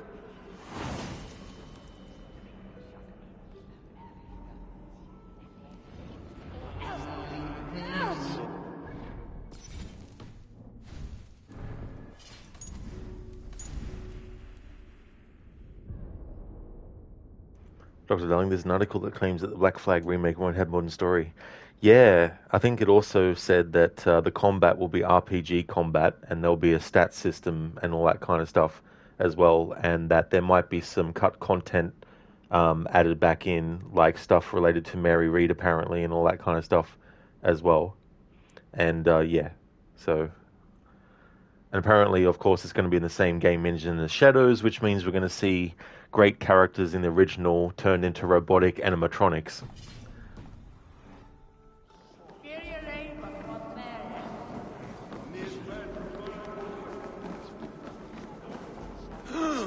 Eivor, the Raven Clan's Wolf-Kissed.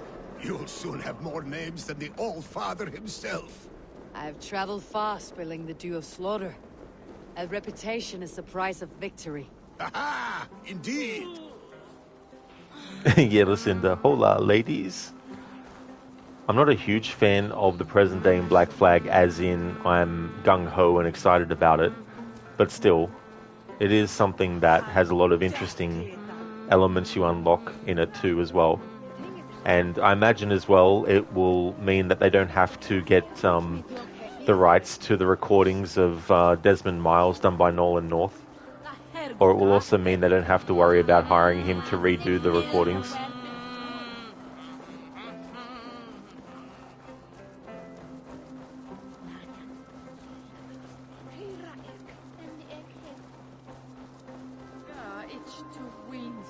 Lucinda, makes you wonder how they'll deal with John the IT guy then if no modern story.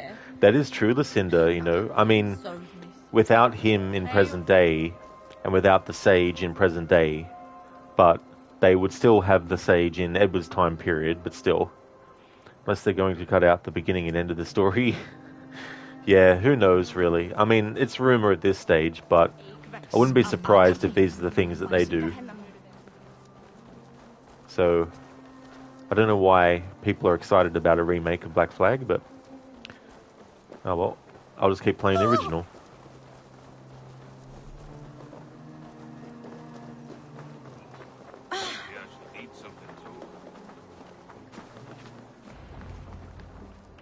Ready the sea beasts.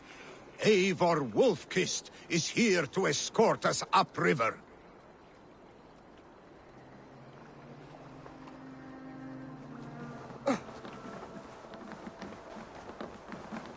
Okay, how far ahead will it let me go?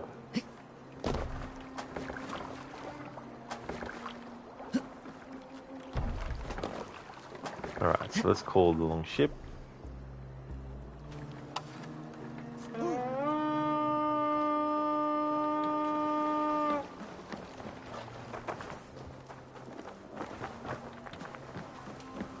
Eivor! Eivor! I remember when Villy and I were small children. You spun many epic yarns for us over the hearth fire. But I do not remember you telling us how you came to serve Hemmingar Jarl. Is it a tale worth telling? It is, but a sad one. I suppose I was the age you are now. Skadi had sent us a harsh winter, and much of our clan was starving. To feed us, my family incurred a large work debt. But my youth rendered me too proud to pay it off. I wanted to raid, not toil.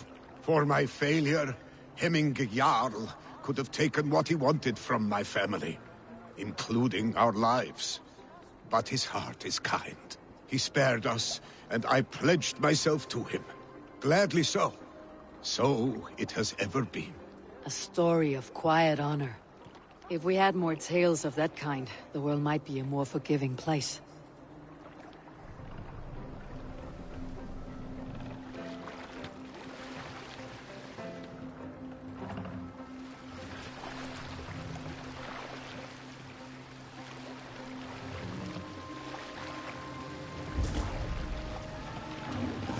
Hey, what's the matter? Hold on, good Skell. Picks ashore! Protect the convoy!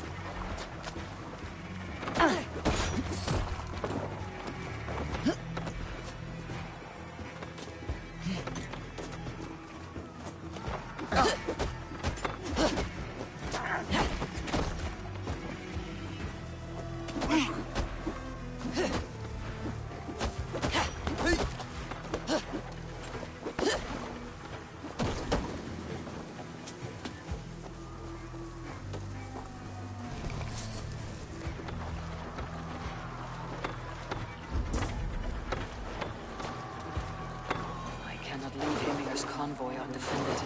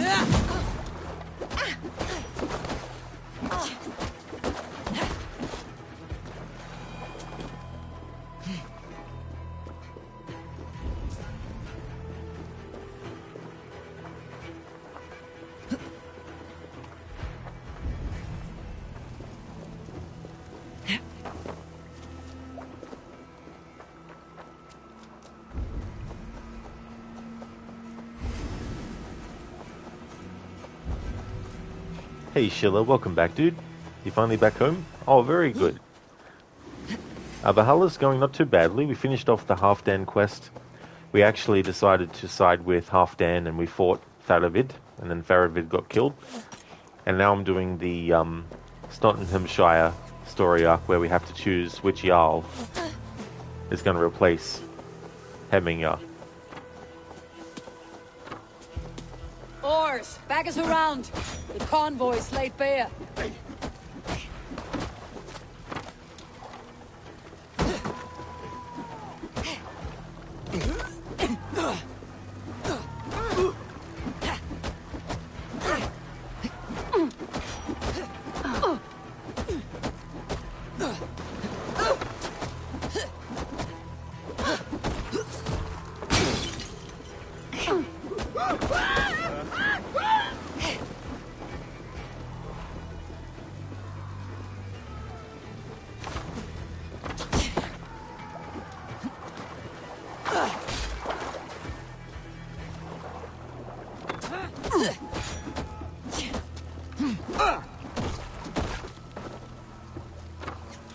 Yeah, Sheila, it's good to make progress.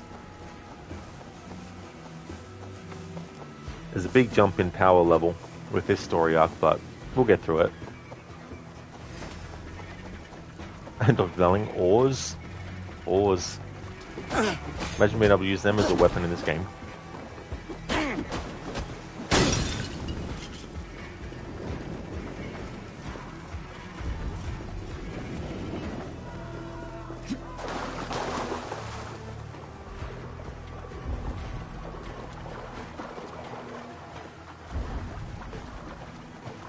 That's right, Lucinda, yeah.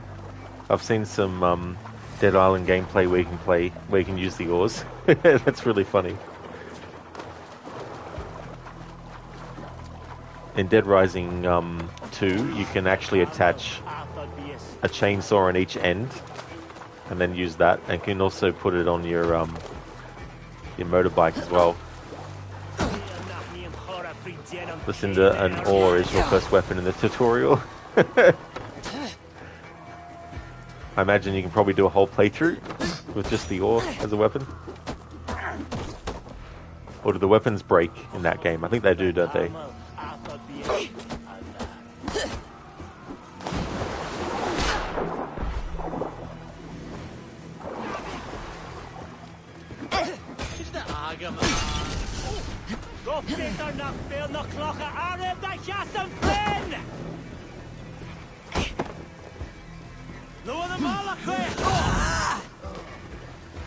Niet så gær.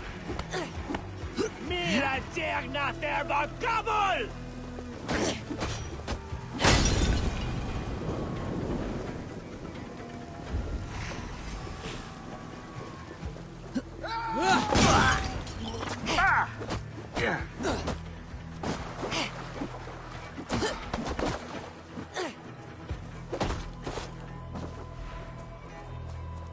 Listen to, yeah, they deal like 5 damage and they break. Zombies at some point, I guess, would be like, that tickles. Oops, accidentally went into photo mode. That's what happens when you try to sprint and then use the Animus pulse thing. And you're too quick for the game.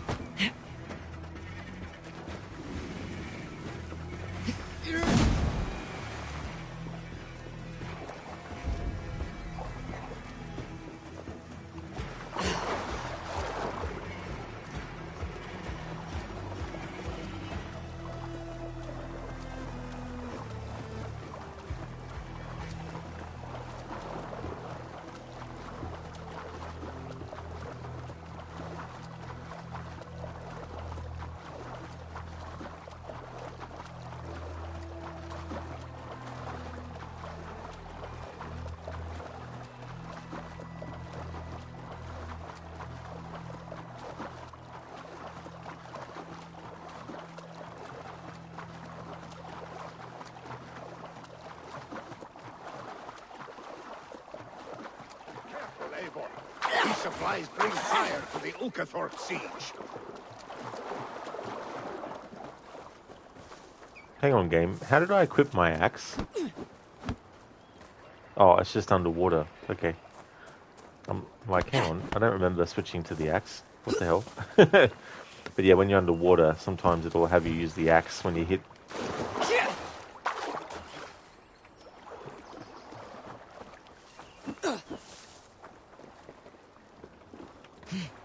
Formadur okkar kem aftur.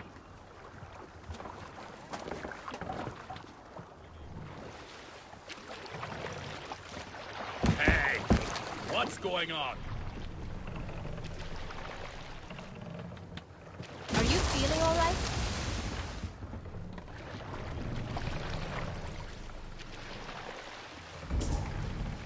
Of selling Black Flag no ship playthrough for its 15th anniversary? Well, there are times where you have to be on your ship.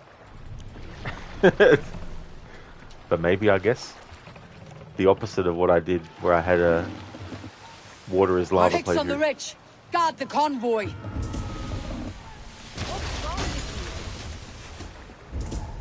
Well, Darling, with that, you're going back to lurking. Thank you for leaving the lurk, Dr. Darling. Thank you very much.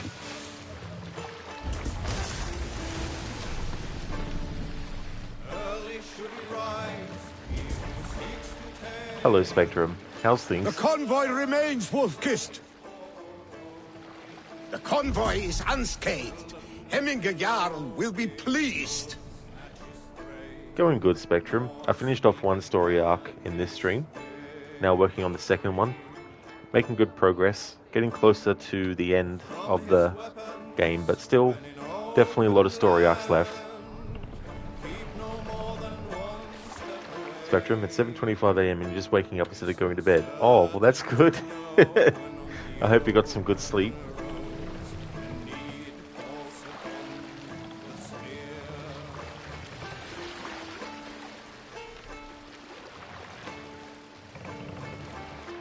What do you Let's think put you're in doing? here! We can continue.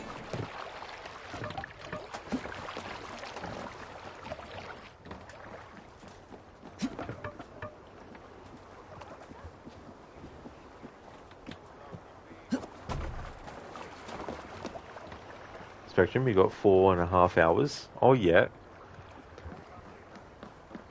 How does that go for you usually if you get that amount of hours?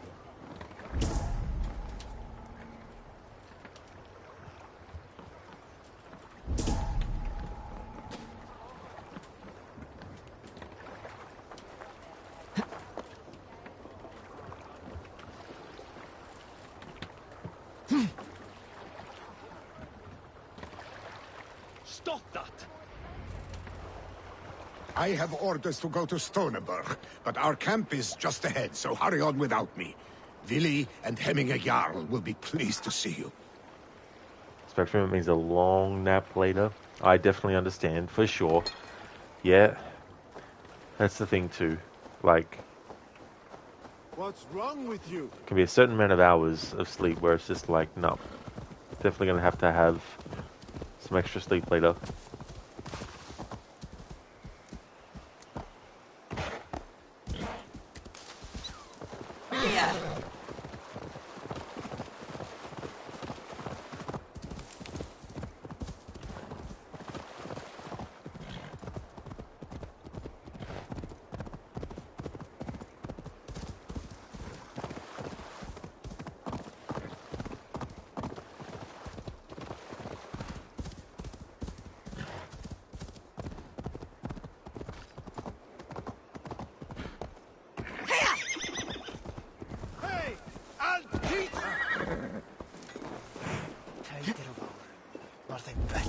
Eivor!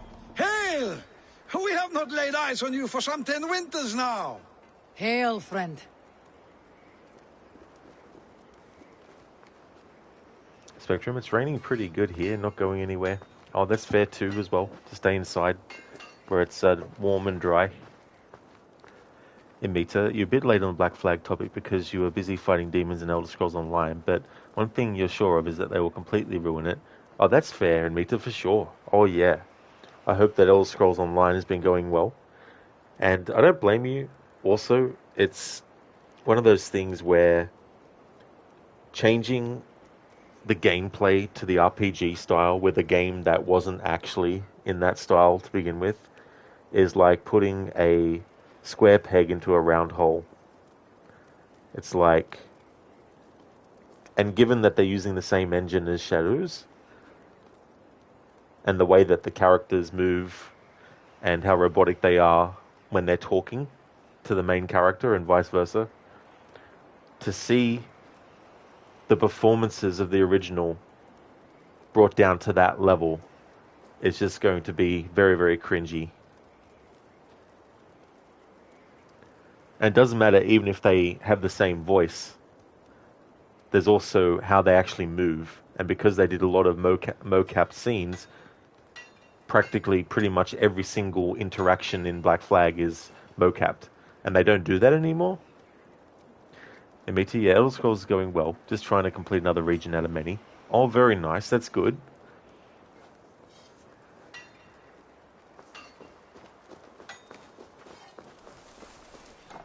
And no doubt, the ship will have a stamina bar, just like in Skull and Bones, because the same studio who did that is doing it. The Freya's kiss. You came. Welcome. Your son sent for me, Hemminger Jarl. One of the happier messages I have had in England. I wish I could expand on this happiness with good news. But we are in the center of a storm. And yet, my old heart sings great songs at the sight of you. You look good, Eivor. Strong, healthy. I was told you were ill, Hemminger. I hope these stories are bigger than the truth. Of course, of course.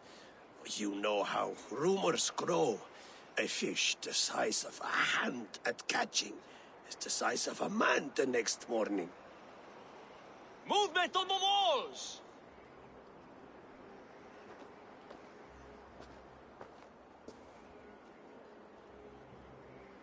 We must end this soon, before the weather changes.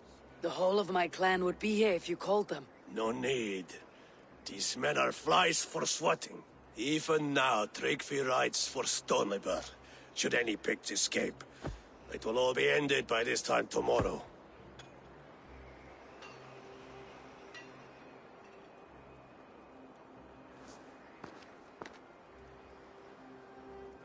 You have known me as your Jarl for an age. And I have known and loved you all since you were babes. An easy burden to bear. Let's hope you fight better than you age, old friend. You're not slurring, Willy. Have you mislaid your ale? Today, you do not fight for me. Not for each other. Today, you fight for your children. Fight so that they may grow. So they may be good and just as you are. For them, today, we take back Ulkerthorpe. Tryggvi and Eivor have brought us arrows and oil to bring firelight to the Picts, to feed their traps. The first to signal from the top of that tower, their war chief's weapon in hand, drinks my mead for the month. Thor's beard.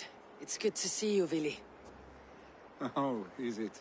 Or have you come to snatch glory from my calloused hands? In Mita, very true. Oh yeah, yeah. It's like, but the only reason they're remaking Black Flag though is because they know that it's name recognition, and they know that there's fans who hold it in high regard, and also it's one of those situations where they've already got all the assets with Skull and Bones, with all the pirate stuff and all that kind of thing, to just basically do a copy-paste job, just like they did with Rogue when they took Black Flag and AC3 assets, you know. Sheila, do you already know who you choose to be the new Jarl? Well, let's put it this way. Tryggvi is going to find it a very, very difficult thing to actually become Jarl. Because, yeah, unless he can come back from the dead. We can snatch glory together, unless you're too frightened to fight beside me. Oh no, this is a contest now. To the top of that tower, and the Pict Chief is the prize. For old times, then. And new alike. Fight, Hemminger's sons. Bring victory today. For tomorrow, we feast! Light the arrows! May they burn with flame unbridled! The Pict Chief hides behind his men like a coward. I have no doubt he will be well fortified. Best not to draw attention here. I will have his head for Hemminger Jarl. Billy and the wolf fight by your sides again. No, fellow. A cheat! Won't gavin it!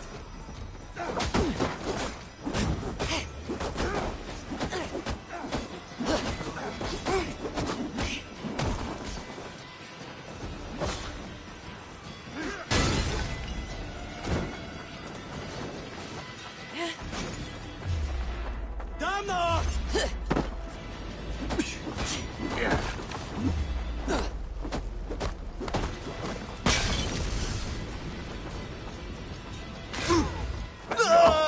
You, sir!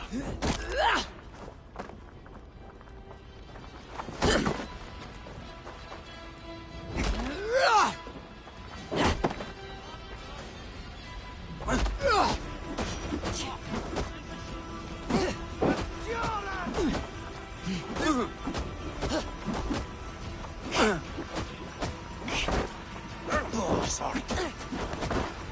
Not fail you.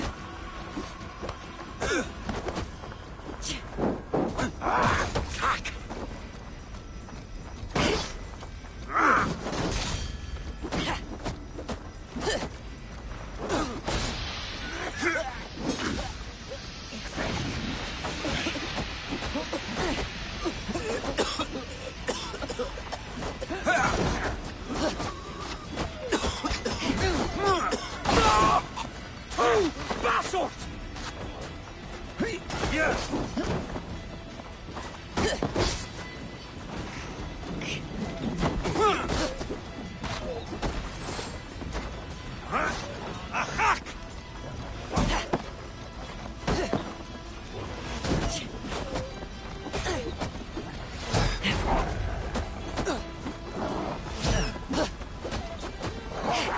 Basalt!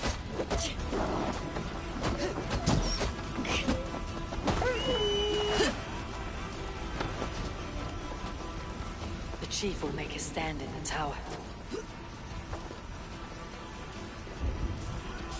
There, the chief.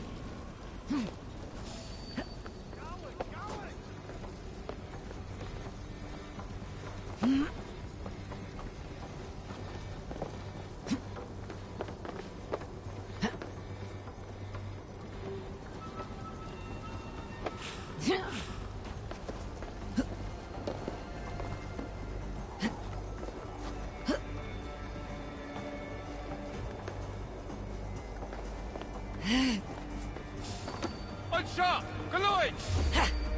Adlimse! Shinny! Go varmo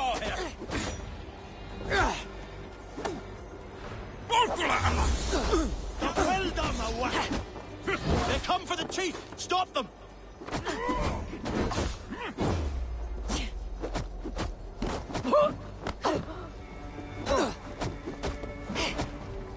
Ark! You're shame in the monitor.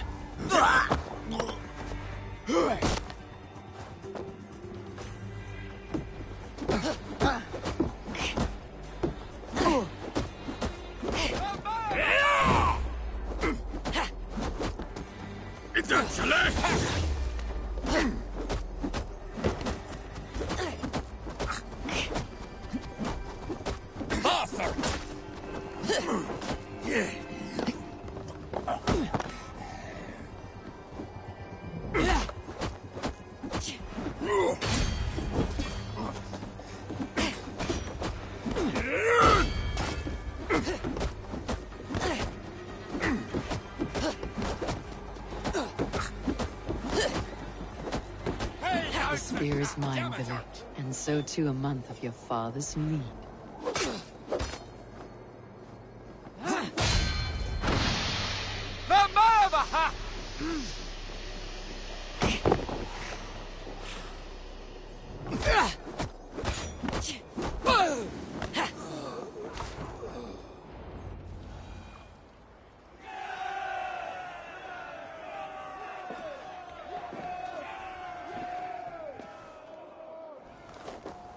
You're injured.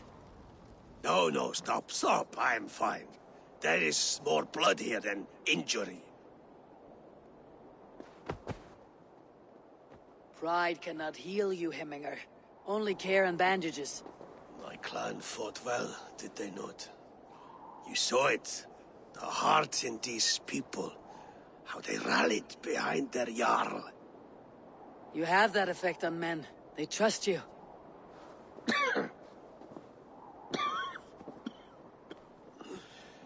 And they love my son all the more. But he lacks the trust of our Thanes. And I am running out of time to persuade them. You are sick. And you accept it. Unlike my son, he thinks me immortal because he must. He does not want what I have to give him.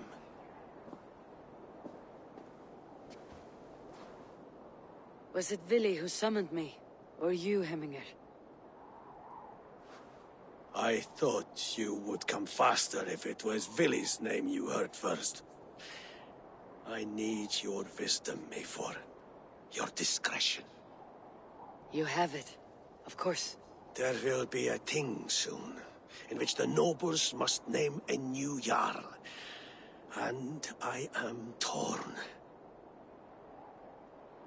I would have my son follow in my steps, but he is reluctant. He follows his warrior's heart.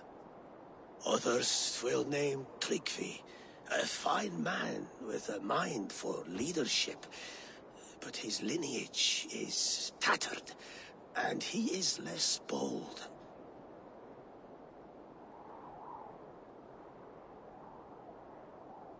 I have known Vili since we were small. He's bold and courageous, and your warriors love the man. The nobles should choose him.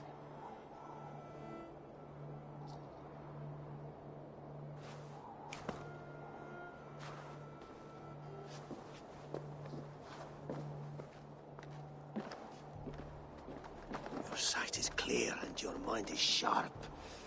Let that guide your thinking in the days to come. Vili departs for Kinder downfall soon. Ride with him, and talk like old friends made new. If I see any Valkyries lurking nearby, I will send them away. I can fight them off a while longer.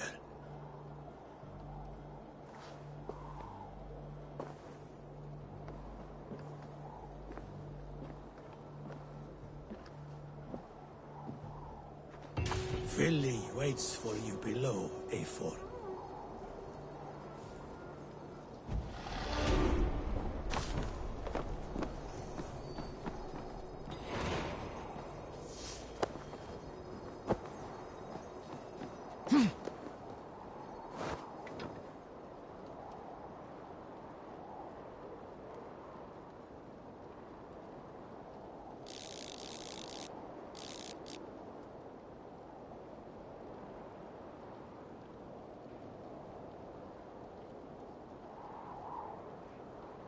Didn't know he was a contortionist.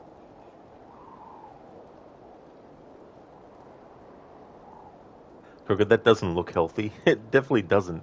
He's also green as well. I think he's sick. But he had a date with gravity. He just couldn't miss it.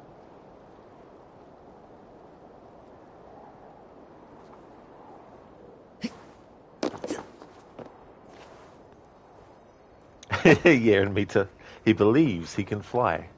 Yeah, the Gorky, it's really funny. I like doing that when I can. Sometimes it's funny just seeing the expression on someone's face in this game when you're throwing their dead body off of something.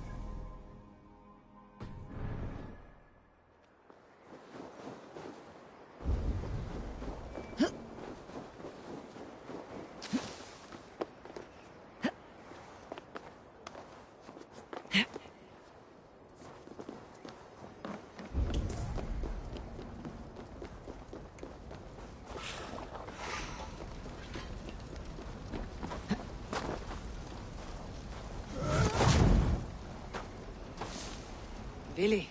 There you are. Come. Ride with me to the falls. They are Freya's gifts to these unforgiving lands. All right, but if I don't faint at the sight of them, you've oversold the view.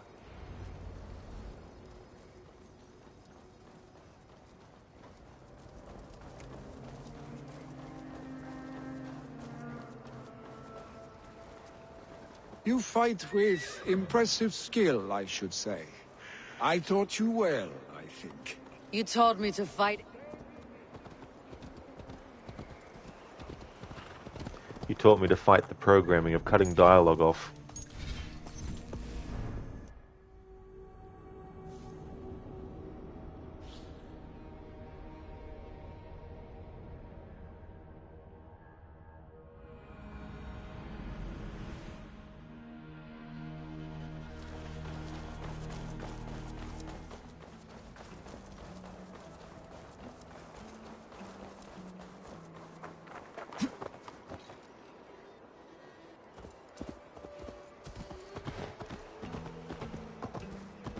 You fight with impressive skill, I should say.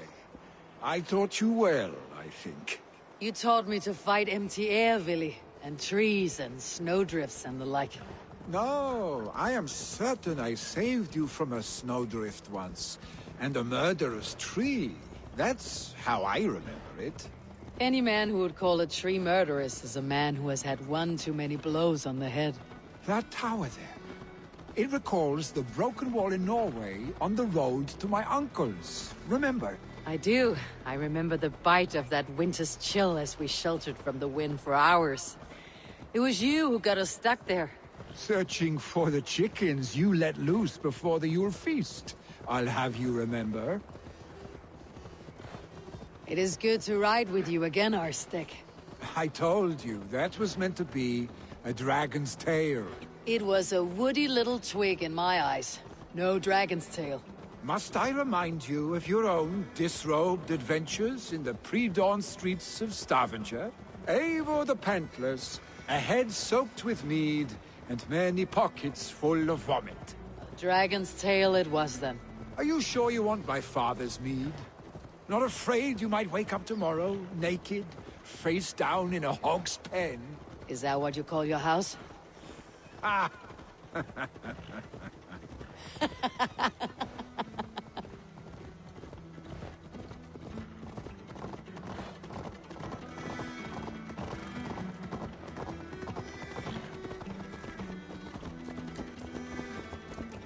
Stoneber, was Tryggvi not sent there by father to help? We must go! Yeah.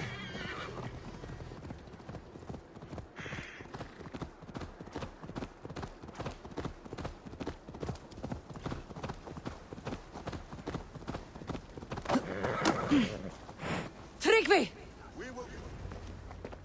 Eivor! What happened? I came too late to stop this. The Picts set fires and ran. They mean to spite us. There are more people trapped within. Free them, Eivor. Tend the wounded. We'll get them out.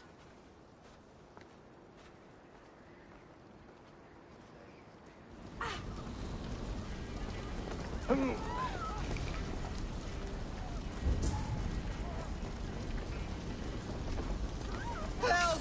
Someone, please! Move quickly, please!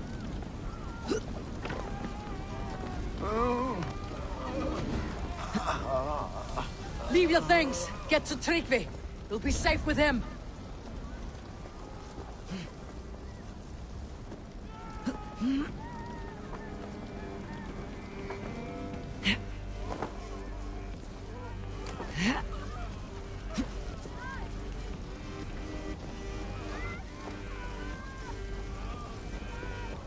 Is anyone out there? Thank you. Help us, please! We're stuck There are around the others. sickly! Please help them Smoke too. is too much!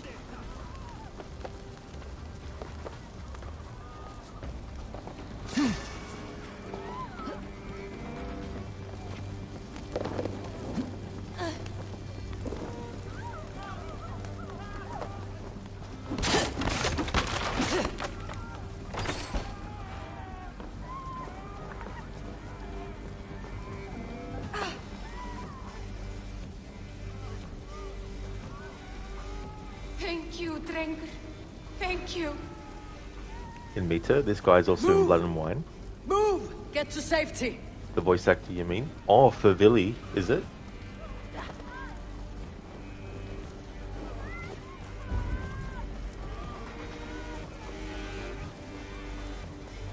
No! No! No! Ah! Thank you, stranger. I thought this was my last day on Midgard.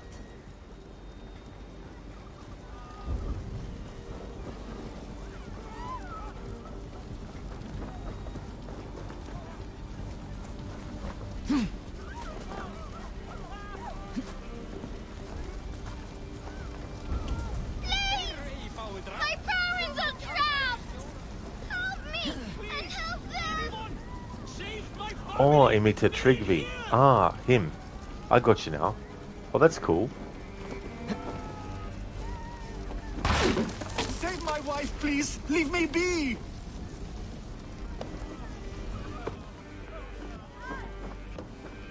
She's drawn her last breath. Eivor! Eivor, where are you? Get over here! Billy! Where are you? Answer me! Come quick! Help anyone you can!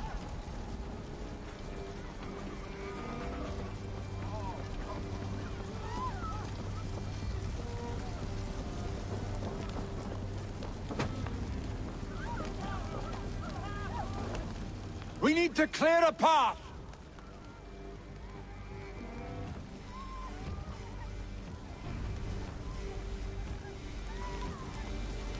I will get the man, Eivor. You carry the woman.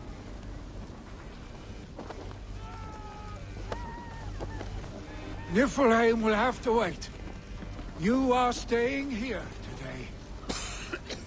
Oh, thank thee, all father. Hold on to me. I can get you out.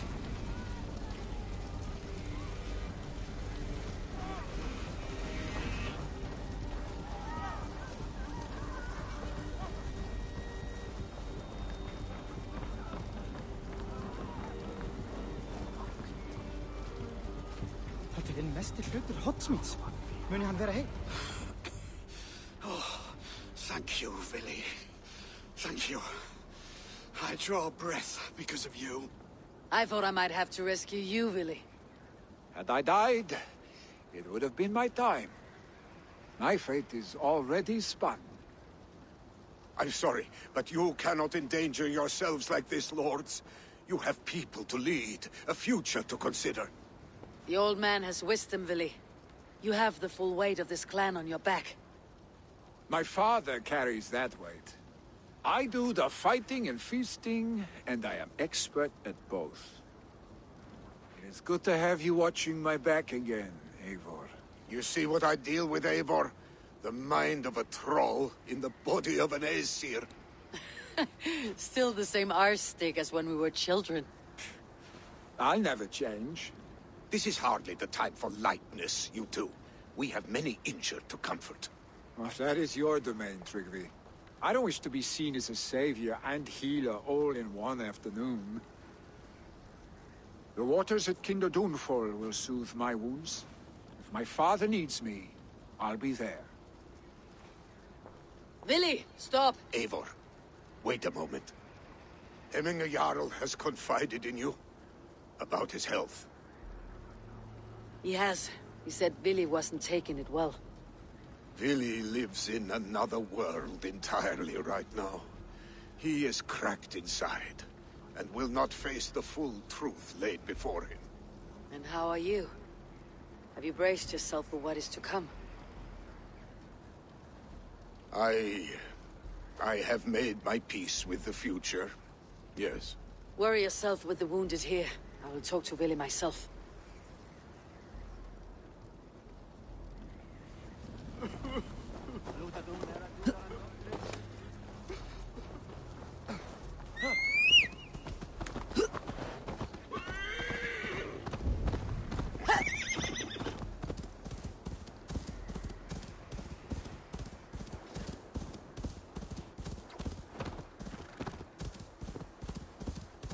Henry, you forgot his name, so you wrote it wrong. Oh, dude, that is absolutely no trouble at all. Plus, there's also some names, too, that even if you do know what the name is, it can be tricky to remember the spelling sometimes.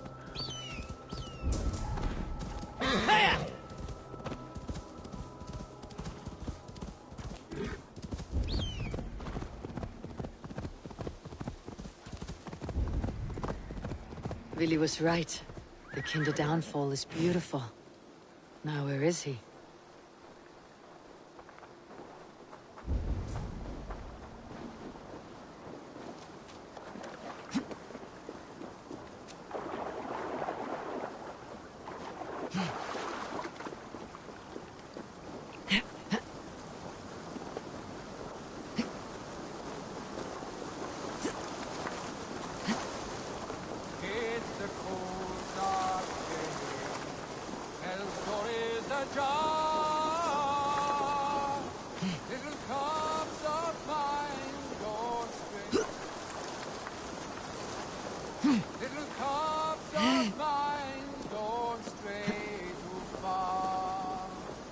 It's a cold, dark day. Come sit by the hearth. Come hear of the tales from before your birth. For the mountains, for the sea, the flame of Sutra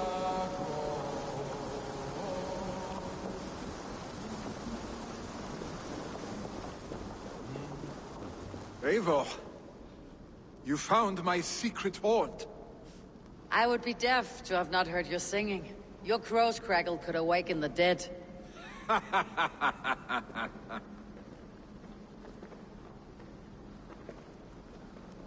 These skirmishes with the Picts, they've worn you down.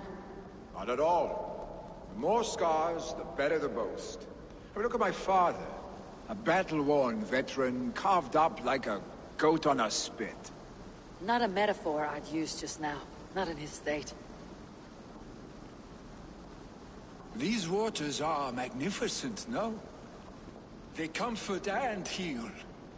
They are Freya's gift to man.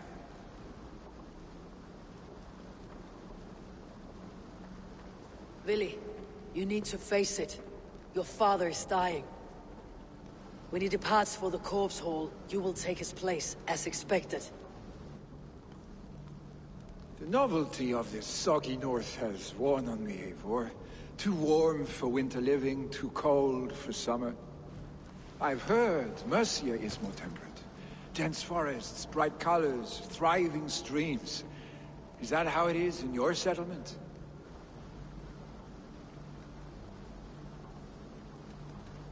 You defy a long tradition, Willie. The son takes after his father. That is the way of things. Eivor. I have my own reasons to see you made Jarl. The Raven clan wants friends in England. You are among my very best. You do not need me in that seat to secure an alliance. You and Sigurd are beloved here. Your father is dying, Willie. Now is the time to get your house in order.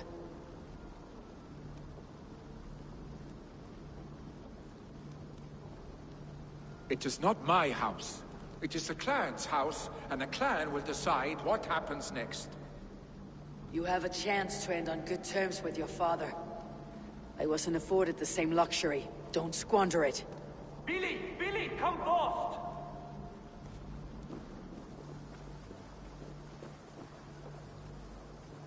Another attack? It's your father. He hasn't got long. Come to the Longhouse. Himmingar Jarl is at the edge of death. I must see him before he goes. Oh, nice, Spectrum. Gonna have some hot coffee. Very nice. That's cool. Yeah, Crooked. That's actually some pretty good singing by the actor for Vili there. Shilla, yeah, the son takes after the father, so when your father dies, you become Jarl. Ask Sigurd. Yeah. Sigurd's father. Yeah. Styrbjorn.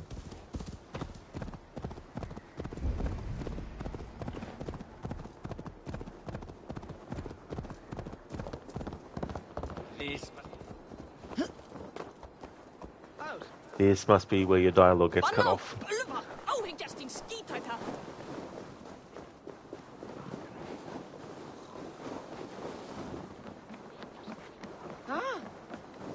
Will Hemminger Jarl go to heaven, Mother? I hope he will. If he has accepted Christ into his heart, the Lord will most certainly receive him. Say, son!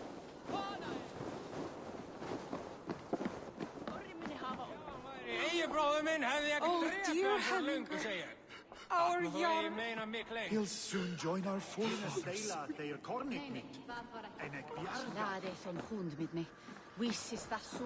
Eivor.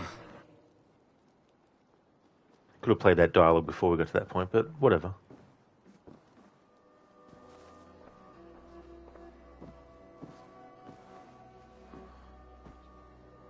To see you both together again like this. It recalls days long past. Makes me feel young again.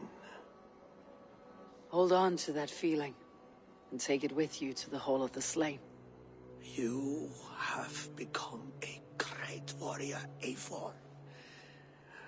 A warrior and a leader. Worth song and verse. I had many good teachers, Hemminger Jarl. You, chief among them. I beg of you now.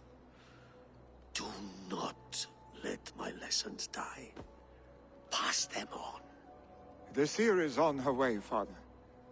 She has remedies for you. Cures and charms. I held you here, really.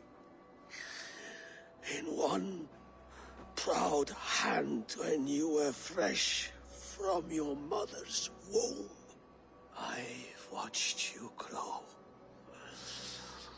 A dirty-haired boy, swinging sticks and running through the mud, dreaming of glory.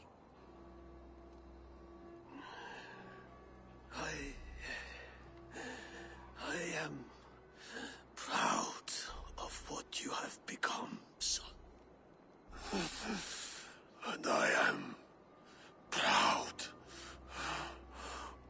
of what you will become. No matter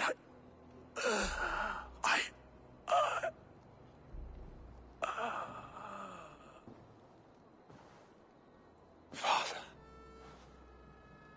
Willy.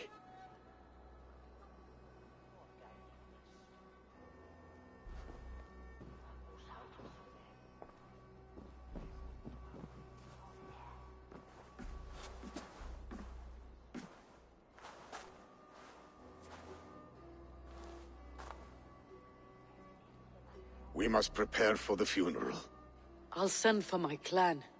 You call on the nobles of the Shire.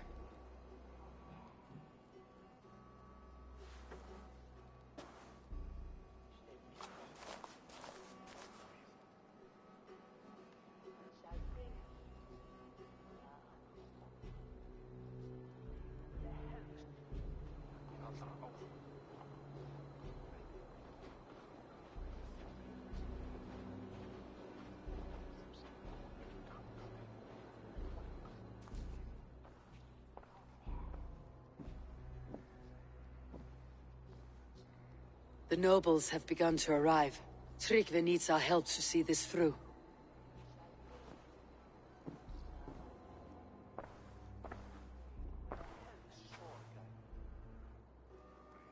We will be at the funeral pyre, overlooking the village.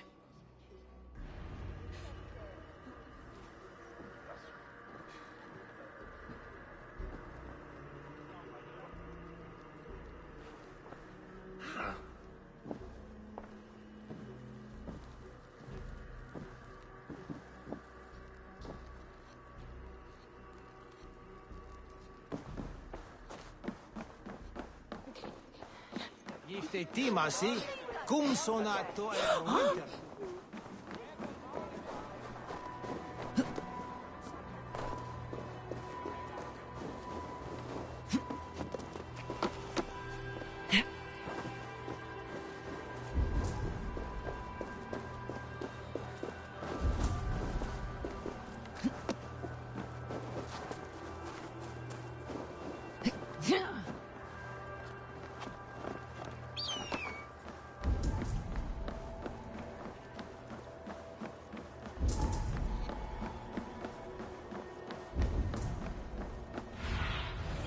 be my eyes soon.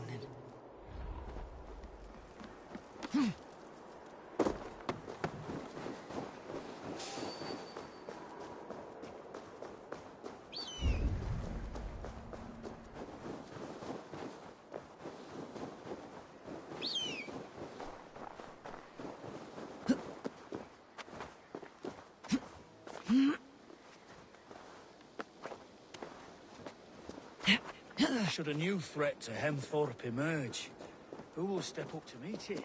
Really? I'm not sure. A worthy pyre for Hemminger Jarl. His journey to the halls will be heralded by roaring flames. Guy thinks he's Santa Claus.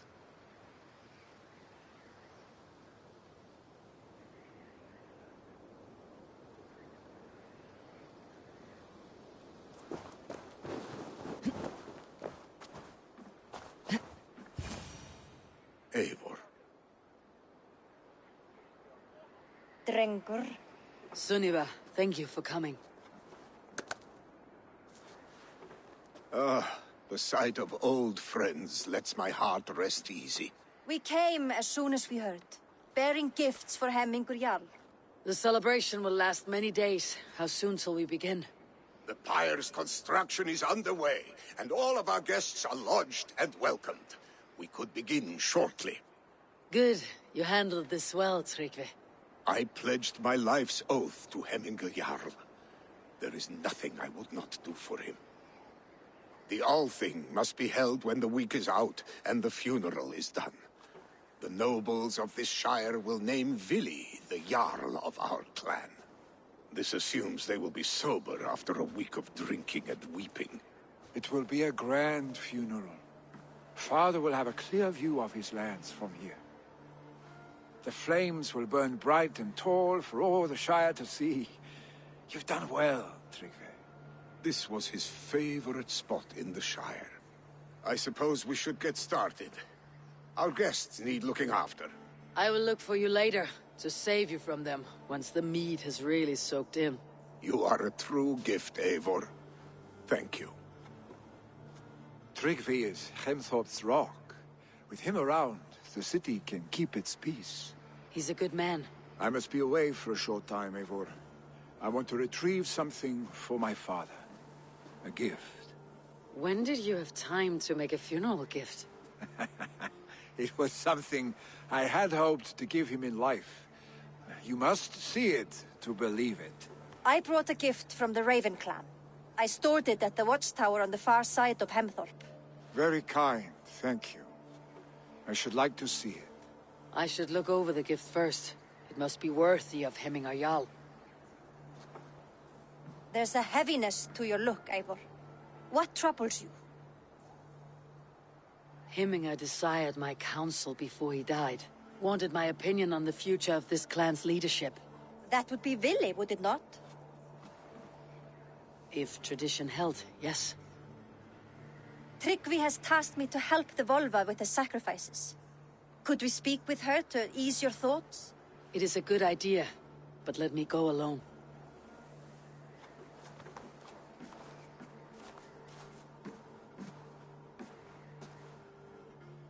Set scouts around the village. The people here must mourn in safety.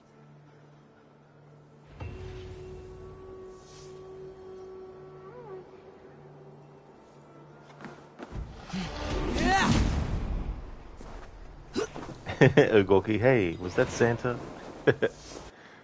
Needs to grow his beard a bit longer. And needs to be white beard.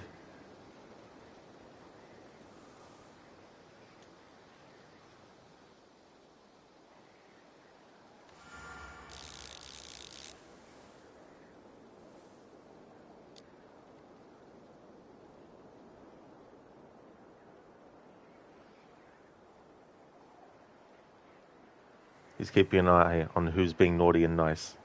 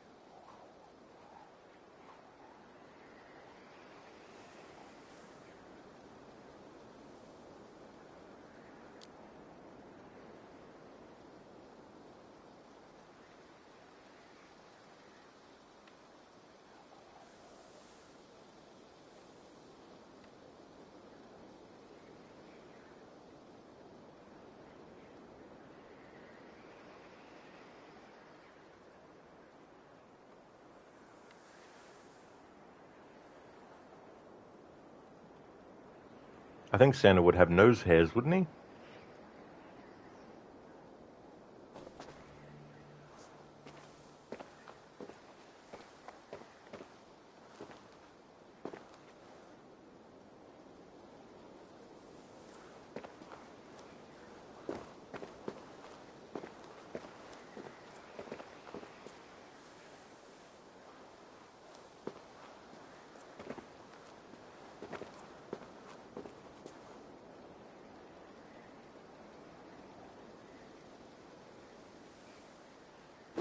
There are three boss! Flee!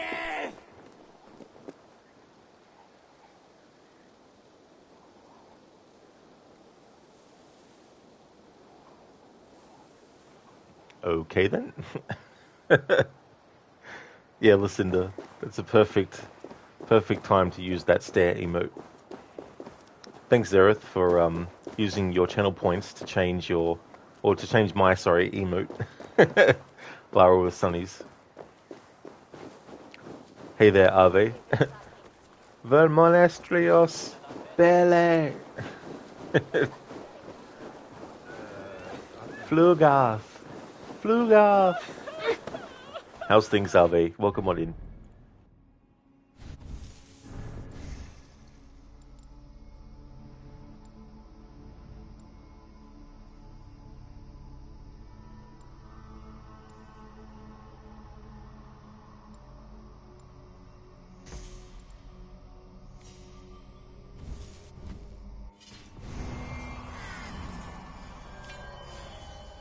Alright, so we've now got to the point where mastery points have been unlocked.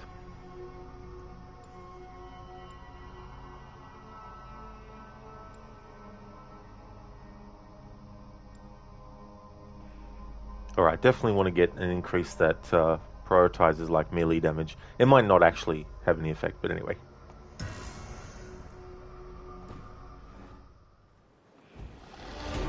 Yeah, are they? The Viking shenanigans, they're going well. This is the second story arc of the stream. The previous one I did was the one with Halfdan.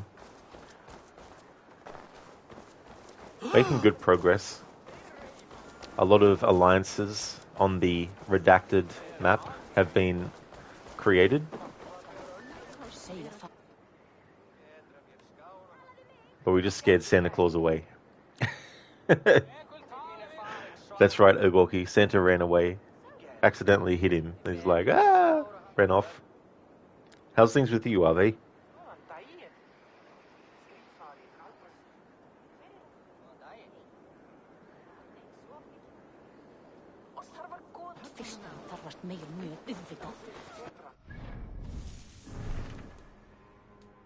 Multiple quests accepted.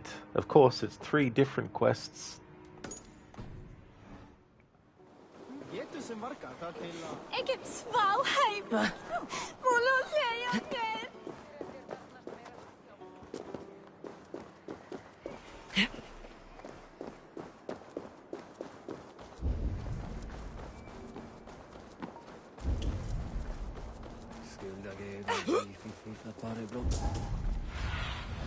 Have a look, Sunan.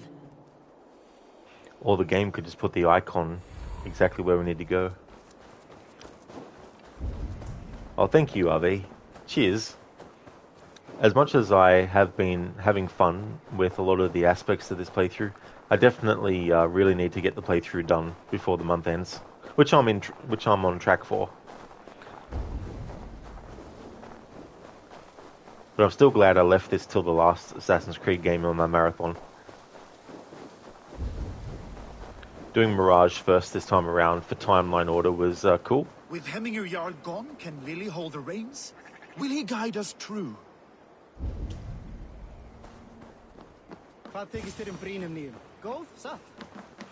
Zereth, newt. She turned me into a newt. I got better. You are the wolf-kissed one. The raven of battle whose fame grows with each waxing of the moon. I struggle with the choice Hemminger left for me. I would have your counsel on the matter. A slaughter must be made. Many sheep at the bottom of the sleeping Jotun, before the pyre is lit. Follow.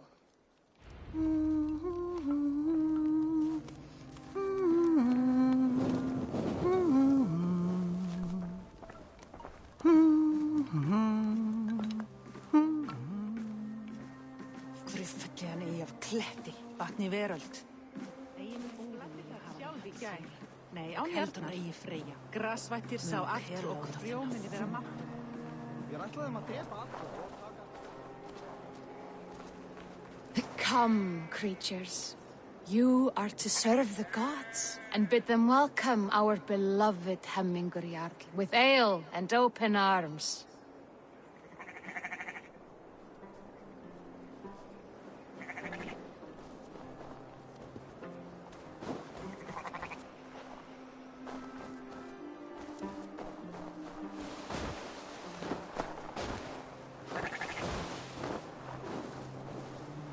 Do you have the gift of foresight, seer?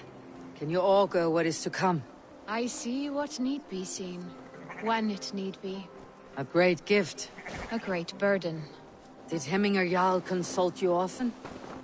Did he unburden his woes? We spoke often. Yet too often he left with more burdens than he brought. He worried about the future of his clan. About who would be Jarl.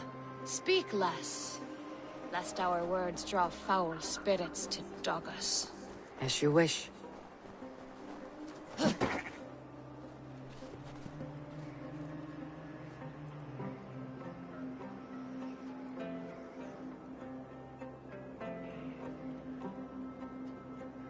Ave, you're doing very well. Work ends in 1 hour, and yesterday has given you happiness to last. Well, at least this entire day. You're not much of a sports guy in general, but you do love ice hockey. Almost cultural growing up where you live. Anyways, there was a match between your local team and a southern team, and it was insane. You were under 0 to 4 points, and somehow they made a comeback and ended up with 7 to 5. Adrenaline Kick Deluxe Edition. That's great, Ave. I'm glad to hear that you're doing well. Hopefully that 1 hour goes really, really quick as well. But that's cool that your team was able to get that comeback and actually win the game. It just goes to show that you never actually know. Like, it might have seemed to be like a done deal that they weren't going to get ahead, but then things can change for sure. But that's really cool. Listen, to the sheep are like, I'm down, let's go. Yeah, you know, they're being led to being sacrificed, but they're like, it's like, do you want to go and get sacrificed? Hell yeah! Yeah, Lysindra, I like doing that move and then making Eivor just land on the ground like that. And as long as you don't press the buttons to get Eivor up, they won't get up. Thank you, Zereth, for leaving the lurk.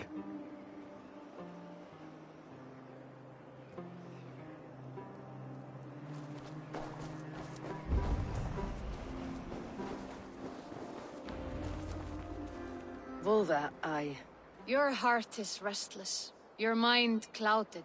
You seek more than a guarantee of good omens. I seek the gods' wisdom. You wish to know who would best serve this clan as Jarl. I do. Between Vili and Tryggvi, there's no clear choice. We stand in the shadow of the giant, the great keeper of secrets. Here, you'll find a drink of the resounding sea. Ascend the sleeping Jötun, consume the waters, and meditate at its peak. Do not seek answers to your questions. They will find you. Ascend the sleeper, take the drink, and meditate at the peak. Let the answers you seek find you. Hey there, Dex. Welcome. Happy hump day to you as well. It's awesome to get to Wednesday. Hope things are going good.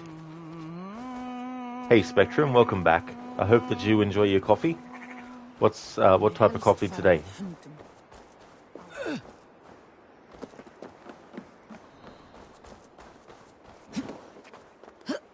Oh, nice Spectrum. A mocha with an extra double shot.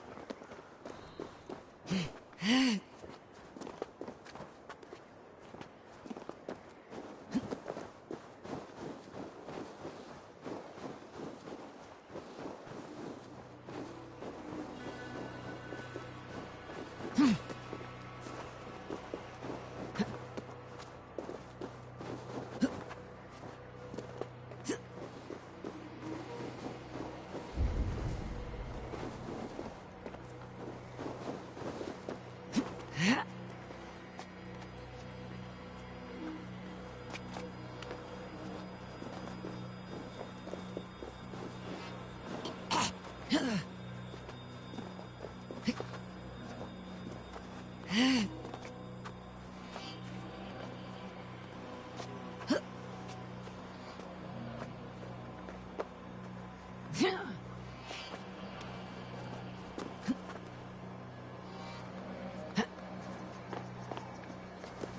is the summit. To seek an answer, I should clear my mind and still my heart.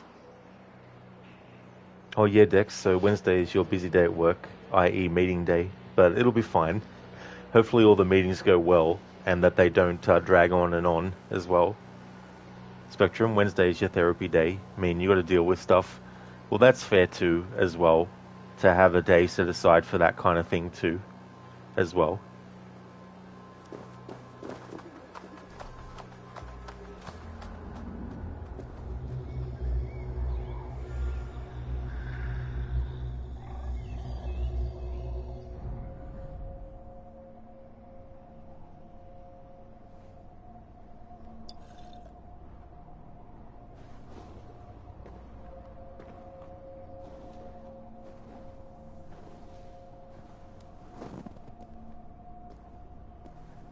Hemming a Jarl. Is it truly you? Of spirit, not of flesh. Why have you not reached Odin's Hall?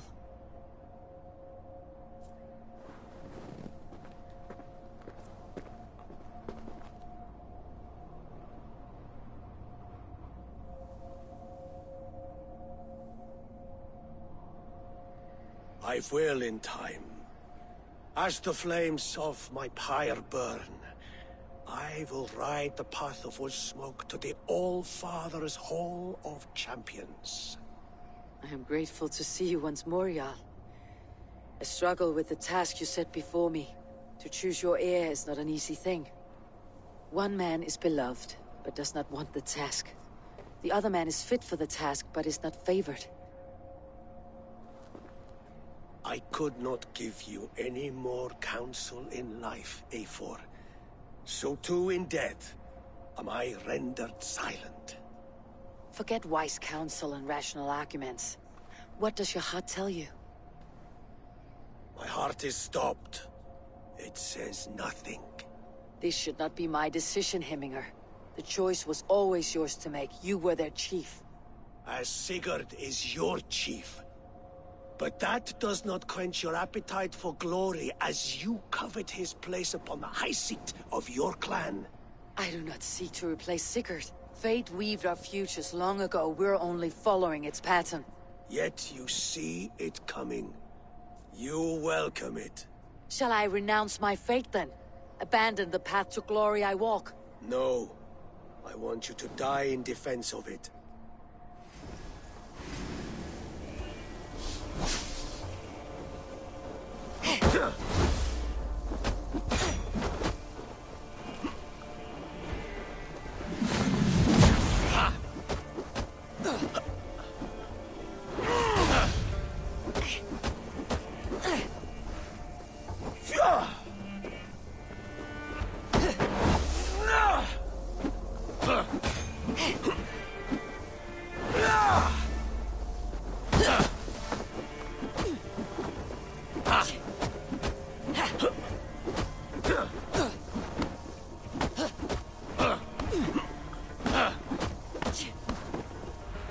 This is not how I remember you.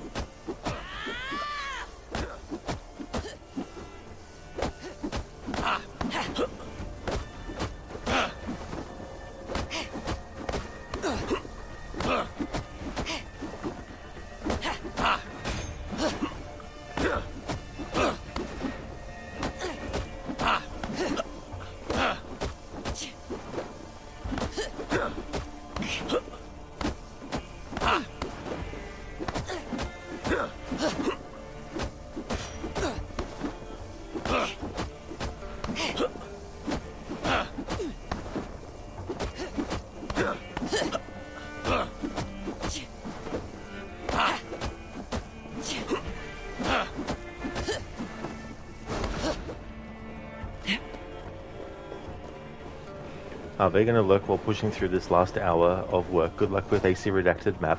Thank you, Arve. I definitely will. Thanks for popping in. thank you for leaving the lurk as well. Definitely appreciate it. Hope that the rest of work goes quickly. I'd like to highly recommend people check out Arve's channel, doing a playthrough of Marvel Spider-Man Remastered. He's also a big fan of games like Claire Obscure Expedition 33. A great streamer, so definitely recommend. I hope you have a good one. Listen to 250 power. That's true, yeah, we just reached, Eivor just reached 201 power level. Stand up!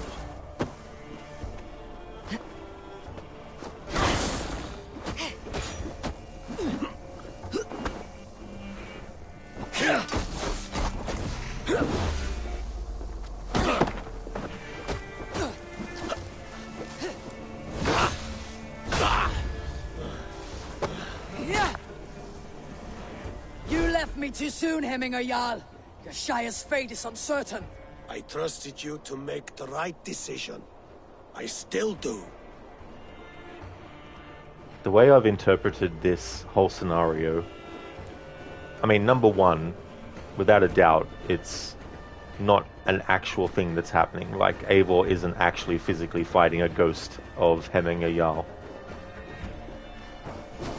But the way I kind of see it is, Eivor is struggling with the decision of who to choose as Jarl, and through being essentially intoxicated with whatever drug was given to Eivor,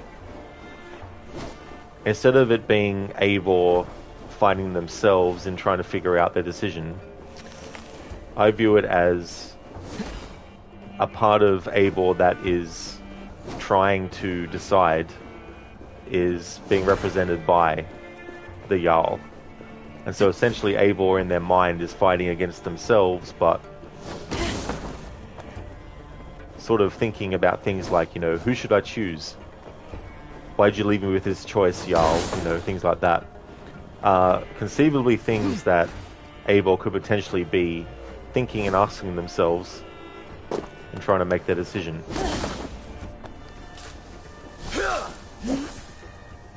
Because even after this fight,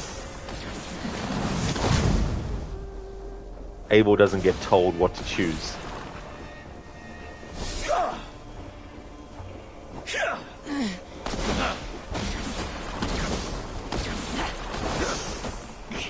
Because of course they want you as the player to make the choice.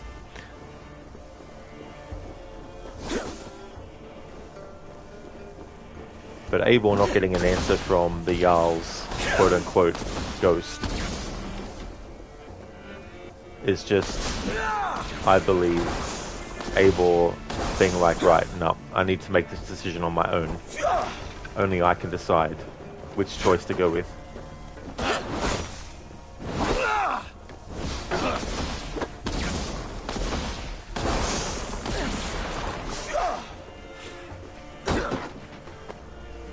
Your edge is blunted by indecision. You lead warriors now. Never waver. You did, Hemminger Jarl. You did. That is why my words shall stand. Trust your judgment.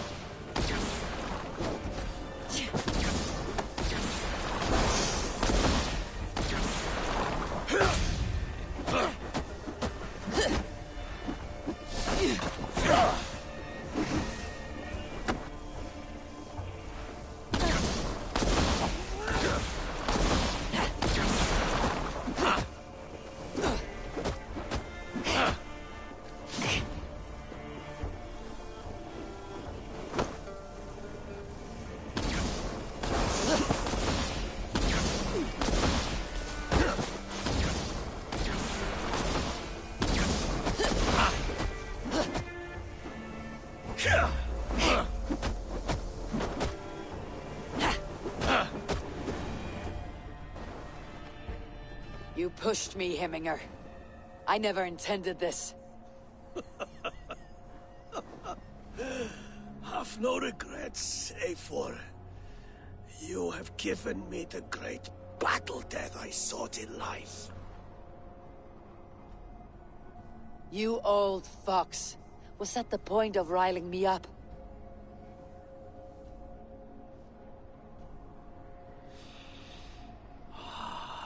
The All-Father. He comes to welcome me to his hall, and I must follow. The choice you make will be the right one.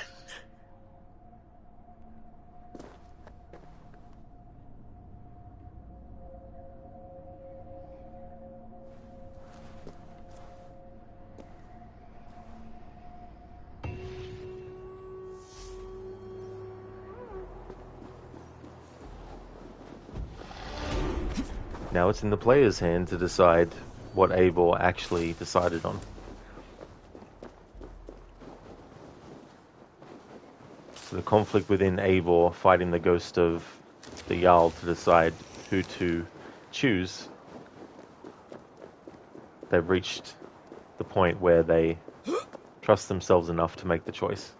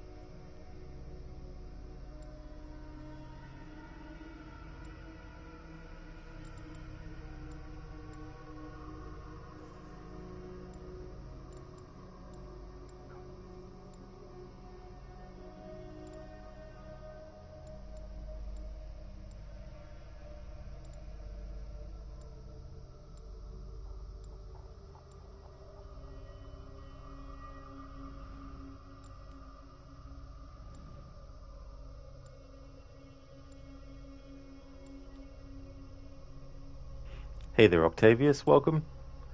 Things are going well. How about yourself? Octavius, what's the I don't want to see the Alliance map? Oh yeah, so if that gets redeemed, it means that the cooldown for the redemption to actually see the Alliance map increases.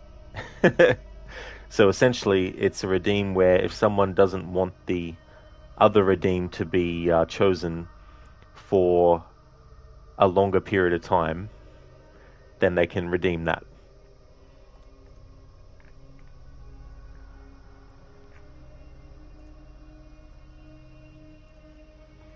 How's things going with you? Because this is expensive. Yeah, it's kind of like if someone really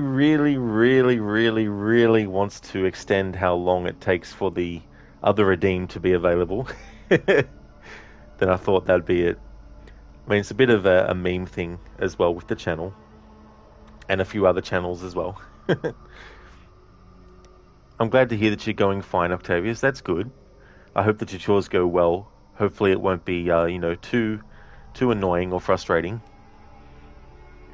We're just in the middle of doing the story arc where you have to choose who to replace the current Jarl. Well, I mean, we've got to the point now in the story arc where he's died, but have to make a decision. I already know what I'm choosing, but we're at the point almost where we make that decision.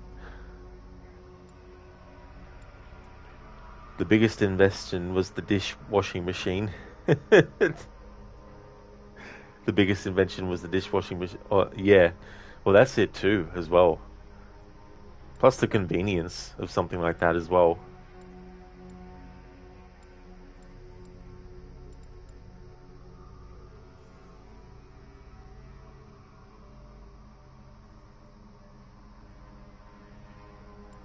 I was thinking maybe this warrior takedown, if I'm unequipped, as long as there's not a weapon being used, then that should be fine.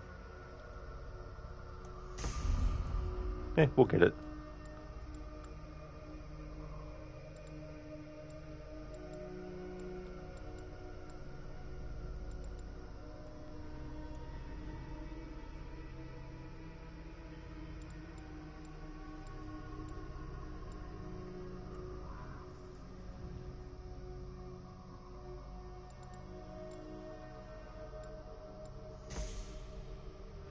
Lucinda, you can attest, when you moved into your house, it already had a dishwasher and garbage disposal. You cannot live without the dishwasher. That is really good that it was all there for you, though. That's cool. And that'd be good to have, you know, just the ability to have more convenience, and gives you then time to do other things, too, that you might need.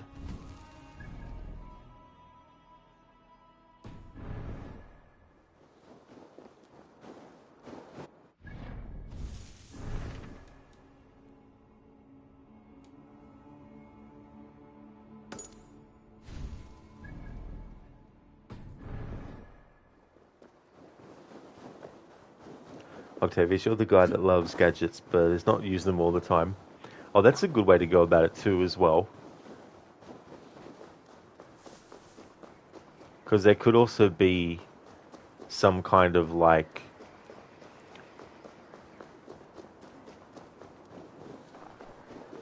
I guess I'm trying to say that there might be some things that you don't mind actually doing yourself, because it might be something you enjoy doing. You might enjoy the process of it.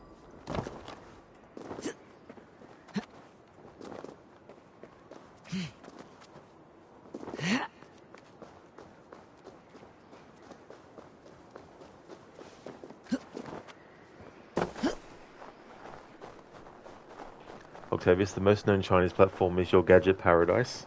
Oh, is it? Your Gadget Paradise? I haven't actually heard of that before.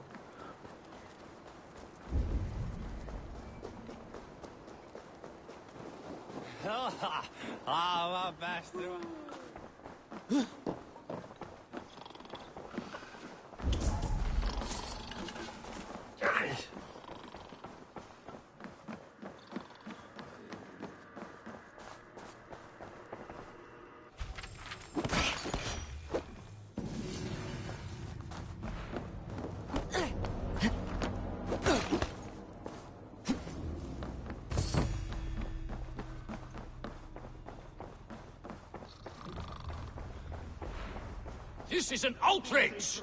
Our strong feelings for Hemming come with much grief. Oh yeah, Octavius, that's definitely no worries at all. It's not like you're doing like a spiel and, you know, like a sales pitch or anything. Festive. Too festive, and too soon. Fires, fights, and every man soaked in mead. Ugh, this has gone too far. Hemthorpe could burn before the pyre's lit. Gods, have I failed my dear Jarl? Peace, Tryggvi. I'll do what I can to calm things.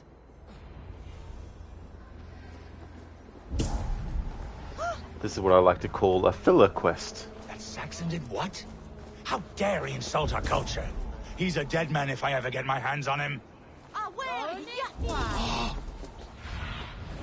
Stretch your wings, Sunan. Octavius, you know, the popular ones, Temu, AliExpress, etc. All of those, yeah. I've never actually bought anything from them. Did you see that sobbing sack of meat with the roosters? What an arsehole. What a perfect figure you have. Oh, this is the flighting thing. Perfect. Me? If you Not in the mood for this. No, thank you. Piss off. Fuck you. Okay, let's go.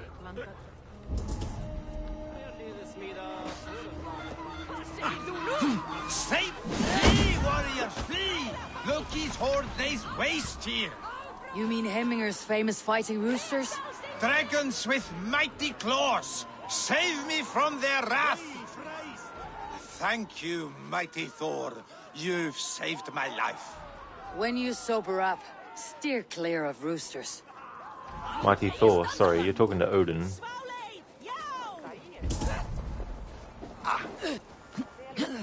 I didn't see them coming.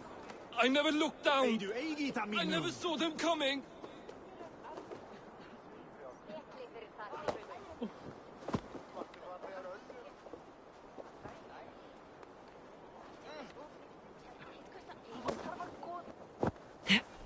Oh.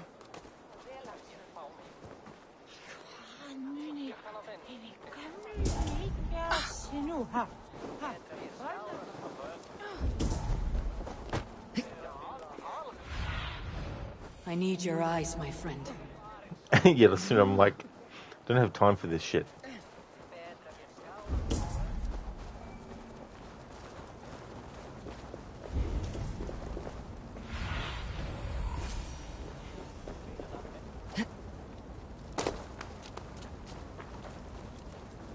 Help! Fire! Save my Voda, it burns!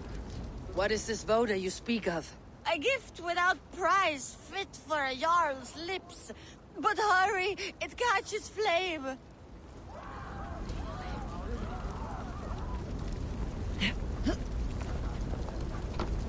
Hey, I want a bear suit. Thank you so very much for the 42 months in a row. Really appreciate that. And thank you for the 6 months in advance on that as well. I really do appreciate that, dude. That's very generous of you. Thank you very, very much. Where's the time fly, huh? How's it going, dude? Hope things are going well.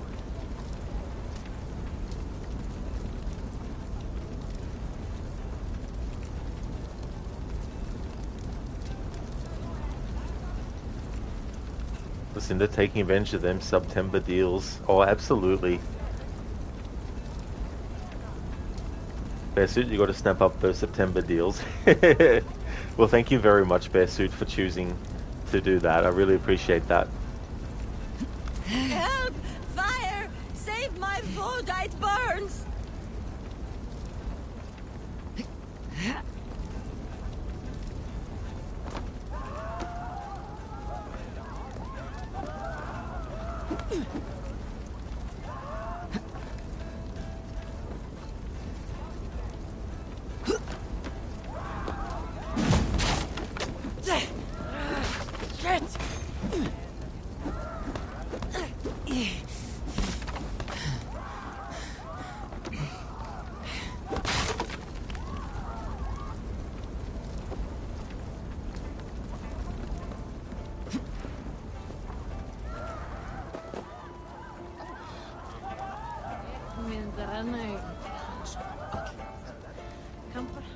If this is your Voda, I managed to save it from the licking flames. You dared Surtur's heat, yes. A most potent drink, distilled from grain by the Rus of Kiev. Dip your horn and have a drink. A bit of drink in the belly never hurt. What see you, old friend? Bearsuit, you also noticed it's like $10 cheaper doing the 6-month sub on PC rather than doing it on your iPhone. Apple gets a big cut of the pie, I guess. That's interesting. Yeah, I wouldn't have thought, or even thought if that would be a thing. Listen though, yeah, subbing on mobile is more expensive. Damn. Yeah, I didn't realize that either.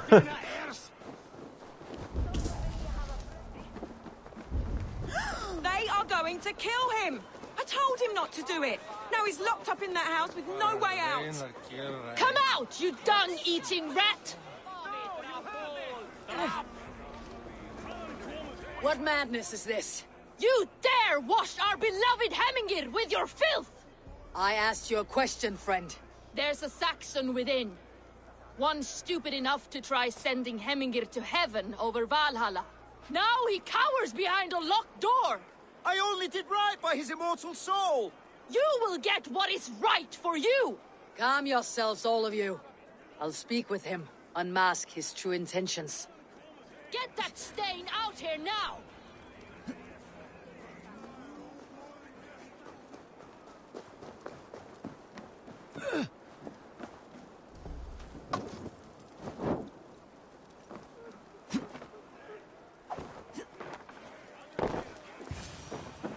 Oh my god! The people are quite upset. Leave me be! I did nothing wrong!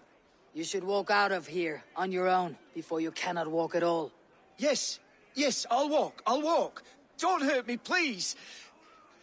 There's a key there. If you open the door, I will follow you out. Best to settle this over a game of dice, folks. Exactly. I mean, I would prefer to settle it over a game of Gwent. But yeah, it's like settle it using Orlog. You've got the key! Use it!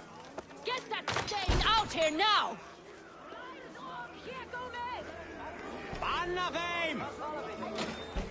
Bah!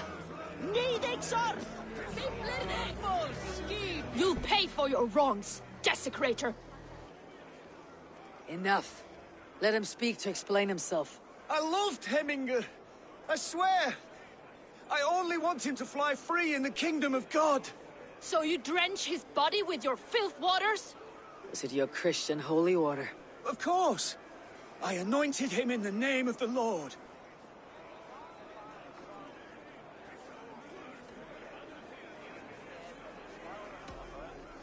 Hemingr was never one to weep over a bit of rain. Neither should you. He insulted our noble dead. Hemingr would laugh at the very idea.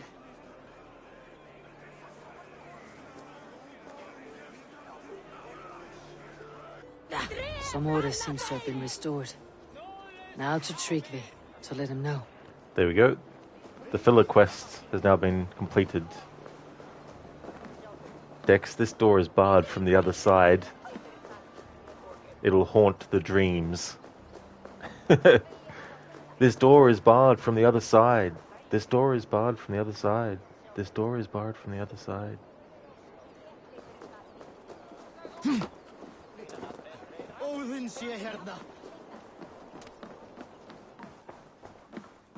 I have calmed the guests as much as they can be in their grief. They mourn. It is to be expected. Still, thank you. And how do you feel, old friend? I mourn more deeply than most, I think. Hemingr would be proud of what you have accomplished here. All you have done for him. I hope so. This ache will pass, Tryggvi. With time. Yes, it will.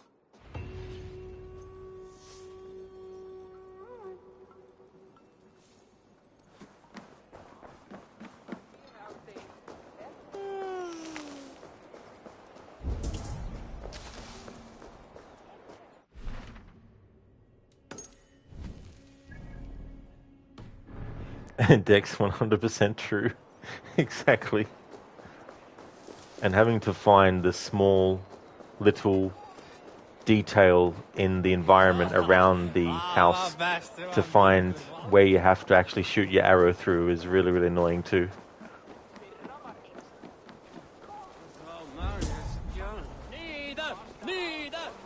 Huh?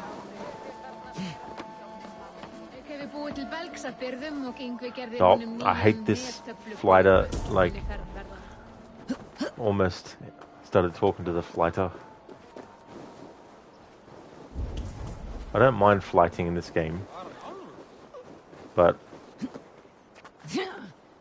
I don't want to do it for this part. Bearsuit, you gave up once on one of the door locks in this game and you had to watch a video. There was one you tried for an hour. Oh, dude, I don't blame you for watching a video on it. It gets to the point of ridiculousness. And also, too, you think about the missions where they want you to burn the roof of the houses and stuff.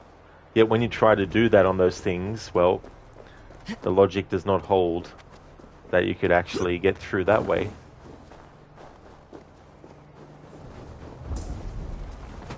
This is an excellent shield, Soneva. Gunnar's craft never disappoints. Oh, you! Out! Damn! And here, from the Raven clan. An impressive shield. It is good, but it needs a touch of grandeur, something personal for your father. A sigil, I think. A mark to adorn the front. We need an artisan. Is there one in the village? I know a man. A master craftsman in exile. He lives in a cave northeast of Hemthorpe. I would take you there myself, but I have Isbjorn to retrieve. Isbjorn? Your father's spear. Did he not wield it at Ulkethorpe? She lost it some winters back on a bear hunt. He hit the beast hard, but the spear stuck and the bear fled into the forest. And after all these winters, you hope to find it again and present it to the pyre. The odds are narrow, to say the least. Fret not, friend. I have a nose for these things. Seek out the exile. He'll see to your shield. Besut, you think you needed a certain angle for the arrow or something? Oh yeah. Another thing is too, like, you think you might be able to shoot through a window with the bow, but when you go to aim, it doesn't let you actually aim from that angle, so you then have to find another one. Dex, some teacher on absurdity. They really, really do. That's a good way to put it as well. Definitely not a fan of it. Guide me. I'm also not a fan of this, where it's like, go to where the target is. The icon's there and everything, right? And then as you get closer to it, instead of that staying on the screen until you get right up to it, oh, they take it away, and then they expect you to use then the range that they show. You know? And I really think that's... what's the word that I could use to describe that? I think it's obnoxious programming to do something like that.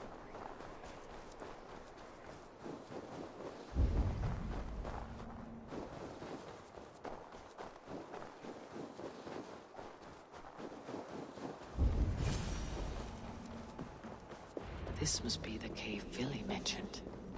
Who would live here? A cave troll.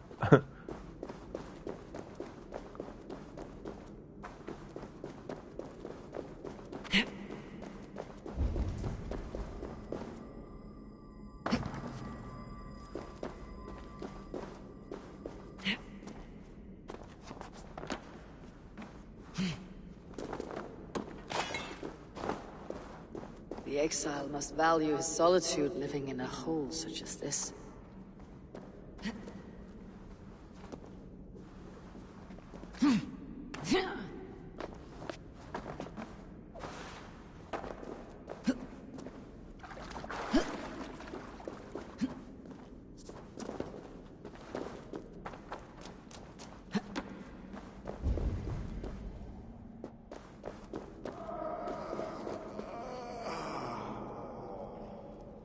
You're busy now, we'll come back later.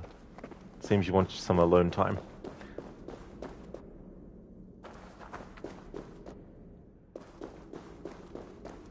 Odin's beard.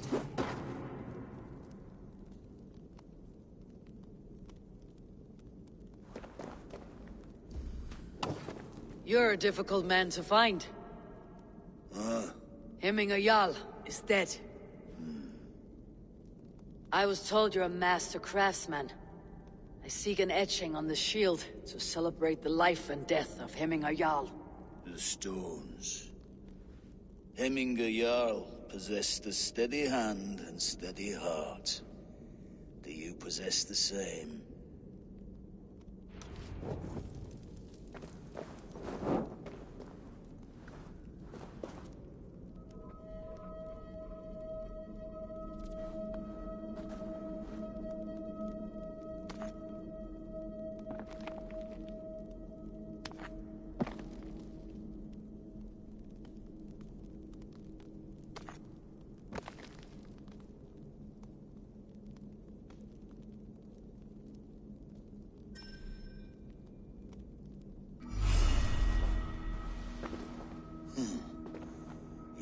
heart is not yet steady. How could it be at such a time? Hemminger Jarl's heart never wavered. Never? Do you really know that? Were you there at his birth? Did you stay with him all the time, up until he died? Do you really know if his heart never wavered at all, at any point? In his, 60 plus years? In life it did not, but in death it lies still as a stone. You've not yet answered me. Will you help me with my etching?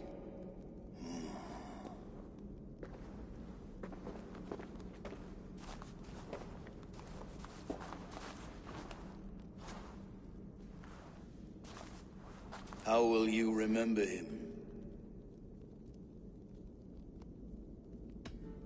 By his unrivaled prowess on the battlefield. Ah, Gungnir then. Odin's faultless spear, a symbol of power. Is this your choice? Vesuit, yeah, the stare emote. From Outlast 1. The character known as, in quotations, Father, Martin.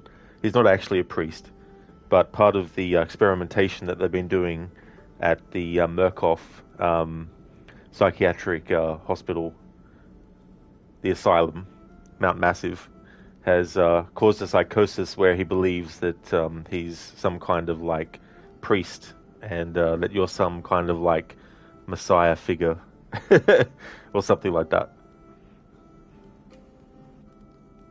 Yes, I choose this one. I will begin.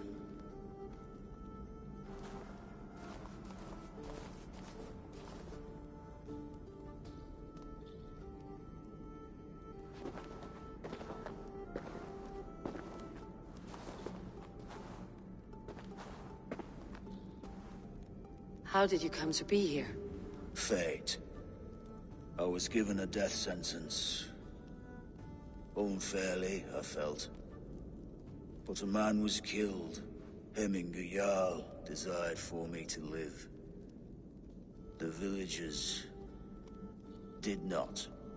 My sight and exile. That was our compromise. Thank you for this. His son will take his place. That is for Vili to decide. Vili has no say. Fate has already decided. The Althing is tomorrow, and a Jarl must be chosen. I should speak with Sunniva about this.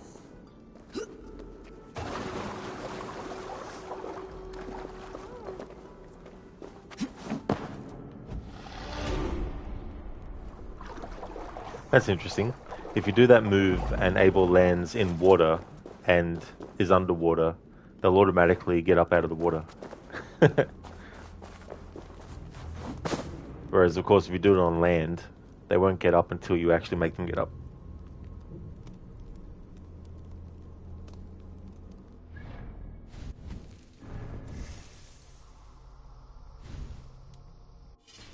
It was funny because in Assassin's Creed Origins, whatever Bayek was doing at the moment you went to the inventory screen, he would actually be doing it in the inventory screen as well. I wish they kept that. They took it out when they did Odyssey.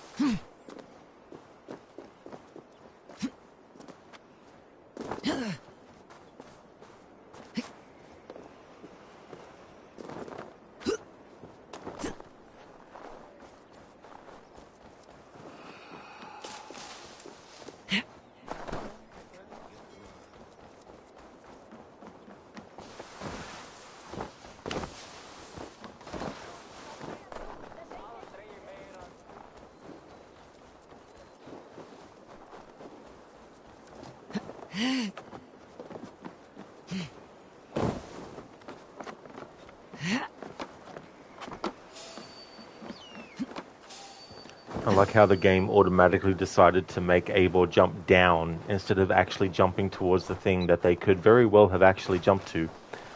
But the game decided against it.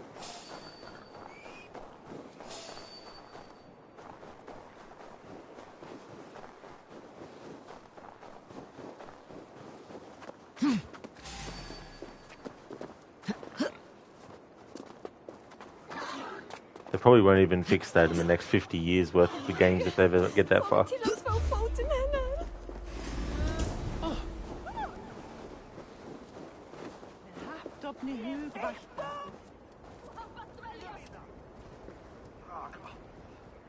Did you consult the Volva?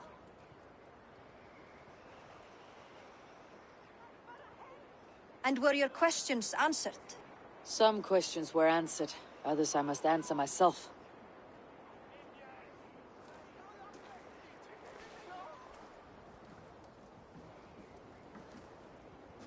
Do you think there is a place for Vili in our settlement? He expressed a desire to live and work with us. Will he not be Jarl of this Shire before the day's end? That remains to be seen. Some are more eager to see Tryggvi in the high seat. Eivor, Tryggvi has no intention to lead. He feels duty-bound to follow his master into death. Absolutely not. My father would never allow such foolishness. How else can I honor my Jarl, old as I am? This is no country for me. The future is yours, Vili. The flames of this pyre will burn for my father. You must live. I forbid you to follow him into death. I will not let you sacrifice yourself. Do you forbid me as a friend, Vili? Or as our new Jarl? As a man who would see you come to your senses. Vili, Tryggvi. Each man wears one of Hemminger's boots, with both men unwilling to seize the other. Does the world need such useless, dithering men? Why not stake a claim yourself? Take this Shire for your own. It is not my place. Your place is anywhere you lay your head, any hill you summit, any silver you take for your own. Do not limit yourself to niceties. Nottinghamshire deserves a leader to admire. A man the people can trust. Most love Vili, and he loves them. But he lacks the will to be leader. He could learn, but does he wish to? And Tryggvi, sturdy and wise, and loyal to the legacy Hemminger Jarl left behind. Almost to a fault. But he is old, and his thrill for living has fled him. Hardly inspiring. You cannot! I will not allow it! I am not asking for your permission. Only your forgiveness. Gods, Eivor. put a stop to this fool's death wish. Dr. Darling, let him jump into the fire, Metallica said so. Yeah, I was definitely choosing that for this choice for sure. Normally I don't have him sacrifice himself, but in this playthrough, choosing a lot of choices I don't normally choose. But yeah. So come on, jump in the fire! Tryggvi has no Jarl to serve Vili. He's free to set his own course to the ocean's edge, to trade this world for the next. As are you, Vili. Our lives belong to us. Thank you. Thank you, Eivor.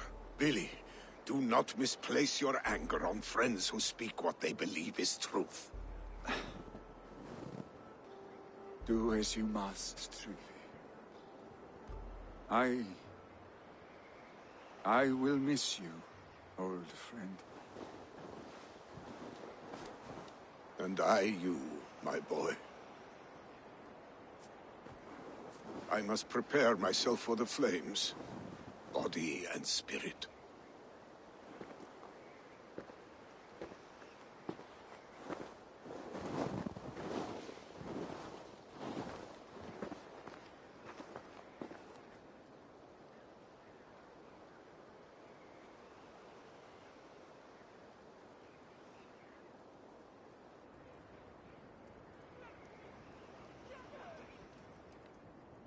Eivor!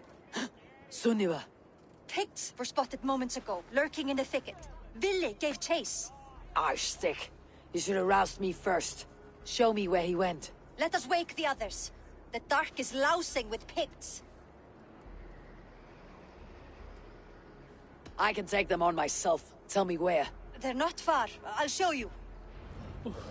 His rage has consumed him, Eivor. All this anger, this sadness, it has truly taken form. Arshstick was never one to temper his emotions. This was bound to happen. I should have been more vigilant. Do not blame yourself, Drengur. He always had me to watch his back, as children. And again now, if this rampage is what he needs to rid himself of the sick that binds him, I will at least make sure he does not hurt himself. Thank Odin he has the mighty Wolf-Kissed as his shadow. There are things we do for family, Sunniva. No questions asked. For you, I would have done the same. For any of Raven clan. We know, Drengur. That is why we are sworn to you. Here, Eivor. This was where Vili saw the scout killed and then charged after the enemy ahead. I will head back to Hemthorpe and make sure our ravens stand vigilant. Return to us safely, Drengur.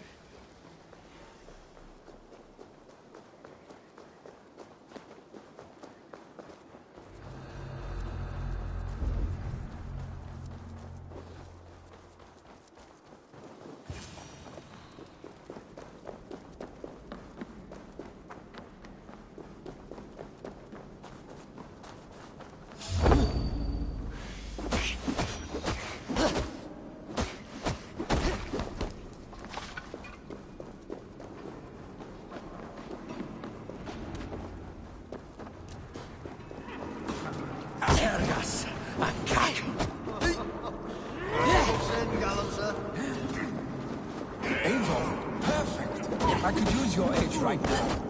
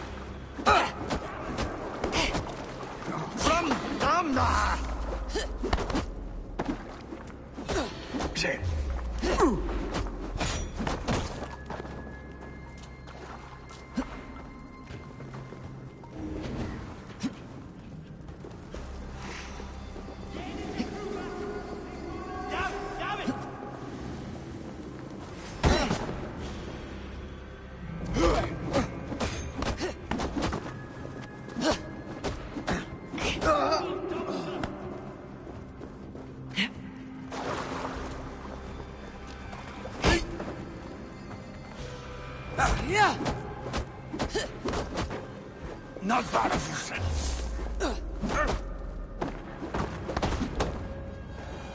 Dare disturb these days of mourning? Stop, Villy. They're gone. It's done. Pah! I've seen roosters fight with more spirit. Oddly enough, so have I.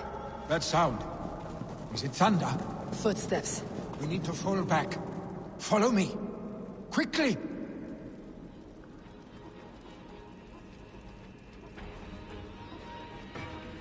A chicken, a horse, a cricket, a beetle, and a calf walk into a bar.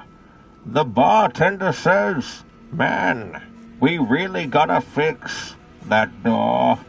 That's a good one, Dr. Darling. I like that one. Thanks for redeeming that as a Bane impression. Octavius, you only spend 15 minutes to fill the dishwashing machine and the clothes one. Well, that's good too, as well. That's good that's only a short amount of time.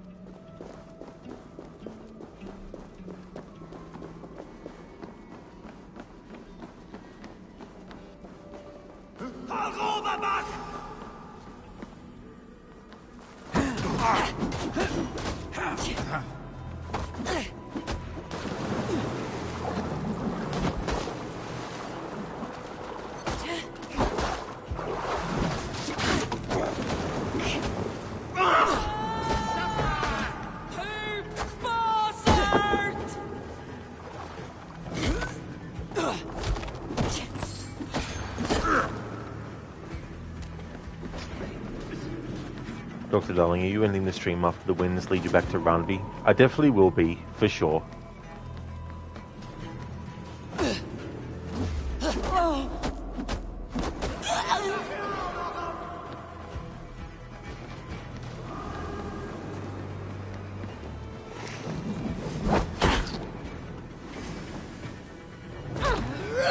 Yeah, Octavius, it was the wind. It was the wind all along.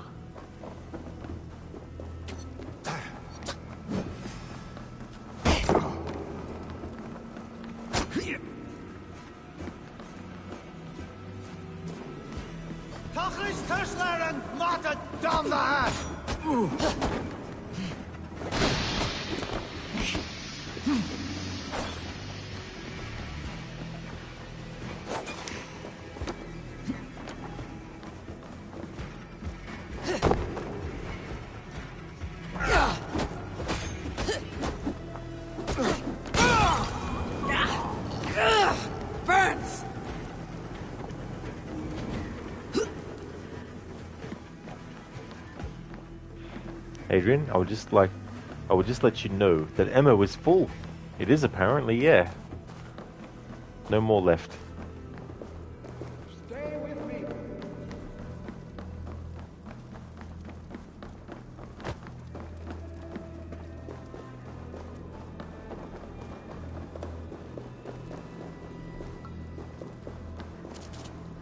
Oh, that's all right, Adrian. Sorry you're tired. You can't grammar. That's all right. Where are you going?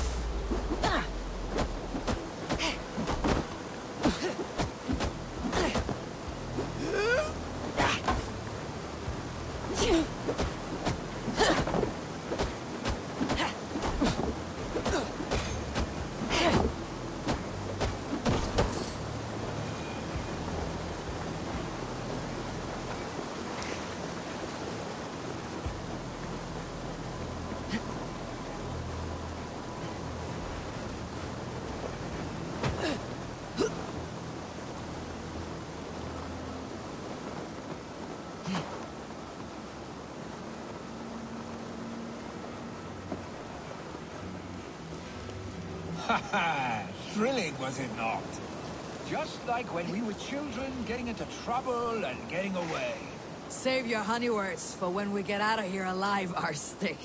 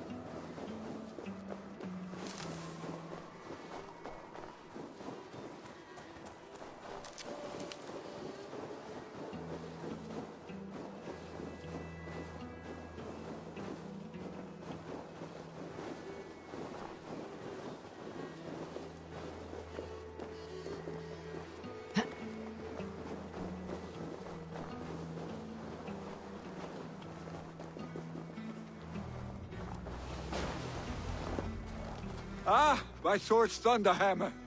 That quickened the blood. Wild and reckless, like our first battles together. Remember the island north of Stavanger? I do.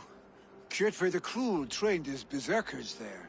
Great lumbering fools, foaming at the mouth. We taunted them from the treetops. And the drunk one, remember? Naked as the morning. Froze his cock off trying to find us. Then fell to humping a snowdrift.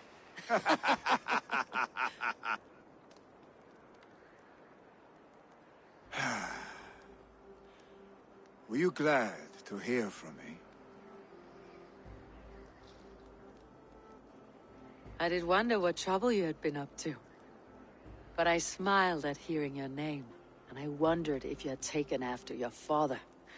If you were now leading your clan. Well, you have your answer. I'd sooner take after a troll and leave this clan in your hands. That I will not do.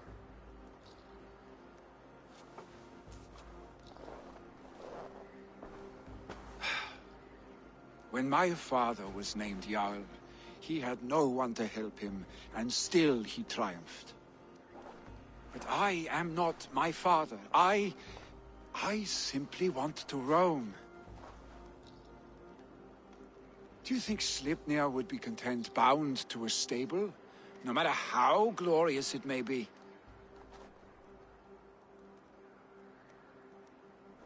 Hey! What is that for? You have friends, Vili. You have family and clan. Of course. I know that. You can't roam forever. Keep that in mind. You are surrounded by those who love you, and that will not change unless you push it all away. You speak a truth, I understand. Troll-faced Arstick. A chicken draugur. Is such a thing possible? For that does not seem possible. Voda too. A water infused with fire. I do not lie. Your father's death aside, Billy. This has been... good. Fun even. Do you ever wonder what might have happened if we had not been separated by the North Sea so early in our lives? What adventures we would have had. The raids, the battles, the glory. I even think about what we might have been to each other.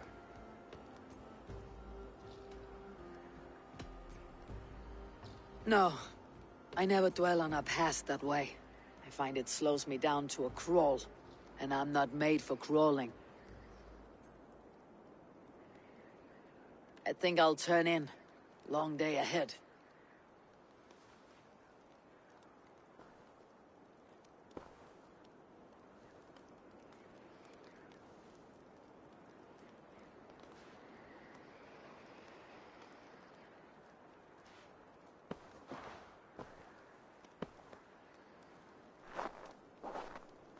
Are you going?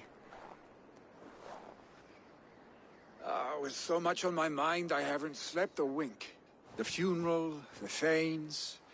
I should get back. I understand. I'll see you there.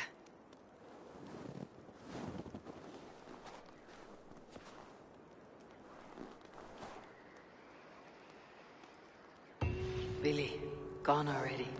To prepare for the funeral, I imagine. Eivor in this playthrough is a fighter, not a lover. It's the Viking Kombat way. Adrian managed to grab a 4TB SSD on sale. Still was pretty pricey, but you thought, what the hell? You want that extra space in your PS5? Oh, well, I mean, if you've got the money to get it, definitely go for it, you know, Adrian. That's definitely understandable too, especially if it's on sale. Yeah, best suit. The dialogue between Vili and Eivor is really cool, especially the ribbing that they give each other. Octavius Vikings, 873 AD, no smartphones, no computers, beheading and living in the moment. That is true. Yeah. Imagine just being so used to the technology we have now, but imagine being teleported back to a time period like this. I mean, there might be some things that would still work, of course.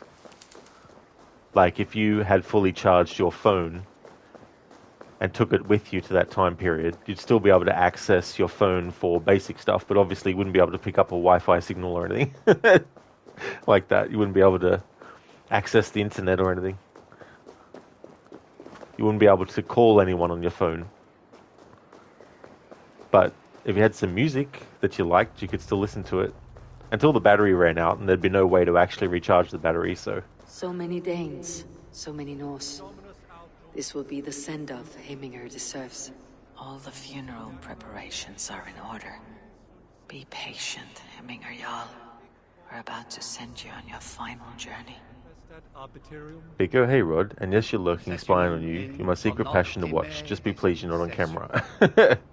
Well, thanks for joining, Pico. And thank you for the lurking and everything that you do as well.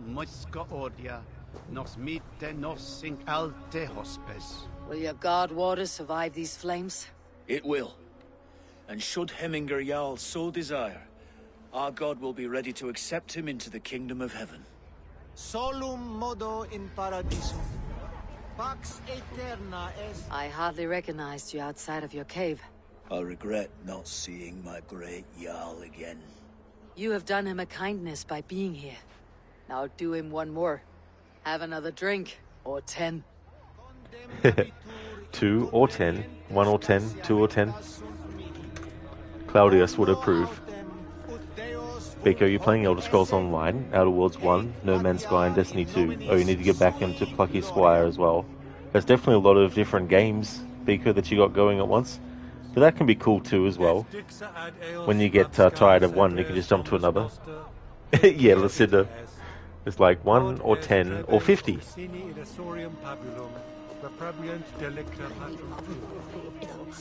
No longer besieged by chickens, I see. Throw the dragons on the fire with the great Jarl. We shall devour them together. Tell me, what funeral gift did you manage to offer your Jarl? Some Voda survived the fire. It will keep Hemminger warm in Odin's hall. If he's not careful, that Voda will burn all of Valhalla down.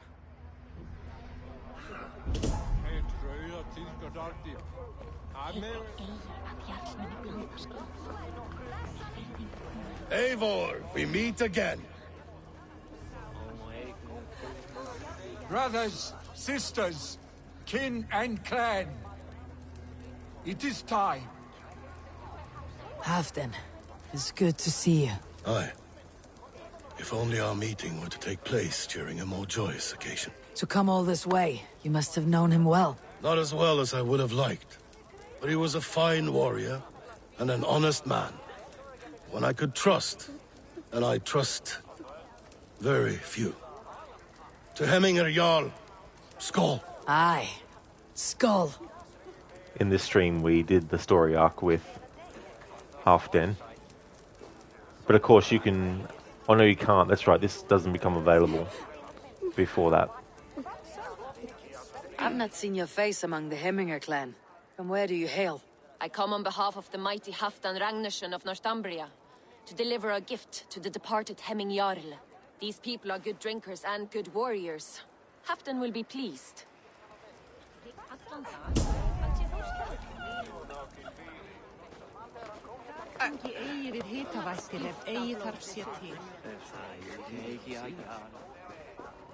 Sure, old friend.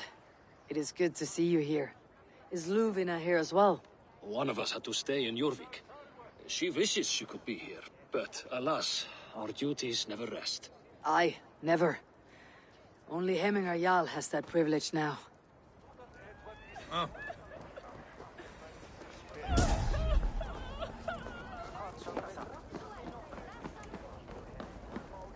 You have seen what was needed?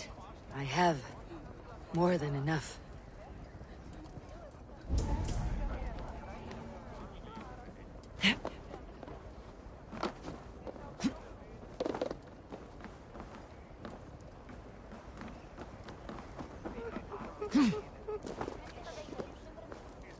Eivor, my father sets forth on his final voyage. May the winds favor him. The nobles have offered up their funeral gifts. All but you. Present what you have, and the celebration may begin. I have it here.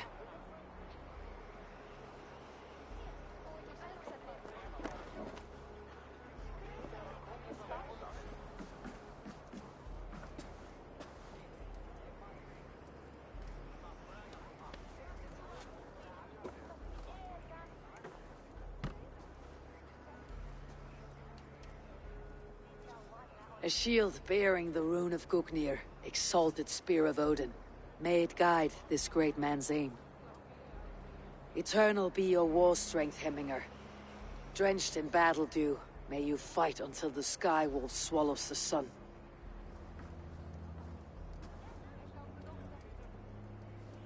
Stand at my side.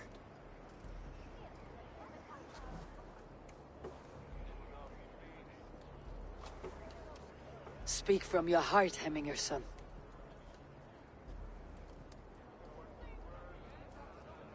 Today we mourn the passing of Hemminger Jarl of Nottinghamshire. My father. Our father. He was a towering force. A strength to fear and admire. Now gone. Yet together we are the example of his greatness. I see him in each of you. His love for battle, but also peace. For wisdom, sorrow, and joy. His generosity, his spirit. In you I see his life, and his love of drink. Gods, did he love drink? We are these things because he was these things.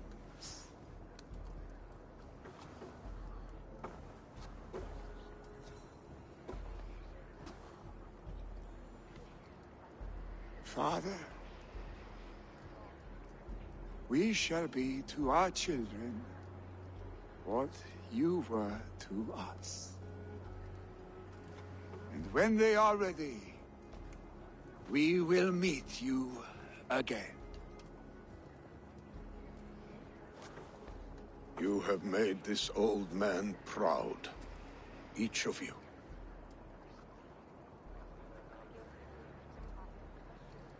And you us.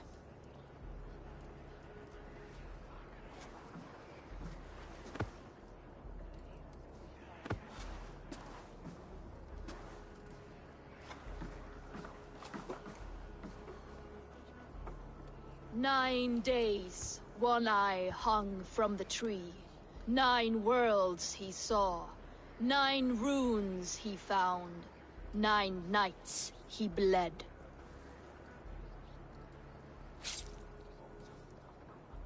Father, receive your loyal servant.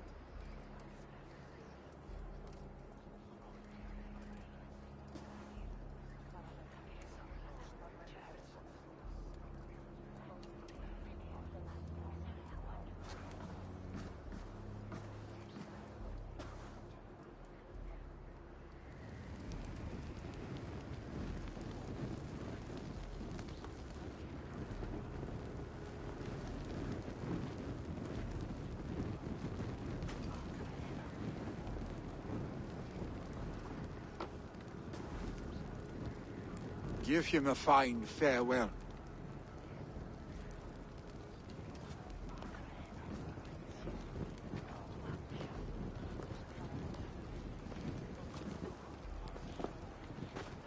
Sunniva, ride to Hemthorpe and prepare the longhouse for the Althing. The next Jarl will soon take his seat.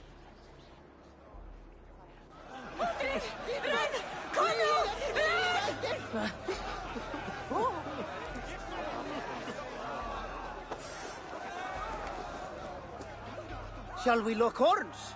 Sink it faster than me, you are the winner. Fear got you then.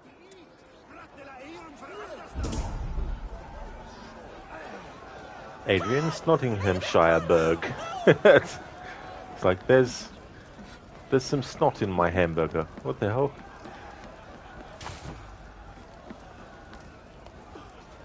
I don't normally choose for Tryggvi to sacrifice himself, but in this playthrough that's one of the choices I wanted to make to be different than what I normally do.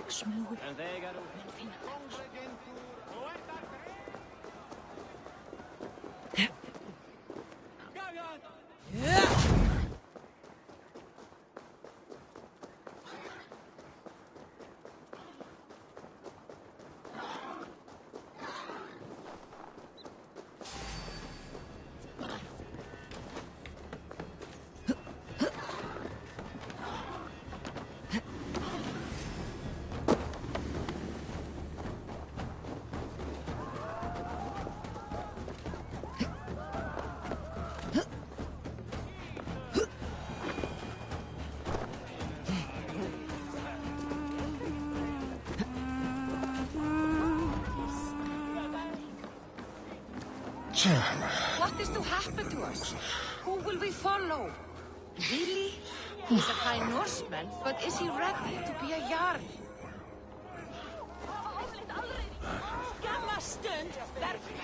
Who will become the next Jarl? Does it pass from father to son? Aye, the burden is Vili's to bear. But the lad never wanted it. I'm not sure what is to happen. Have they given their Jarl a fine farewell? They have. None drank so well and so deeply as Clan Hemminger's son. The declaration of succession must happen soon, before we are too drunk and exhausted to remember our names. I agree. Call on those who must attend. The Alding will begin shortly.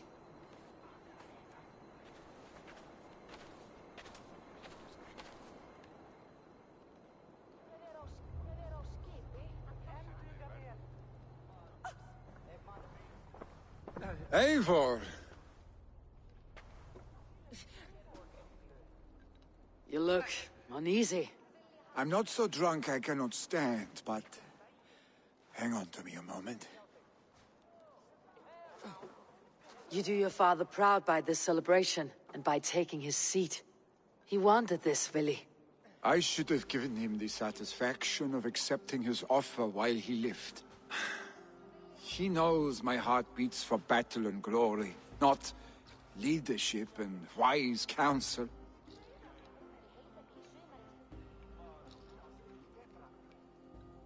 As did your father's heart when he was our age. But he grew up, and so shall we. Now, go on, man. Show them you're a Hemminger son.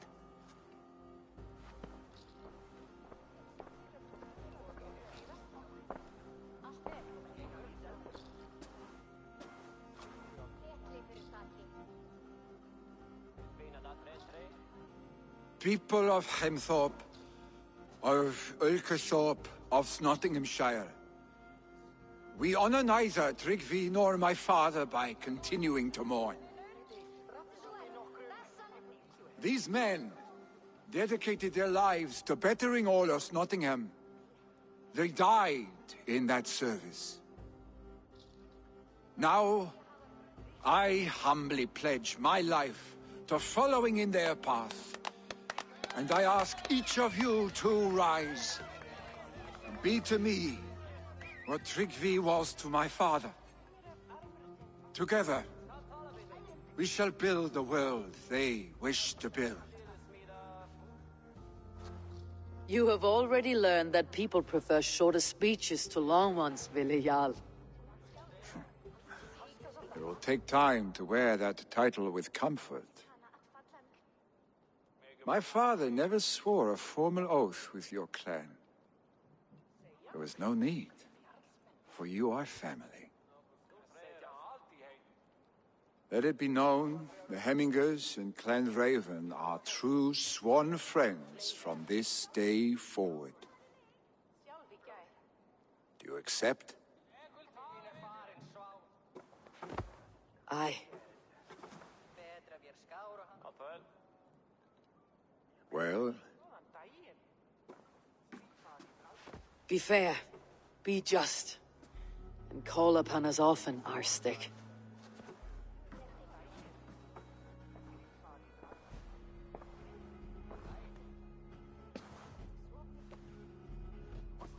I'm sure I will.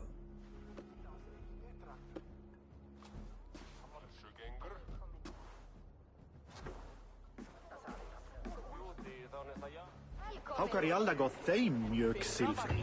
Þeir elskata ef du hafðir nokkur valer på matig ru kaupa nytt skip. Hversu þeir lögðu í vestri? Thank you for all you have done, Eivor. In my mind, this version of my life, one as a Jarl, was clouded with fear of disappointment, of shackles. I was hoping that one dialogue would cancel the other out, as in the one that we initiated first, but nope.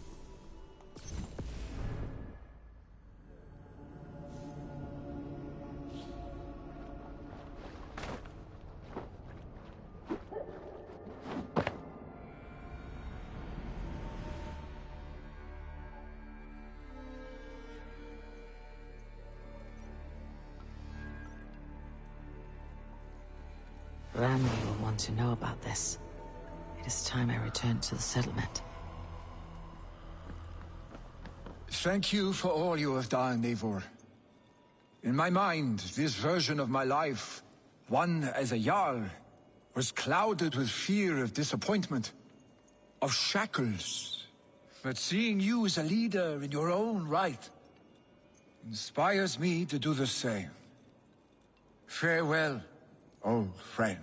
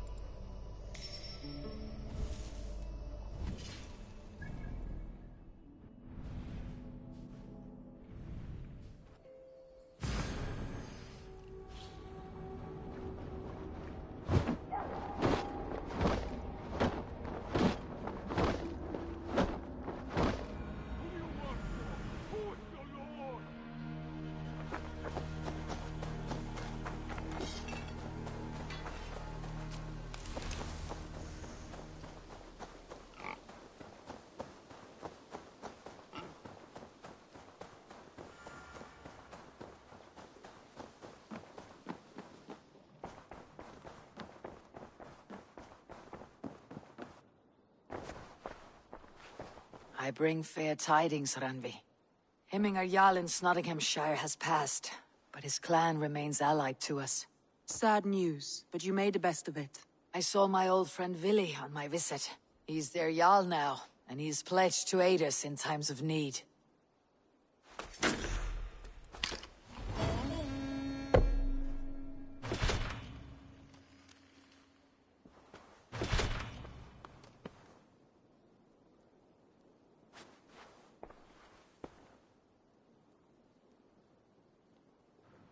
Cool, so that is the Halfden quest done today, as well as the Jarl Choice quest.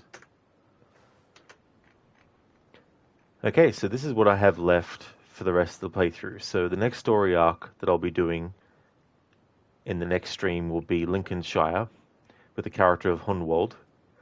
Then I'll be going and investigating all the Hidden Ones bureaus, and then any Order of the Ancients members that need to be killed, we'll kill them. But in this playthrough, I've already killed the majority of ones. The only ones left now are story-related ones. And then we've got the Winchester Order member quest as well. And then after that, I'll be doing the Asgard and Jotunheim Odin memories, and then the Animus anomalies, and then the final 2 story arcs then as well. So I anticipate it'll probably take me another 2 streams. So we've got Thursday this week, which is another stream for Valhalla. So if I can get the Honwald story arc done, and I'll definitely get the Hidden Ones bureaus done, because they're just basically go to the location and unlock the stuff. So if I can get Lincolnshire, the Hidden Ones bureaus stuff done, and Winchester in tomorrow's stream, then that means that I could potentially get the other ones done next weekend. Yeah, Lucinda, it would be good. Be good to get the playthrough done, and then that way it's before October. I was actually going to do my Splinter Cell annual series playthrough this month, but I think it would be better to do something different, because that way I can better control the timing before October, because the challenges that I've got for Splinter Cell for each one, I don't know how long they'll actually make the playthrough. So it's probably best to leave that until November, I think. And October will be all the horror stuff as well, of course. Need to give myself as many days for that, because Alien Isolation, no manual save playthrough, that's going to take a few streams. Plus Alan Wake 2, I'm going to be doing like a full intensive playthrough. I'll be playing through the regular story from start to finish. As I go through, I'll be doing the DLC as they become available in the narrative, and do that. And then once I've done that first run through, I'll then do the New Game Plus run through, where you actually get changes to the story and then the actual true ending as well. So that'll be a long playthrough too. Yeah, the more days I have in October for just horror stuff, the better. Thank you everyone for watching the stream. I really do appreciate it a lot. We're going to go and raid out to Shillerlock, who's playing Assassin's Creed Odyssey. He's doing a 100% playthrough, and he's also including doing the Fate of Atlantis DLC, as well as the Legacy of the First Blade as well. Before we raid out, though, I'd like to give a shout out to the following streamers.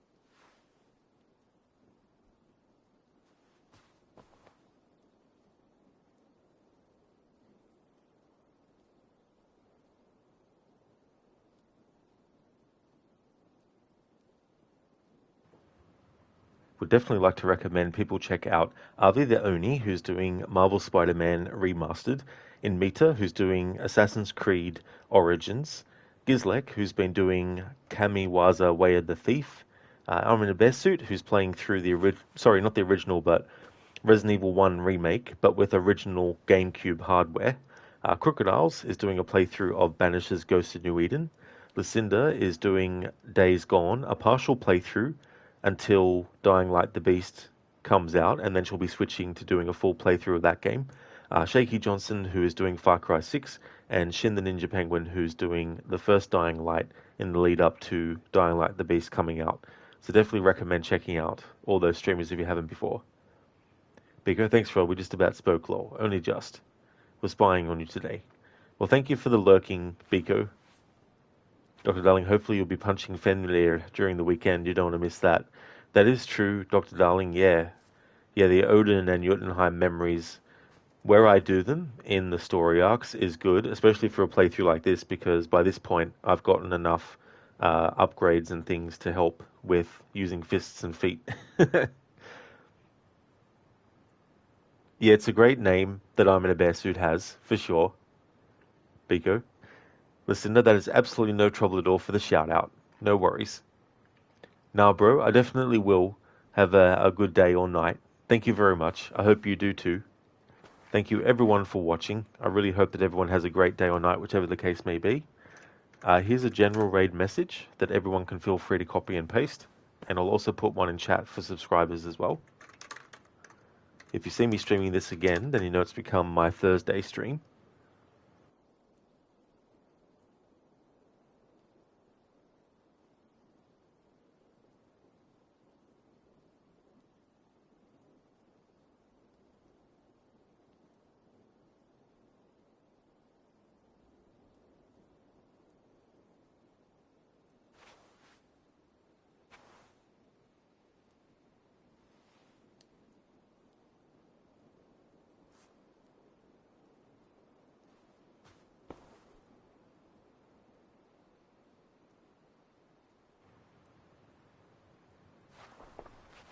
Oh, we can't stand on the Alliance map. I thought that'd be cool to stand on it. Put Eivor's muddy feet, boots, all over it.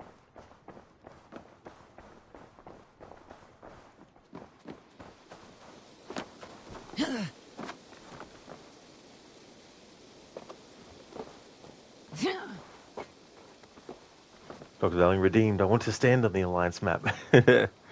Now that would be a funny variation.